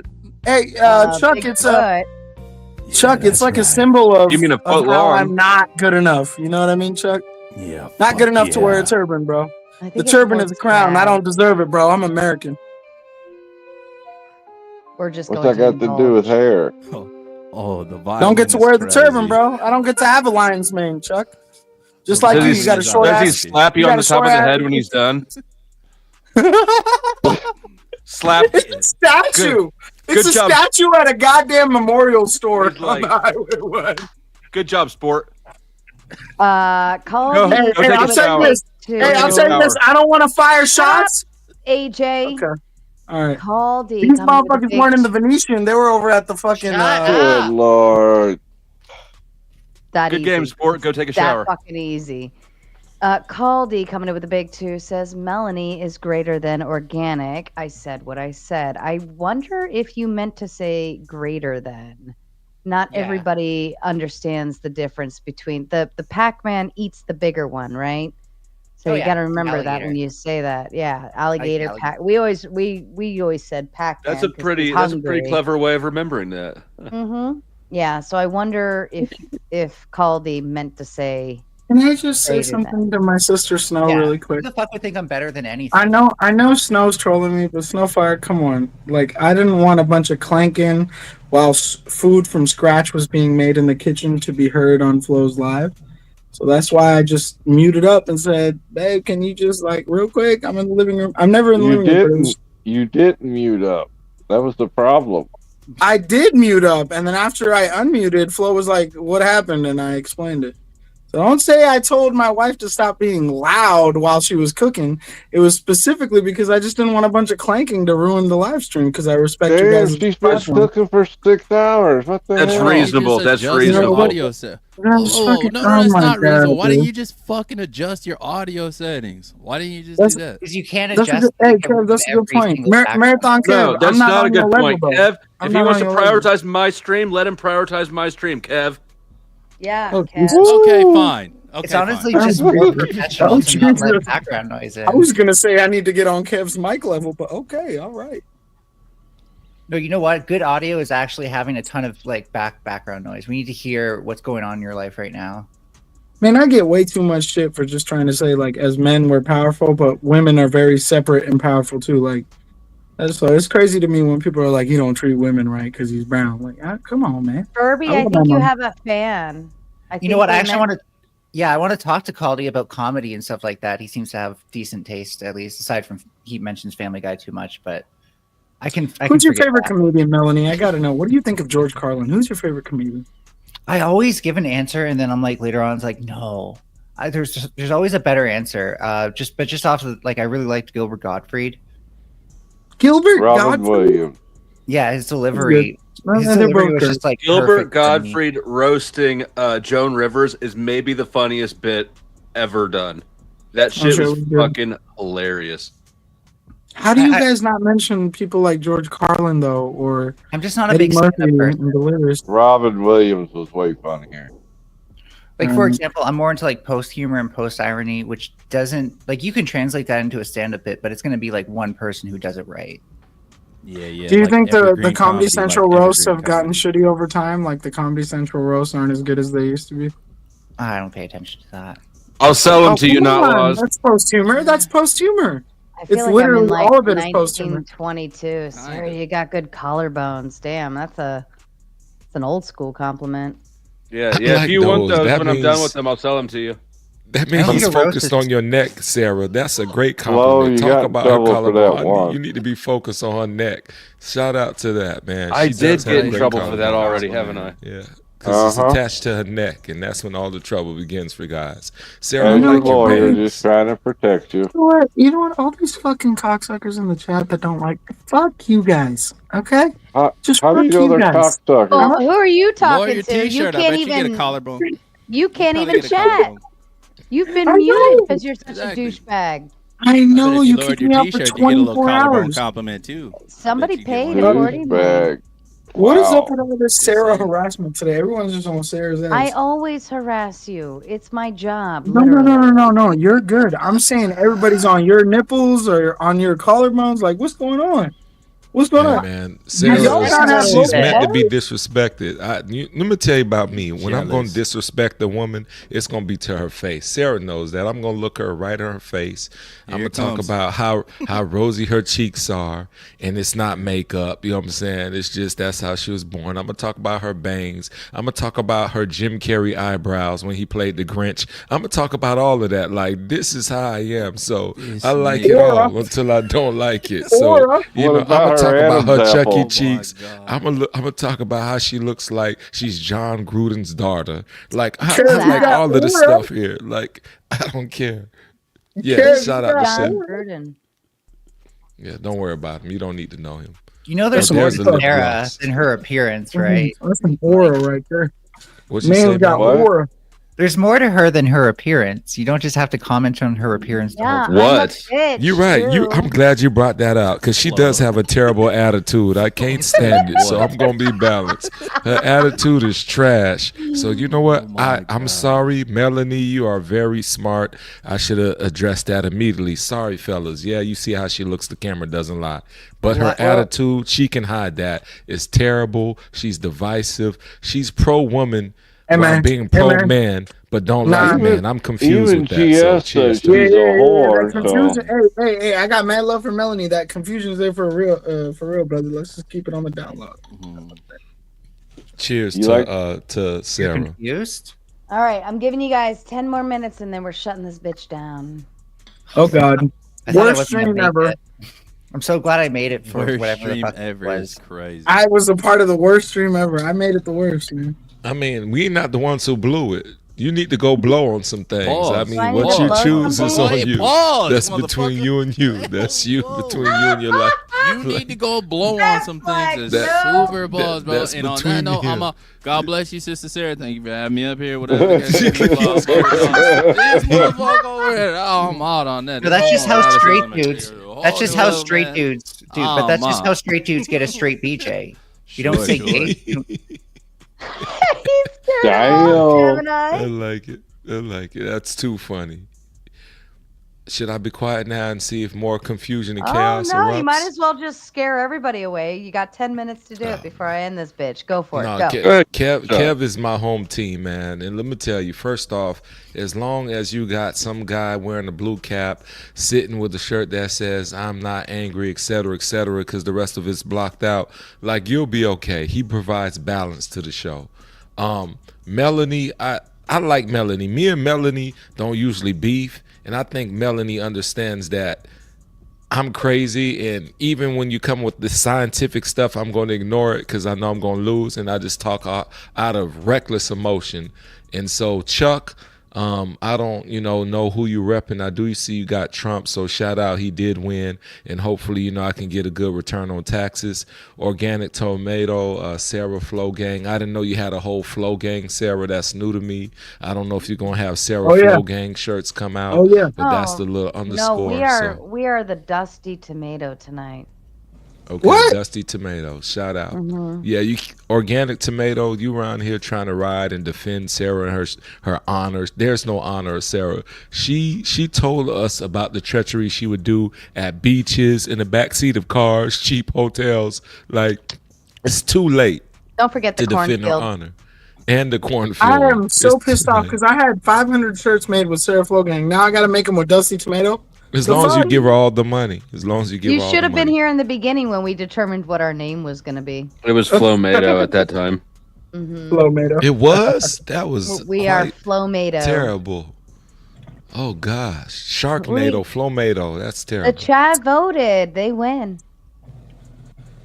Hey, but Sarah, in all honesty, have a great Valentine's Day being single. That's the best way to be because you're going to end up that way anyway. So enjoy that. I don't like you wasting time. So I love it. Like, no, I like to compliment her. She knows I always end positively. That was the most backhanded compliment I ever heard in my life, big bro. No, she wants that. She wants to end Valentine's Day single because it's going to be that way anyway. So stop wasting everybody's time. Flo, he's a good guy. I don't really diss him as much because I try to, I only can diss about 3 white people a night. So he's usually on the safe thing. So I've determined that a long time ago because if I diss more than 3 white people, I wake up with a letter from the credit bureau. It's like, you had a hit on your score. I'm like, I didn't even do anything. Like, oh, dang, I must have talked about too many white people. Now I came by my brand new Buick the next day. So I hate that. But anyhow, and then when it comes to Melanie, you've been consistent. I like you. You cam up when it's necessary, and when you don't cam up, I'm proud because I don't want to listen to you and look at you and shake my head at the same time. I agree. I can do one or the other. So I appreciate that. I don't think I'm pretty. Thank you. Oh, great. I'm glad that we're both in agreement. So with all that said, y'all have a great night. I got to shoot back for a second. You don't have to defend Gemini. yourself. No, You can't I'm not shoot defending back because myself. I'm not shooting forward. It sounds like prison talk. You're I'm a great confused. talker, buddy. You're a great yapper. Okay, so just keep yapping on. Jaw jacking and yapping. Wow. Melanie is capping. Go ahead. Hey, at least you're not drinking beer, brother. I'll give you that. Shout out. Fuck you, No, not on camera. Not on camera. It's bad for brand. I don't even think you're. I'm not. I really don't think you're bad at it. Just sometimes, man. It's funny that you say that, Melanie. When comedy we give you the mic and let you shine, now you don't want to shine. This is easy for you. We love you. Like to give dissertations. You talk about the next documentary that's coming out. You do all the Animal Planet, at DIY home building. You give us everything. YouTube, like yes. Nothing but mammals. It's all on you, Melanie. I'm giving you the show. Do what you got to do. I'm not hating on you because you see, I banter with you because you're a good person. The problem is I know that people can only handle me in short bursts, so I'm just trying. Melanie needs somebody to fight against, or else she I'm trying a new format. Okay, thank you. Melanie, thank we you. need you to cam Thank up. you, Melanie, the Flow day you State, cam for up, making you're it gonna very break the plain for the numbers. people. Mel's Camming up already is the most cammed up powerful thing. before. Are you Mel's cammed up. serious? Yeah, it's really Melanie's nothing cammed up special. several times. I missed out on all the great Melanie's cammed up times. several I missed out on everything. I'm at this point. I might as well just unsub, fucking everything, dude. Yep, and never Speaking come of back. unsub, does that mean you stop going to Subway as well? Because apparently, but anyways, that's not what we're talking about. Hell yeah, So bro. I'm We behave. own them Subways. Come and get that sweet onion chicken teriyaki. See, look, he knows the whole menu by heart. Run that bitch. Buy fresh ingredients every day. Come get your bread. Hey Sarah, you don't even have to kick me out for crashing out. I'm gonna leave on my own accord this time. Next time I will crash out. Flow State, you know what it is. Organic, nice to meet you for the first time. Melanie, you know what it is. You fam. Chuck, always laughing in the background, showing his tail as the meme or the avatar show. So hey, y'all take care. And until next time, Sarah, practice getting broken up with as much as possible and you'll be a better dater. Well, you And, break up with me every panel. Baby oil. You know why I do that? Because your dad likes me and I don't want him to, get used to me being like, that one black guy you have. I think, man, he's a great guy. Man, you should invite him back often. So that's awkward. So I'm just going to leave before I have that talk with your dad. So take Who's care. that colored boy?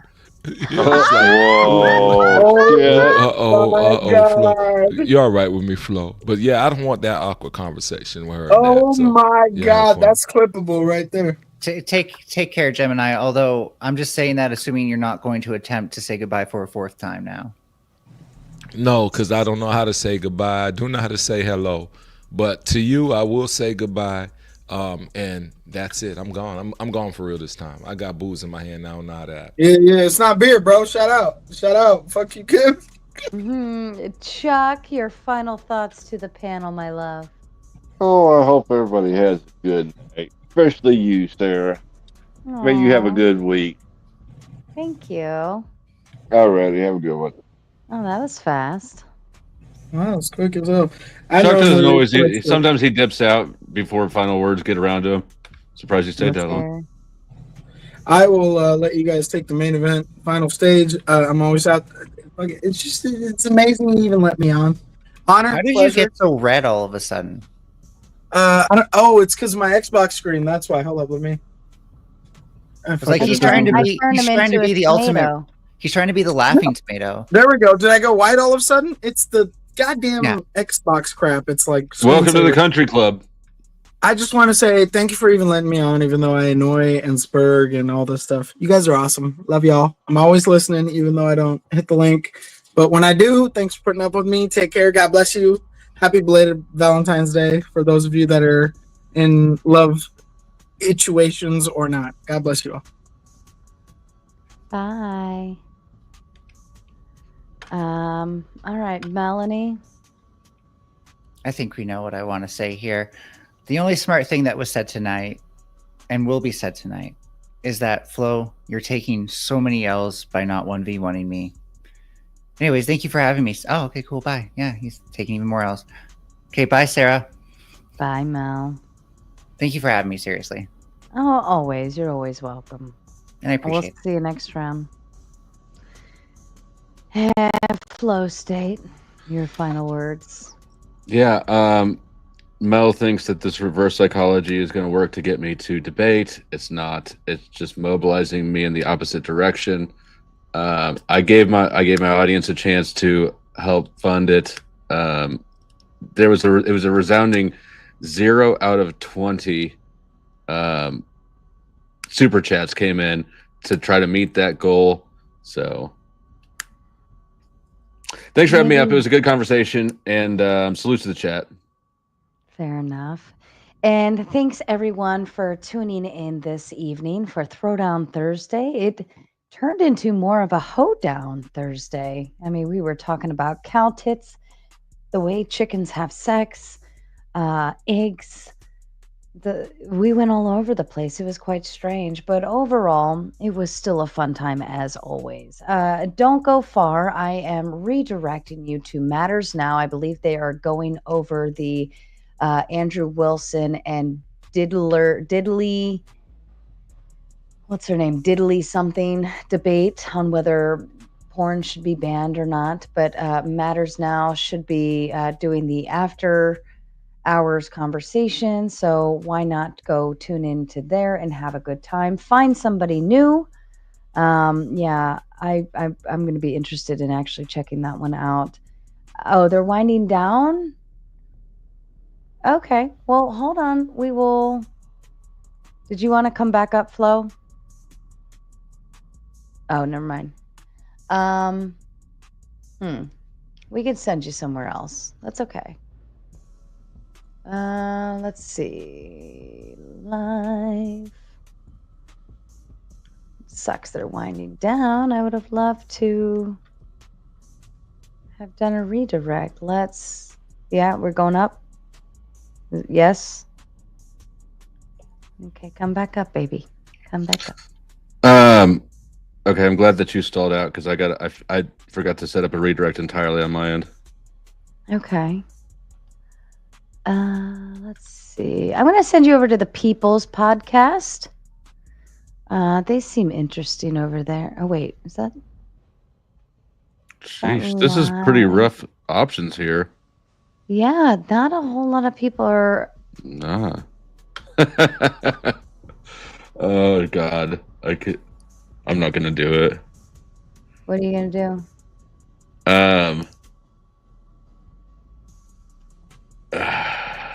No, I can't do it.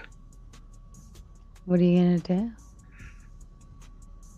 I'll tell you backstage. I'm not even going to advertise. There's somebody who I don't want to advertise for, but it would be kind of funny to raid him because he doesn't like me.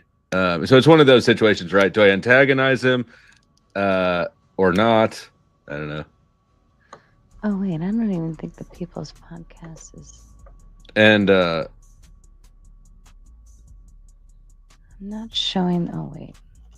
Oh, that's because that's the other ones. Hold on. Are they live? Oh, God, I hate this thing. Not everybody puts on. Yeah, they're live. Puts their shit on. Yeah. Okay. All right. We're going to go raid the People's Podcast. I popped into their chat just the other day. If you're in my chat, you're going somewhere else. Oh. You didn't tell me backstage. Oh, okay. Because if it's a fun one, we'll both do it. I mean, why not? I'm sending them. I am sending them to EBT, Enslaved by Truth. Yeah, I was considering somebody else here. Oh. I just typed back who I was considering. Oh, okay. But no, I've got EBT locked in. All right. Well, it looks like everybody's locked in to go somewhere. And outside of that, I hope you will enjoy your Valentine's Day, whether you're getting ass or not. But outside of that, I guess, fuck off. If you thought this show sucked, well, you could have been watching something like this instead. All right, I'm gonna get low with it, Michelle. I'm gonna get low there. Oh yeah, right there. Okay. Oh yeah. Yo, listen up, I got a tale to tell about a sexy tomato with a fury from hell. All the other She's not the best looking woman, but she's very into submission. Really into it, so is the husband, which I like. He likes there to sit there and watch her get dominated. Mr. Chaco! Not this gotta She got seeds of anger, simmering inside. One wrong move and she'll take you for a ride. She'll throw shade with her skin so red. Her temper's like a flame burning through your head. And swinger syndrome is people that think that they're little sister, what's your